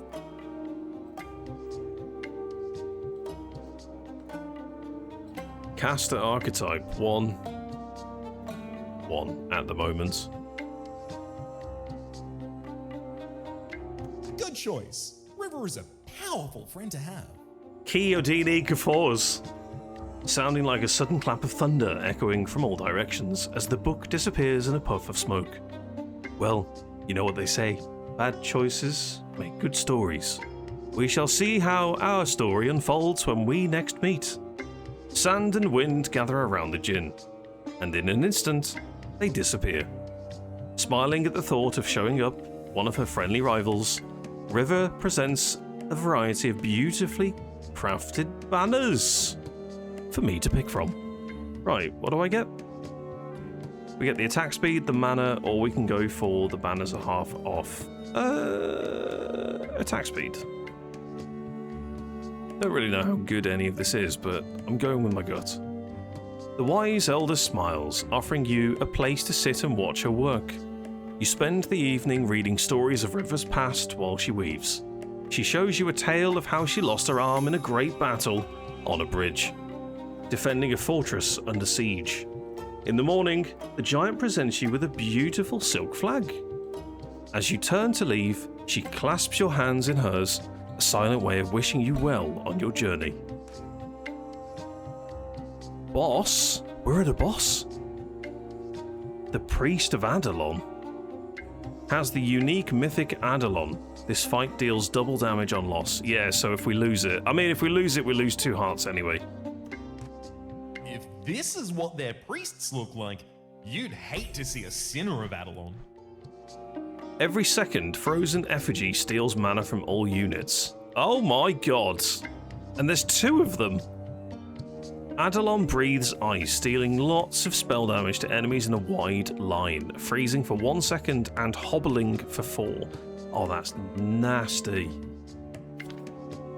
That is nasty. Passively has lifesteal. Whirls to strike nearby foes multiple times. The lifesteal wasn't bad. I don't feel like Pearl's doing a fat lot to help me, to be honest. So I think we might bench her. This thing seems to do not bad damage. The Blade Master falls on his ass faster than I can heal him. so I don't really know what to do in that situation. I think what we do is we roll.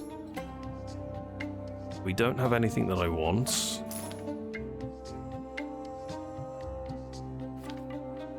Becomes invisible. No. No.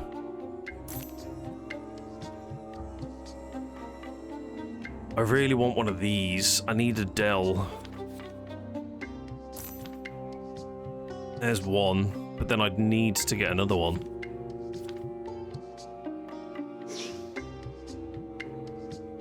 So I essentially have to chuck away someone in order to achieve that.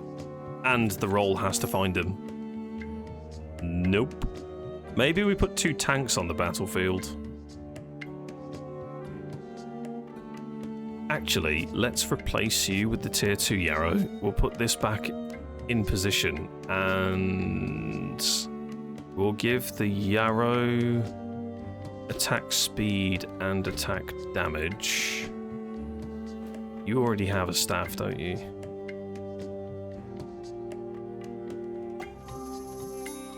Deals targets maximum health as bonus spell damage on hits. Well... Oh, can I not give you that at all? No. Okay. Use this from the inventory to gain any unit that you don't have within. Any that I don't have. I just want to see what this actually does. That's crazy.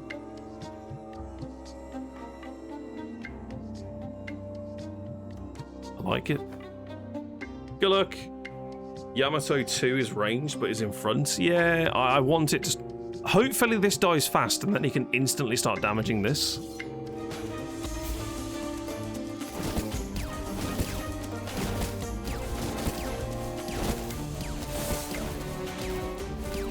Where's your dance, man?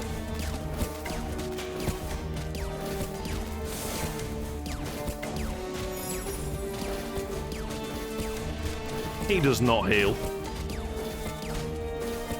Oh, we got it to like half HP. Crazy. You've lost this game, but with all you've learned, I'm sure you'll win the next one. Well, we got to the boss. I'd say that was pretty good. I really like this game. There's going to be so many different team combinations and possibilities of putting items onto those teams as well. It reminds me of something that I've played. I have played an auto battler before. I think Dota had one. I can't remember what it was called, but it was really, really good fun. Yeah, cool. What time are we looking at? Do I have time for another run? I think we might have time for another run. There is hope. There is chance. Yeah, I'm gonna do another run. Run summary. That's probably not what I wanted to see. Here we go. So I want to have a look at this. So Yamato is in from the beginning. Is this the timeline?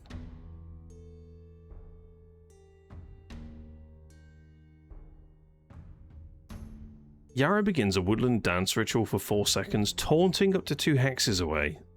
While dancing, Yarrow heals 8% max HP every second. I didn't see a single dance. He just flopped over. Don't know about him. Seems kind of weird.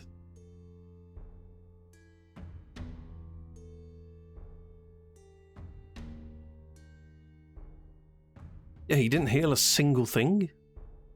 How do I activate his dance?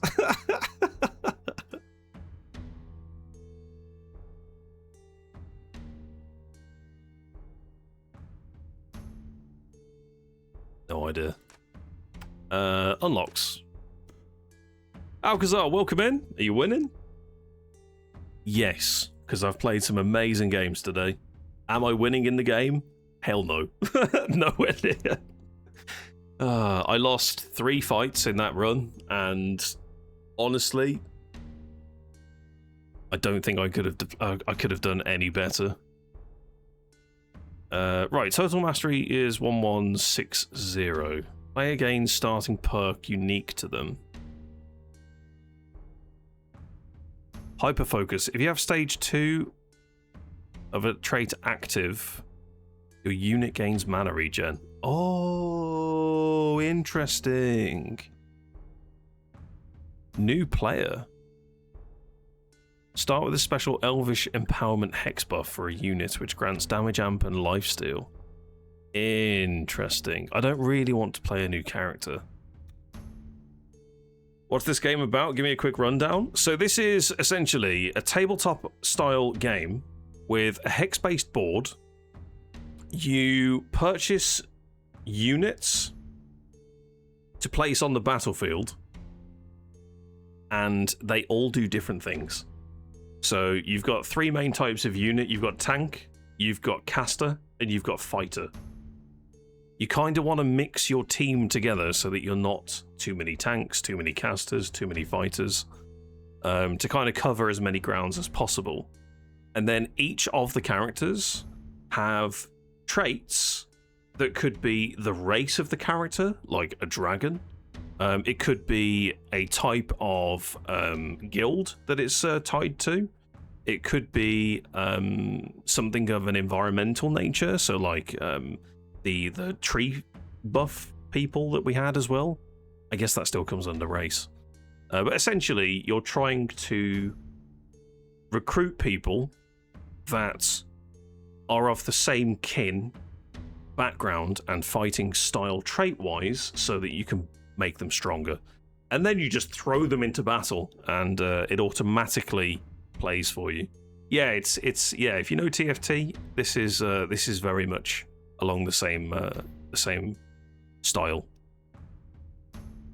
I believe TFT's done in a way of you're competing with other players to defeat a certain enemy the fastest or something like that, and you leaderboard climb, whereas this is more PvE and you're trying to fight through a tournament to get to a boss and then kill that, which is super cool. I've no idea what I want. Hey, Fredata, on your way home, when you think of doing the co-op, whenever you are home and ready, let me know. I've got this game for a minimum of half an hour. Or I should say, yeah, minimum of half an hour. At any time after that, super good. So don't rush, don't panic. Get yourself in a good place, and then we'll hop in. Just let me know, yeah? Just ping me in chat at Toasty Raven directly. That'll be great. Looking forward to it, man. Should be good. Right, I want this. I don't see the point in getting that. So let's... resume? Quick restart, main menu.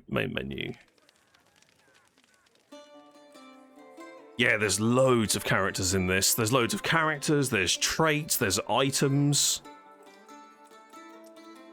Let's have a look at the compendium.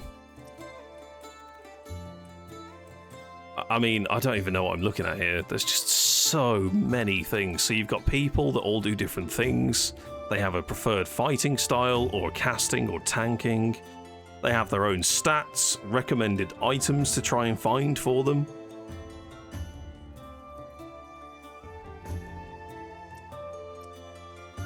Oh wow, that's just made this search even bigger. Yeah, there's a hell of a lot. A hell of a lot.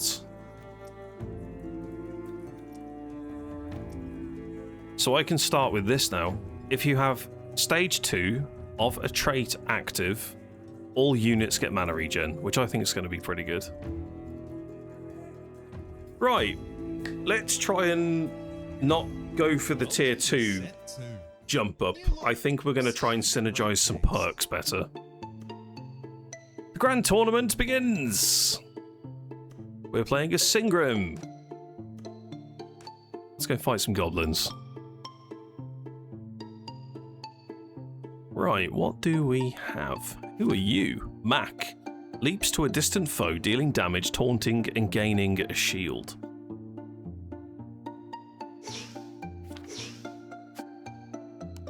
Sure.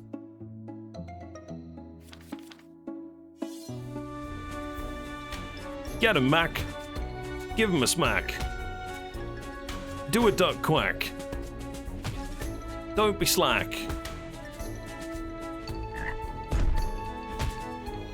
His damage is absolute crap. Oh, God. Well, at least we know that he can take on 2 of these. That's fine. Yeah. That's a well-deserved win. That's awesome. Hey, Daz, welcome in. How are you?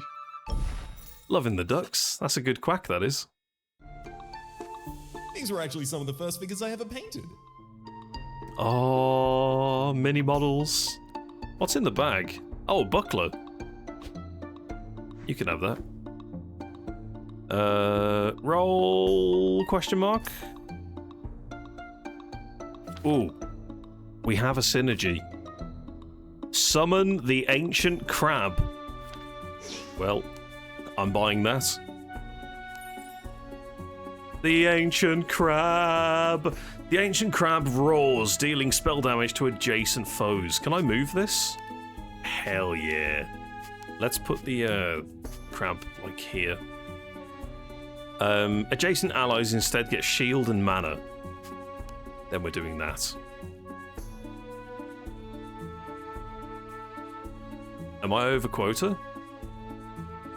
I don't think I am because it's technically summoned it for me. Okay, I see a way around this. Quack quack to you as well. Me okay? Cool, cool, cool. Oh, this is good. You're getting This better is... at this. I am, thank you very much. Okay, so we probably want to get... what's Wildlands? Heal per second on hit. So a Wildland would be really good. When you tear up a minion, gain another free reroll. Oh, that's pretty good. So we need the eagle icon.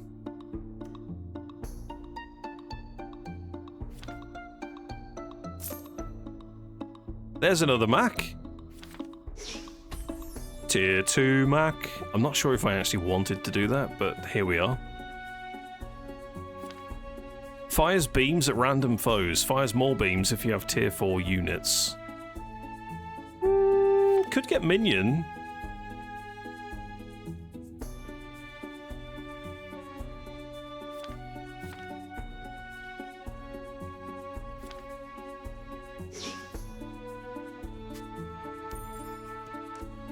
If I were prouder of these guys, they'd be in the real game.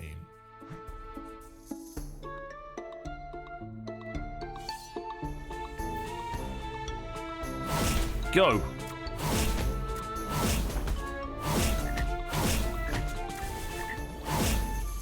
Okay, we're rinsing Try this. harder next time to give you a challenge. Yeah, that little crab's doing work, right? Well, let's hope that you don't end up as another tragic tale in the Djinn storybook. Lovely, lovely, lovely. Right, what we dealing with here? Obsidious, the Ashfall. Blocks incoming attacks with Slate, which breaks after blocking 4 attacks. Swirls doing big damage. Well, that's a problem. I think we roll. Still looking for an eagle thingy. How did I get the lucky clover last time? Did I do an event or something? I'd like to be able to pick a character that matches what I need. Do I roll away from this? I think I do. We get another... Oh my god, there's 2 squibs. We buy 1 minimum. Do I go in? Minus... Can I put another one on the field? Oh, I can. Oh, that's interesting.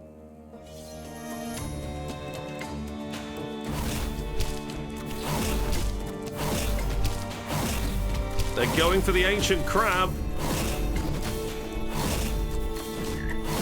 Oh! Mac's doing it! Go on, that way, that way, that way. The ancient crab has fallen.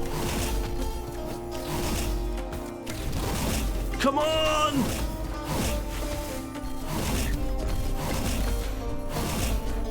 Nice, that's the threat down. We win. I knew you had it in you. Whew! I need to reread what the Ancient Crab actually does for this ability. Is it on a time, or... It roars, dealing spell damage. But when? When mana is at full, the unit will activate this skill. Oh, I see why the tree never danced. When you have stage 2 of an active trait, your unit gains +2 mana regen. Where do I see its mana regen? How do I know how it's doing? It's on 6. So the more mana regen that we can get the Ancient Crab, the better. Right. Right. On it. We're buying you. We're getting a tier 2. We are going to roll for an eagle. Oh, we got a different one. We don't have another Mac. Emits a wave. Oh, it's the Sasha thing. Sure. Yeah, get you in. So we now have units gain max HP per second on hit, and they cannot be ignited. 10 seconds into combat, a whirlwind stuns 3 enemies for 3 seconds. This is brilliant. I'm going to get the other Mac. We're going to roll. Do I start collecting squibs? No, I think we stick with Mac. Sure. There's a Sasha.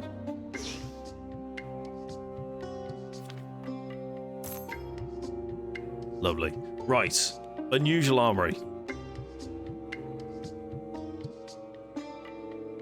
A table covered in assortment shit. Pick something. Right. Drop this on a friendly unit when equipped component to create new component item and merge it with the equipped one. You have the buckler, and that's all we have. Ah, the lucky clover! Interesting. We'll hold on to that for now. I could get a peacekeeper, which would allow me to do more defense. I could get the Scion. All shields applied are stronger. That could be really strong. I think we go with a Scion that has... So hang on. I want Fist Icon. I even see one there?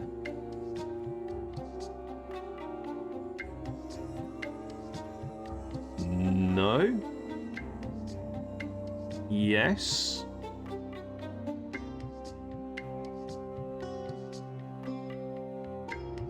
Lethal damage when he reforms. I mean, that could be pretty good.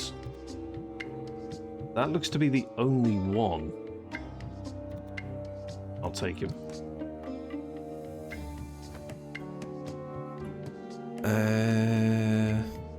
Yeah, so this crab,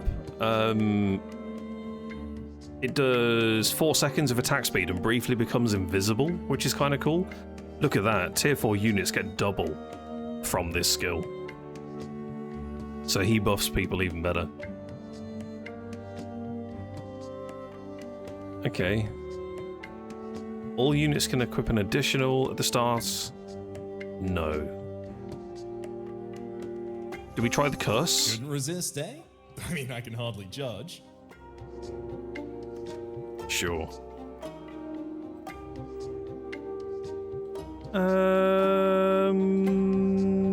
That's one. Fuck, why do I always pick the same bloody staff? It was there last time. Shit. You know what? In for a penny, in for a pound. Prevent further draws. Oh, that's bad. No, that's terrible. Spell power. It could definitely be worse. We leave. Can you not use that? Oh, is it because you're a tank? Or does that mean that Sasha can use it? Good. Next. berserkers don't have anger issues. They have anger solutions. Patch bellows a terrifying roar, interrupting and hobbling.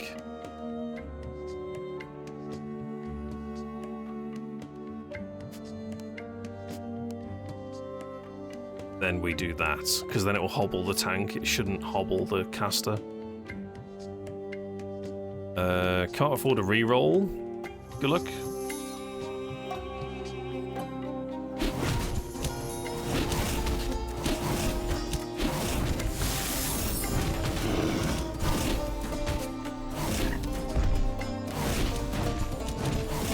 Here comes the shields. No one was near it, so he cast the shield and nothing got shielded. Oh my god. So having a tank that jumps is actually a really bad thing. A solid victory. It said adjacent, right? Yeah, that's rough. We still win though.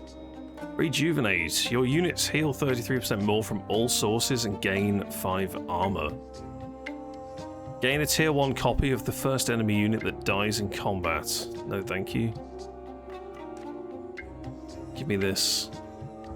We did the Shady Tavern last time. Let's go and say hi to the rug merchant. Is that a mirage? No? No. That's just someone basking in the desert sun.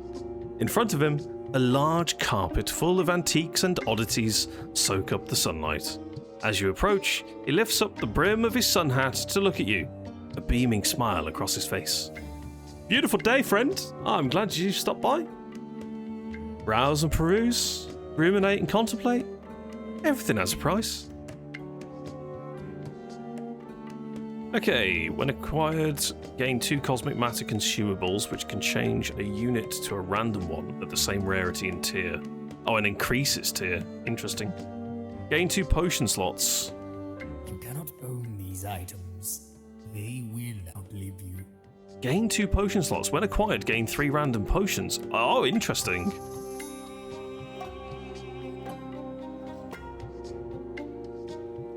I get a freebie buy on something. At the start of combat, every enemy gains 15 spell power. But I get 100 on someone. Oh my god. That could be a make or break. Do you do spell power? Beckons thee, wanderer. Yeah, you're a caster. I'm buying the Philosopher's Stone, and then I'll buy the Potion Belt for 10. Potion of Telekinesis. Drop this on an enemy to gain the ability to reposition it before combat starts. Drop this on an enemy to temporarily remove them from combat for the first 6 seconds. Wow. Wow. We weave our tread in the dreams of the gods.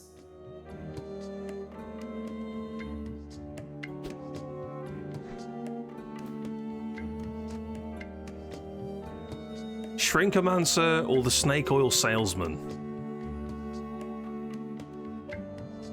Drop this on an enemy to ignite them for the entire combat.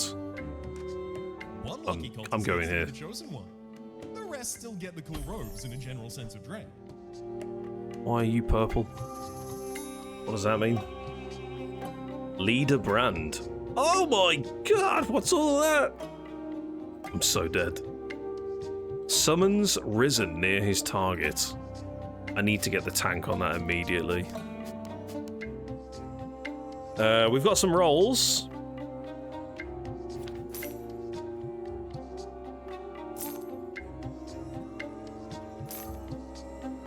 I'm not seeing anyone that I need. Well, this sucks.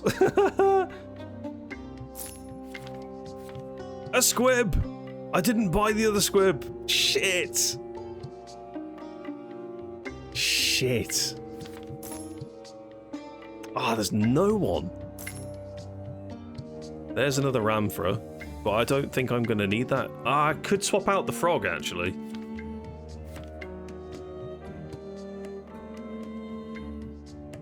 There's another Barnaby. I think... Oh shit, no, I don't have enough. Let's sack off the frog. Start earning small crab.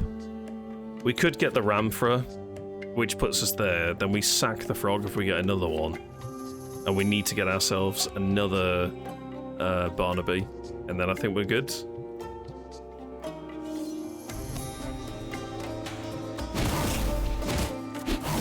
Come on, big mana, big shields.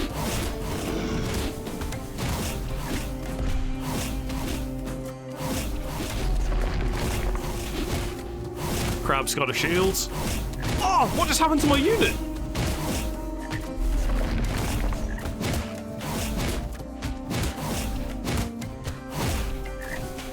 Oh, the shield on the crab. What a fucking save. Wow. Yeah, this game's fun. This game's very fun. Ah, the weird library's turned up again. Fantastic. Yeah, we get the Ramphra. We roll. Nothing that I want. Come on, Barnaby. Where are you? There's another Ramphra. So that gives us a tier 3. I think we get rid of the frog now. Oh, the frog does the Celt Shore, of course. Shit. That's not good. The frog is integral to the ancient crab. Oh dear. Maybe this thing's dog shit. What do you actually do? You do the health per second and can't be ignited.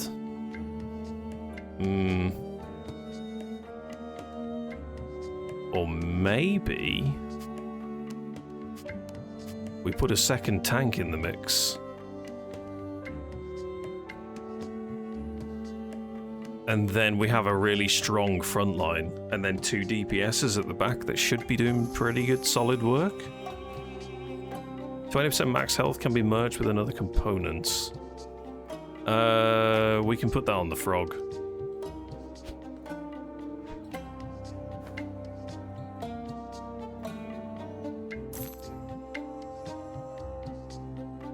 Damn it, there's another Sasha. If I get that, I'm not sacrificing anything there. I don't think it's worth it.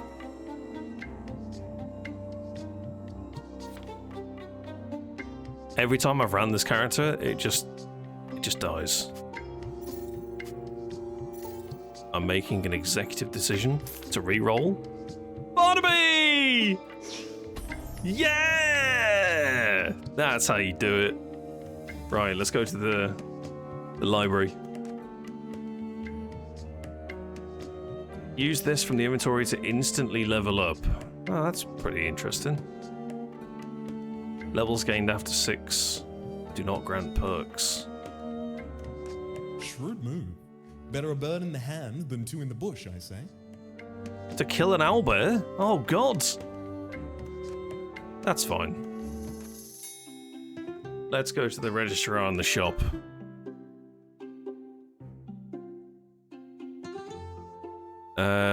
When you can finally see blah blah blah blah. Welcome to Gix Glorious Galleria. Or Gix's rather. I can't afford anything. So we're gonna do... what do I even want? Those are just... Oh, this is max army size as well, so minions are really good. Ancient Crab evolves and becomes tier 4. Every 5 seconds, a random Salt Shore becomes blessed. Oh, that's really good, isn't it? So, we want minion or we want crab, essentially. So, we want this. But then I'd have to run minion on everyone to get the 5. So maybe it's not possible.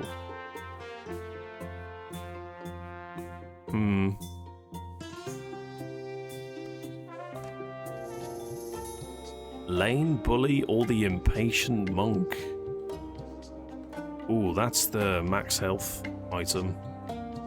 Which honestly I'd love to put on another tank. Otto's the friendly boulder. These things, not so much. Rodon. Gains max HP for the rest of combat and rampages for 5 seconds.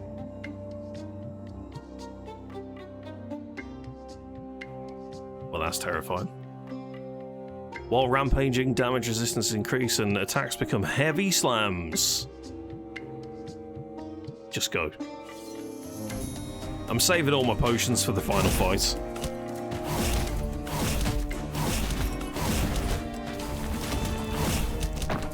This is bad. This is bad. This is bad. Brandon! No! We've just lost that damage. GG.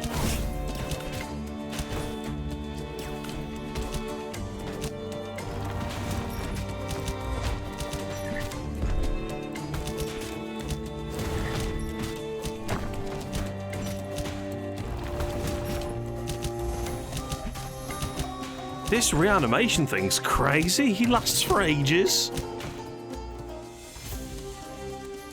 He's got to have been there for a good 5-6 seconds. Well, that's a loss. We started losing around this point last time. Interesting. I need to do some better synergy.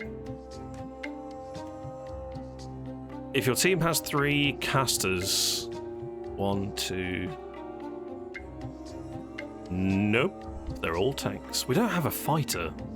Fighter would be really good. Max health replaces the wearer's skill with mana battery.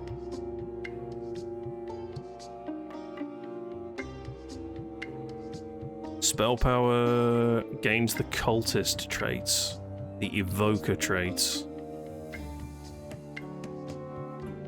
The mana regen's going to be pretty good. I wouldn't want to get on River's wrong side either.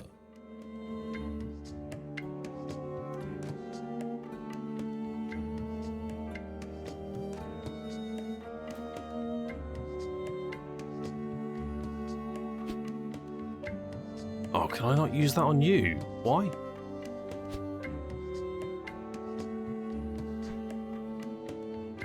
Oh, interesting. Am I not dragging it properly?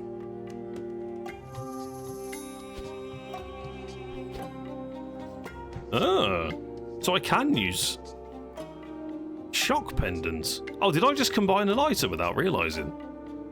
Nice. Use this from the inventory to instantly level up.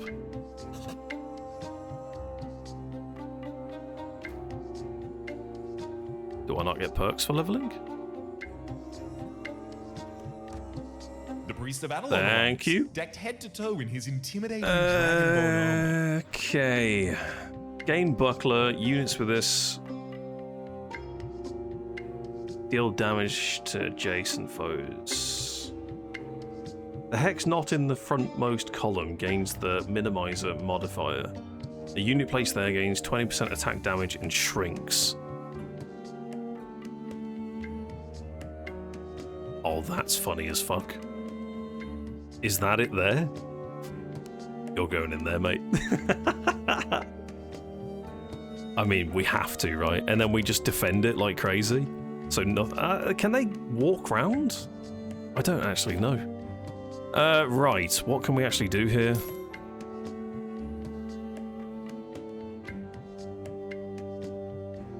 Do we have a Dell? I don't think we have. No, there's no shiny portrait. Dell was in the previous one. Who the bloody hell's Hinkle? We got a Mac. I should have kept that other Mac. It's gonna bite me on the arse. So many characters. I'm gonna have to sit down and read through all of them. Oh, there's another Ramfra. It's not really worth it though, is it? Okay, so what do we have here? Drop this on an enemy to reposition it.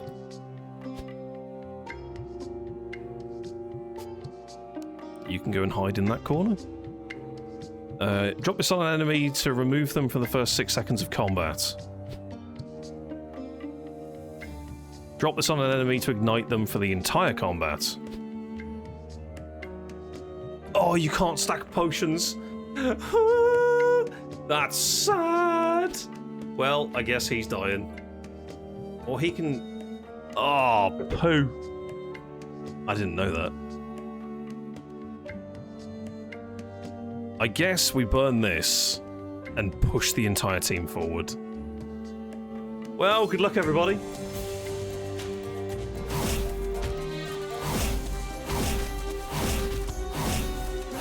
One unit down. Go!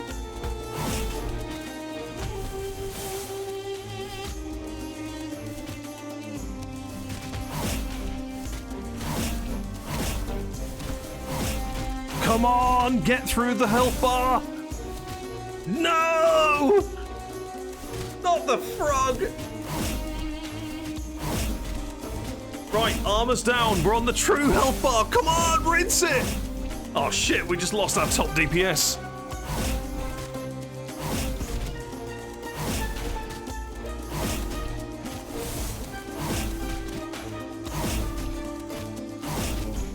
Come on, you little goblin creature! More damage! Yes, please!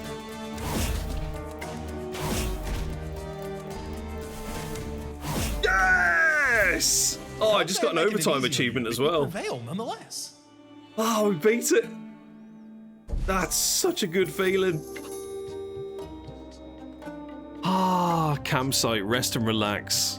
Take the night to rest, reflect on everything that's happened in this region, and prepare for the journey to the next one. Oh my god. Oh, that's cool. Raise army size, let's go!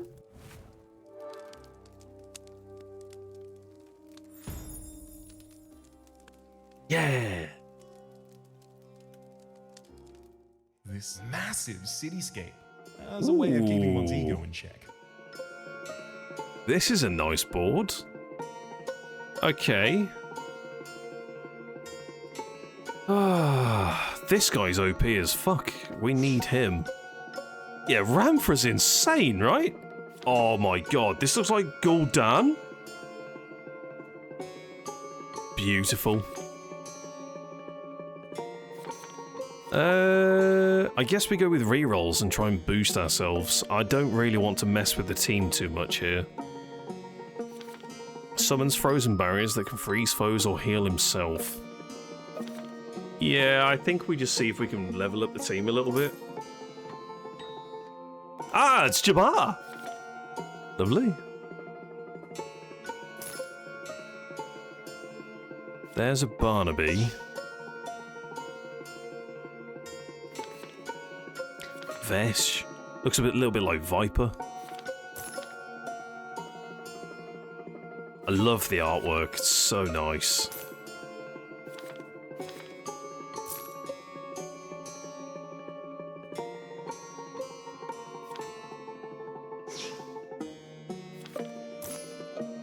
There's another Amphra. We need one more. We need one more. Oh, do I throw away the frog and go for the reroll?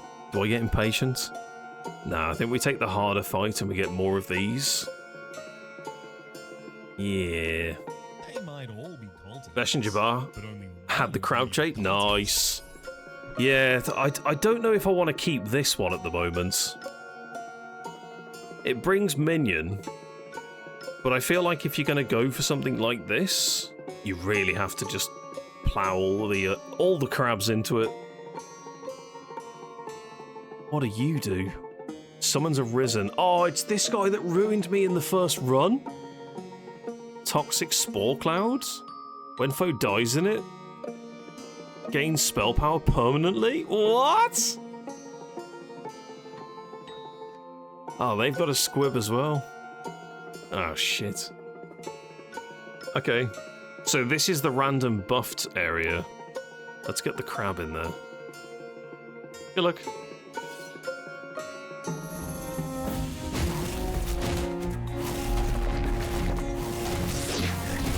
If Ramfra can take all the damage here, he goes into his perma-down state. Shield. My crab's dead already! Oh my god. I'm telling you, man. This is the exact same team that ruined me the last time. Fuck. Fuck. Ivy's skill now summons Stumpy, granting immense buffs to him if he continues to live. This perk counts as having an additional collector in play. Oh, that's fun. Gain 8 star points worth of random Darkspawn units. Now, because I've only got 2 slots for this, will it give me like 2 4 star powers worth of them? Oh shit, they go all over the board! Oh, one's a tier 2. It's not the build I'm looking for, though, unfortunately. Oh, there's Ugo. Oh, you're a Scion Frostpeak.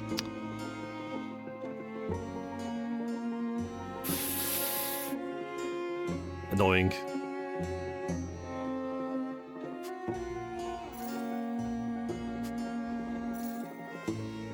Annoying.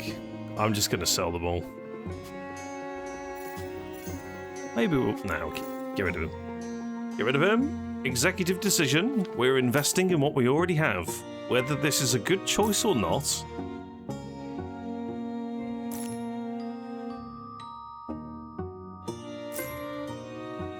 Come on, where are the heroes I need? I can't believe that my crab got absolutely eradicated. Oh, there's a Mac. Oh, but then I need more Mac. Bloody Mac. There's a squib. Now we have a problem.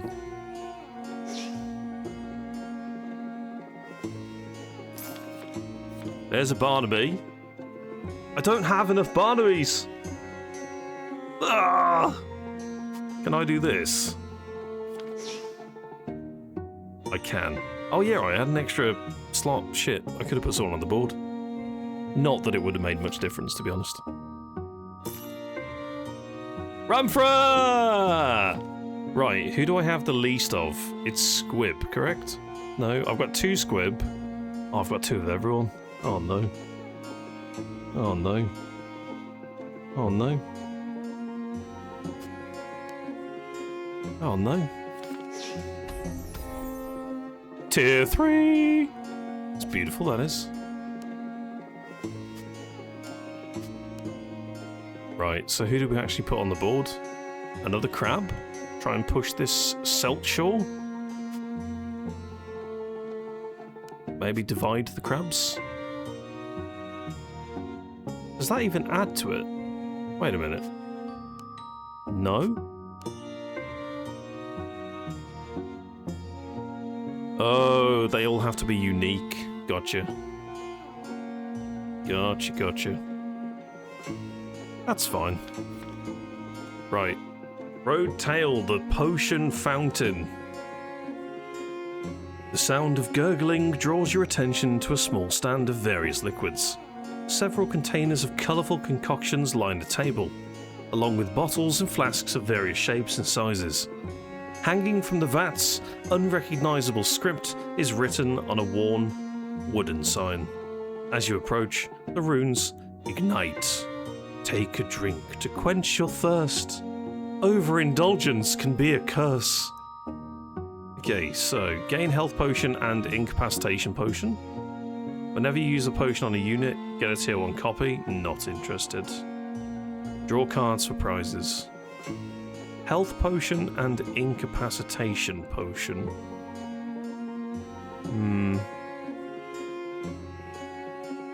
Gamba! I mean, sure, you could lose. You could What do we also have? win. A big mana potion, berserk potion, telekinesis, and mind blight. Woo!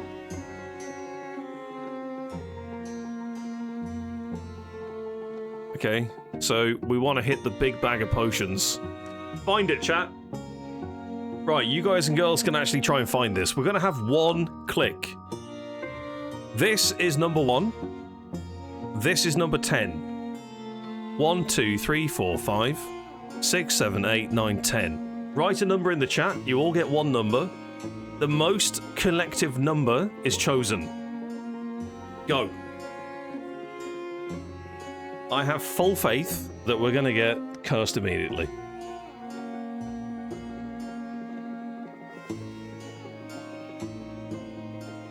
Would anyone else like to chime in with a number? We've got a 9, we've got a 7. I will happily do an oink flip. Does flip even work? I've no idea. Okay, so heads is 9.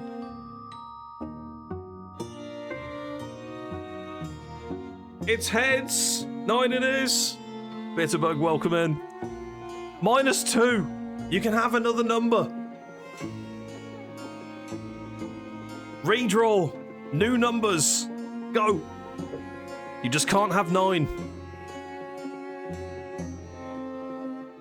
We're currently on 0. We got no curse, no item. Throw some numbers in the chat. Hope you're doing well, Bitterbug. We got a 3. Alcazar staying with the 7. Anyone else with a number? I'll happily coin flip between the two, if not. You gotta call it before you flip it. Okay. Heads is 3. Reflip. Heads is 3. Do you even get the chance to do another one? It landed sideways! Flip it again. Heads is still 3. Heads it is. We're going in. Ooh. Use this from the inventory to gain a pale heart. This is good. I'm going to push the luck on this one, chat. You're allowed another number. I really want the big bag of potions. If you can find it, that'd be great. Any number, post it in the chat between 1 and 10. You cannot have 3. You cannot have 9. You really want that 7? Alright, you want the 7? You can have the 7. Big bag of potions! Ah! It's not! It's not. We are mildly cursed. This is fine. We got 2 potion slots. Not the best, not the worst. Pain has been found. Close enough. What, you reckon it's one of these either side? I'm gonna go with this one. Oh! Oh! Another number? Anyone? You can have 1, 2, 4, 5, 8 and 10. What's a prime number? We need a low prime number for Cinnamon's sub. Welcome in, Cinnamon. Thank you for the resub. 5, 32. 5 it is. Ah! Why are we getting all the good stuff? It's because chat's picking. Oh my god. Now, there was another minus in here somewhere, so there's a chance that we get 2 more picks. Oh my god. Where do we go?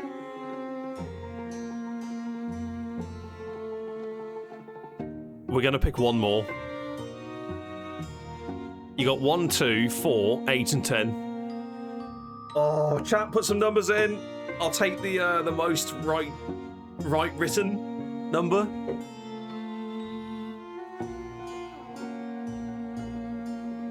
Bug is starting the bid with a 4.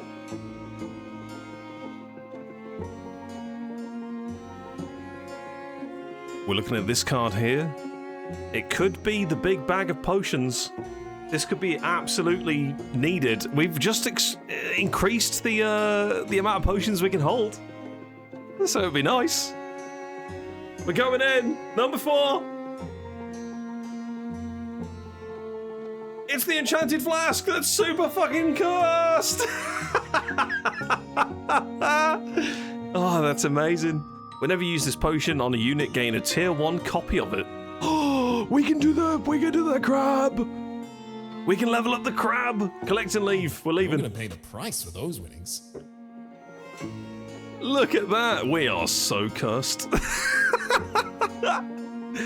Your eyes and mouth go as wide as you look at the many different tonics available. Without hesitation, you begin to have your fill. Straight from the tap, various combinations, anything that you can think of that goes into your pack. The warning on the sign temporarily becomes a distant memory. You don't even notice the strange purple vapors surrounding you until it's too late. you quickly run back to the road, wiping off an inky substance and hoping the worst is behind you. Oh, chat, that was a great shop. Great shop. Loved it. Thank you for getting involved. Alright, so we have, where's this thing? Use this on the inventory to gain a pale heart. Oh, that's good. Where's that, Oh, it's here.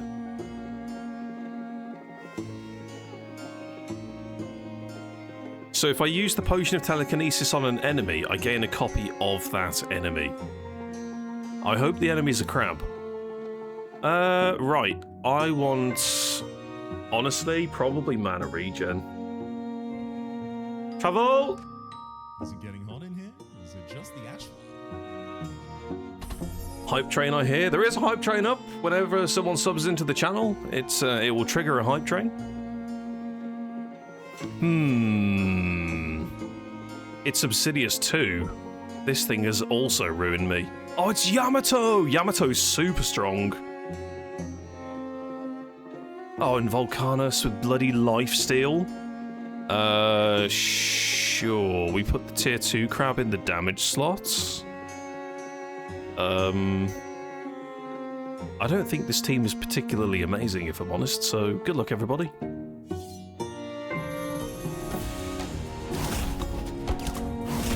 We need the crab's mana to hit 100% fast, so it shields everyone before they move. It did not.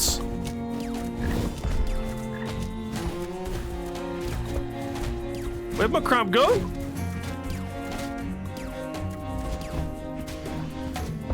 Oh, we were not prepared. Ramtha, reincarnate! Yes! Now kill them all!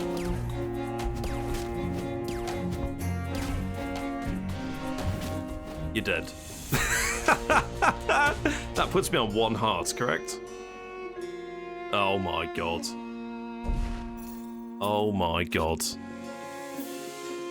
Ooh! What is this?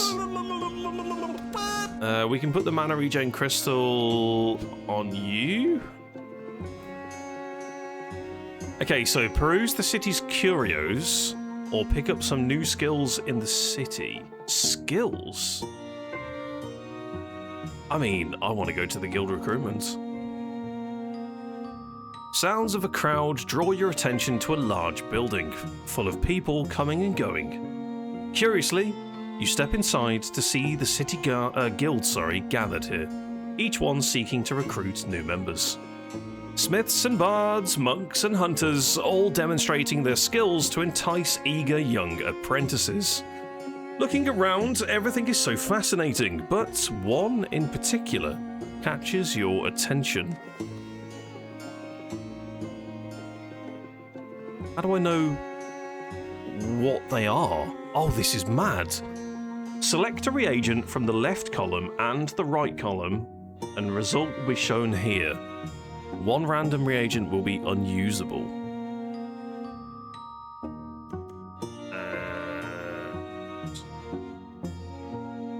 Stop. Was that good? Learn a skill from the Wizard's Guild. Learn a skill from the Bard's Guild. Learn an offensive skill for devastating enemies. Learn a defensive skill for protecting and assisting. Learn a skill to help your army indirectly. Select a reagent from the left column and the right column. Bards. Defense.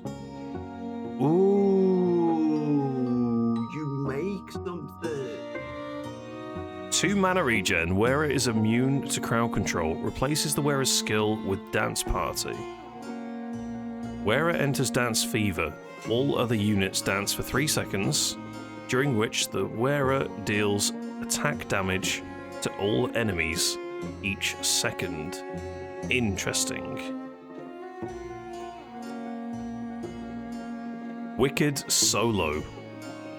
Wearer fires 3 damaging musical notes at a random foe, plus 1 for each XP level. Oh my god. Harmony. Wearer sings a harmonious chord, granting all allies bonus spell power and attack speed for the rest of combat. I like the sound of that one. That'll go well. I'm sure of it. You step up to the Bardic Academy and are greeted by a half-elven troubadour humming to themselves. Oh, don't tell me you're here looking for something new and exciting, ain't you? Well, have I got something for you? A little unorthodox, but very effective. You sign your name and are handed a gift basket, with everything that you need to teach one of your companions a new trick, as well as some fruit snacks, which you quickly devour. Delicious. Alright, cool. So, we have this. Replaces the wearer's skill with harmony. Now, I really don't like the fact that Mac has Lilipad Leap, because he repositions really badly. And I don't care for his taunt at the moment, because we need Ramfra to gain all damage from all sources, because he reanimates. So I think we're going to have, you know, some sort of harmonious caudal frog? Does that work? Yeah! Sure. We may have just destroyed Mac, but you know what? We're having fun. Right, let's get some rerolls on the go. Tell you what, you've had some bangers today. Honestly, the games that I've been able to showcase today, I'm so grateful. I really am. Everything has been incredible fun. Right, let's see if we can get one more round of combat in, and then I think it's time for spawn o'clock. We are approaching the time in which we need to begin. That's another Barnaby. That's another Barnaby. That's a tier 3 Barnaby. Oh my god. Oh, Squib's locked and I can't unlock him because it costs a heart and then we die? Fuck. Really? Squib. Tier 3, dude. If we get a Mac on the next roll, we're in a good place. If we get a Mac on the next roll, we're in a good place. If we get a Mac, never, then we lose. Fuck. Where is he? Mac. Right, buddy.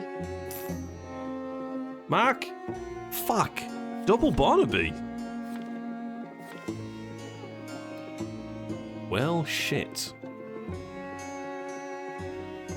Who do we add? I think we add Jabbar, because then we've got Evoker level 2, so we get the attack range and the damage amp up, and we're getting closer to... Oh, we're not getting closer. We're 3 out of 5 with Cellshaw. Jabba, welcome to the team. You're level 1. I don't know what you do. You're a fighter, launches a bubble at the target, allies in his column, assist by hurling smaller bubbles that deal half the damage. Oh, that's fine. Okay. Let's put Harmonious Man at the back. Because you're melee fighter, you need to be at the front. Right, one more round of combat, chat, and then we're in. I mean, we're done. The Gorgon or the Gigantomancer? Should we go and fight Hinkle? We've never actually fought against a Hinkle. Drowning in mana over here. So much mana. Hinkle surrounds himself in a swirling blizzard for 3 seconds, healing and doing other stuff. Hobbling, that's bad. There's the random buff.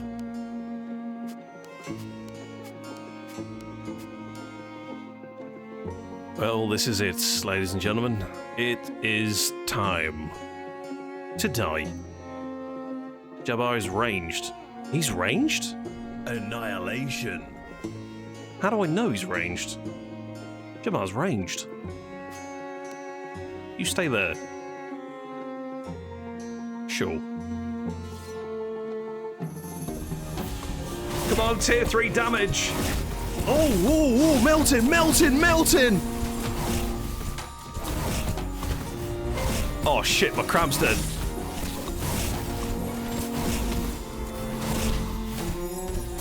What the fuck is this, overshield?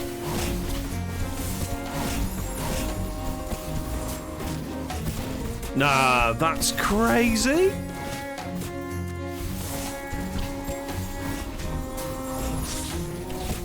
Well, that was Tales and Tactics. Link is in the chat right now if you're watching this on YouTube. It'll be in the video description. Slain. Of your brave quest. Absolutely amazing. Oh, we got loads more mastery. Yeah, we got a lot further. This game's great. Absolutely fantastic. Right, that is where we are going to wrap up the YouTube video, at least. Thank you all for watching. Tiny Teams, available on Steam. Go on over, check out the Steam page. There are many games, many studios, and lots of reasons for you to get involved with it.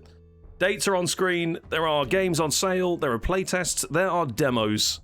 Thank you for watching. If you've enjoyed the content in any shape or form, feel free to subscribe here on YouTube, drop a like for the algorithm, and come and hang out on Twitch sometime. We'd love to see you in chat. Massive thank you to the Yogscast for the invitation to check out these games. I've had such a blast today. Go and have a look. Solo devs, micro studios, support them today. Thanks for watching.